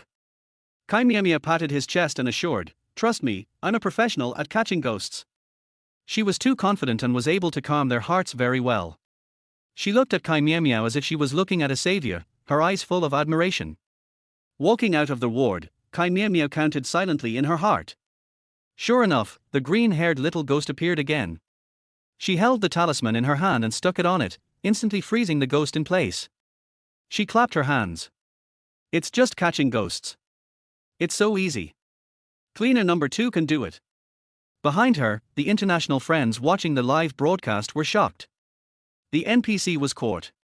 She caught the NPC. Chí Miǎo Miǎo didn't wait for the admiring praise, and turned back in confusion. What happened? Was the foreigner scared silly? Not only did the foreigner remain silent, but the comments in the live broadcast room also remained silent for a moment, and then suddenly exploded. I don't know if I should say this or not, but the little stepmother seems to have mistaken the NPC in the haunted house for a real ghost. Looking at her proud expression, she must be waiting for praise. The NPCs at St. Mary's Hospital are very scary. They have received professional training and often scare people to tears. Few people can touch the corners of their clothes. Their Oriental Kung Fu is real. The case has been solved. The stepmother is not good at foreign language, so it is normal for her to mistake the artificial haunted house for a real one. After all, she is obsessed with catching ghosts. Lovely Oriental beauty, I like you, my contact number is 899, call me. What is the foreigner above talking about in his sleep? If you put your pillow higher when you sleep, you won't have such a beautiful dream. Do you know the identity and worth of the stepmother? Just letting a son and an ex-boyfriend out will be out of your reach. Chí Miǎo Miǎo was unhappy because she didn't receive cheers and applause, nor did she hear the praise she wanted to hear. Forget it, it's normal that foreigners are not good at speaking Chinese. Their vocabulary is not enough to support their boasting. What others consider a horror game becomes a large-scale immersive battle ghost hunting action in Chí Miǎo Miǎo's eyes. After searching the second floor, no suspicious targets were found. Walking towards the third floor, she looked up and saw the fourth floor where the man in black appeared, and the fifth floor which she had never set foot on. Where was the secret hidden? Chí Miǎo Miǎo's eyes are sharp, and she transforms into Chí Miǎo Miǎo. The great undead will definitely be defeated by her. Then, she squatted at the place where the scary doll appeared, and successfully used both hands to catch the blue-eyed naked doll that wanted to run away the moment the doll appeared. Maybe she was too strong, or maybe she acted too quickly. The moment the staff controlling the props backstage pressed the switch, the naked doll disappeared, but the blue-eyed head remained. Aha, the undead! Chí Miǎo Miǎo turned around and hushed, and the foreigners hugged each other and shut up, staring at the head in her hands in horror. Chí Miǎo Miǎo checked it over and over again. It was fake and quite realistic. She poked the blue eyes and red paint flowed out, silently accusing her of cruelty. She lowered her head in disappointment and pulled the curtain to cover it. What a sin! She dismembered such a nice baby. Let's go to the fourth floor. Reliving the death scene, on the fourth floor, where the man in the black cloak appeared, the foreigners standing on the third floor were afraid to go up any further. Chí Miǎo Miǎo thought for a moment, then took out 2 talismans from his pocket and handed them over. This is for safety, take it and find a safe place to stay, I'll be back soon. She just left like that without looking back, without taking away the selfie stick or the netizens in the live broadcast room. Chí Miǎo Miǎo rushed to the fourth floor in a hurry. After walking around, she didn't see any man in black. Then she went to the fifth floor. The scene in front of her surprised her. There were no wards, no people, only countless hospital gowns hanging out to dry, dripping with water. It was clearly a very strange scene, but Chí Miǎo Miǎo was extremely disappointed. Where was the ghost? Where was the great undead? Suddenly there was a call on my phone, and the note was Jerry, the Jerry from Tom and Jerry. Chí Miǎo Miǎo answered the call, and Fu Simmons' voice came from the phone. Meow meow, I'm at the door of the haunted house. Do you want to come out or I want to go in? Haunted house? What haunted house? St. Mary's Hospital. I've heard of it but never been there. I'll go in and take a look. Wait. Chí Miǎo Miǎo didn't have time to digest the knowledge points in her ex-husband's words, and hurriedly said, Don't come in, it's not worth the price of the ticket. Wait for me at the door, don't come in. After hanging up the phone, Chí Miǎo Miǎo quickly ran downstairs. She wanted to find the 2 foreigners. She really needed to clarify and explain her abnormal behavior just now. Role-playing? Immersive experience? Performance art? Yes, it's performance art. Chapter 29. What then? Performance art? The foreigners looked at each other, then shook their heads and waved their hands at the same time. No, it's not performance art, it's definitely the mysterious Oriental power. We know, the word for yogurt is low-key tilde. I'm not being low-key. Everything just now was acted out by me. Do you understand? It's fake. I'm just pretending. Chí Miǎo Miǎo was in tears. Why should she be low-key? She was just too high-profile. which was why she ran around abroad to embarrass herself. It was obvious that the foreigners didn't understand. There was clear stupidity in their eyes as they stared at her blankly. No, I can't stay abroad for even a minute. Anyway, in the eyes of foreigners, all Oriental people look the same. As long as she runs fast, no one will know that she is the one who is embarrassed. Goodbye, my friend, never see you again. Chí Miǎo Miǎo ran away after she finished speaking. Ever since she knew that St. Mary's Hospital was a haunted house, she saw deliberate human traces everywhere, and the cameras were so dense that there were more than grapes on an old grape rack. A staff member appeared and led Chí Miǎo Miǎo away. The foreigner didn't understand what Chí Miǎo Miǎo meant, but the fellow villagers in the live broadcast room understood it and laughed non-stop. Who told the secret? The little stepmother must have discovered that the hospital is a haunted house, har ha har har. A strong little stepmother. Oh my god, I laughed my ass off. It's amazing performance art. Her ghost-catching behavior is really artistic. Why didn't these two follow up just now? Who leaked the news? Chí Miǎo Miǎo didn't know about the discussions on the internet. She had only one thought in her mind: what she did in the haunted house must not be leaked. When Fu Simon saw Chí Miǎo Miǎo, she looked more serious than ever before. Return home. Now. Fu Simon received an unexpected surprise. It turned out that Miǎo Miǎo had feelings for him and wanted to go home with him without stopping. Women need to be coaxed, and going abroad is just a little interest to attract his attention. Chí Miǎo Miǎo's decision to return to China was too hasty. When Pei Yu received the letter, she had already boarded the plane back to China, which quickly made him suspect that his stepmother had been kidnapped by Fu Simon. Late at night, the car stopped outside the Pei family villa. Fu Simon was about to speak when he saw Chí Miǎo Miǎo running away. You little bastard. You're still shy. Fu Simon took Chí Miǎo Miǎo's reaction as that she hadn't figured out how to accept him. Okay, he would give her some time and wait patiently. Chí Miǎo Miǎo ran all the way back to her room. She had no idea what was going on in her ex-husband's mind. She only had one thought in mind now, which was how to pick up the face she had lost abroad. Hateful. This time she definitely suffered from her lack of education. If she had been a little better at foreign languages, she would definitely have been able to understand the horrifying introduction of the hospital. There is one more piece of dark history. Let us seal them in the box together. Whoever touches them will be punished. After sleeping until noon, Chí Miǎo Miǎo floated all the way to the restaurant, patting the empty table and shouting that she was hungry. The aunt brought the hot meal quickly. Uncle Huang came over and was very curious about his wife's condition. Uncle Huang, did the second young master abuse you? Did he not give you food to eat? The aunt exclaimed, oh my god, the second young master let his wife wander the streets. After Chí Miǎo Miǎo boasted about a bowl of rice, he took the time to reply, no, the second child is very filial. I couldn't bear to see you two being left behind as elderly people, so I came back to accompany you. Uncle Huang didn't believe it, but the aunt was so moved that she kept persuading Chí Miǎo Miǎo to eat more. Chí Miǎo Miǎo accidentally ate too much.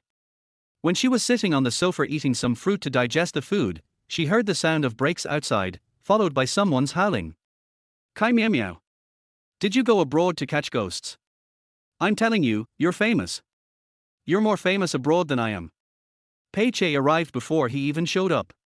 He rushed in, took the fruit plate, and looked at Chí Miǎo Miǎo excitedly. Pei Che ruthlessly exposed all her shameful deeds that she had kept secret to the public.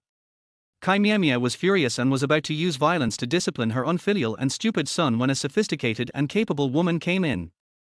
Chí Miǎo Miǎo was immediately happy. Oh, Sana also came back with a tale.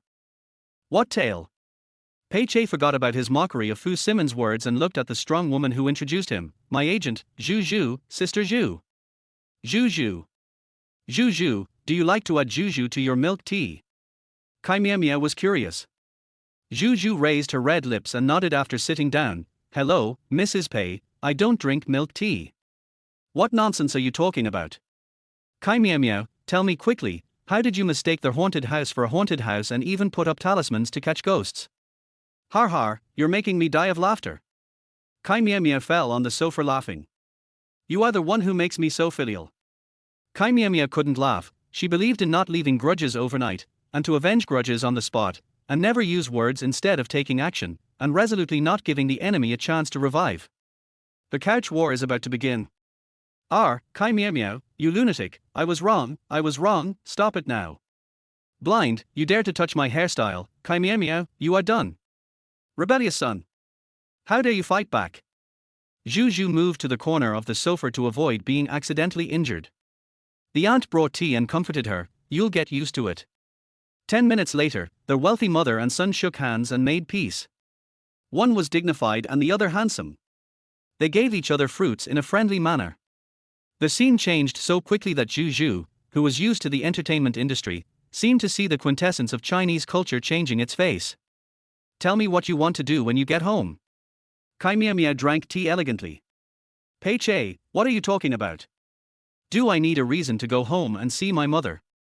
Mom is old and has a taste for food, so remember to give her something spicy or sour. Instead of adding pearls to milk tea, add taro balls. Pei Che, stop, Sister Zhu wants to talk to you about something. That's it. She tried to play the mother-son love game, but none of her 3 sons were filial. Zhu Zhu smiled and said at the right time, it's like this, your video that went viral abroad was praised by a very famous foreign director. He has a movie in the works, and Pei Che wants to play one of the roles. Kai Miǎo Miǎo, and then? Then Pei Che can transform from an idol to a talented actor. Then what? That director likes Mrs. Pei very much. Then what? Zhu Zhu. There is no point in continuing the conversation today. Kai Miǎo Miǎo put down the teacup and asked innocently, why are you looking at me? If you like me, go get me. Isn't it your agent's job to provide resources? You don't want me to go, do you? Zhu Zhu could hardly hold back the smile on her face. It was the first time she met such a direct person, and the polite words she had prepared in advance were completely useless. Mrs. Pei is really smart. She really hopes you can help. Kai Miǎo Miǎo also felt that she was smart. This woman with fiery red lips was obviously not simple. How could she help him when she didn't even know the foreign director? How could she sacrifice herself for her son's artistic career when she didn't even know where her bed was? Something is wrong. This woman was so skilled at pimping that Kai Miǎo Miǎo looked at Pei Che fiercely. Sana. If you need any resources in the future, go find your elder and second brothers. They have money. Don't do something stupid like selling yourself out just for the sake of some resources.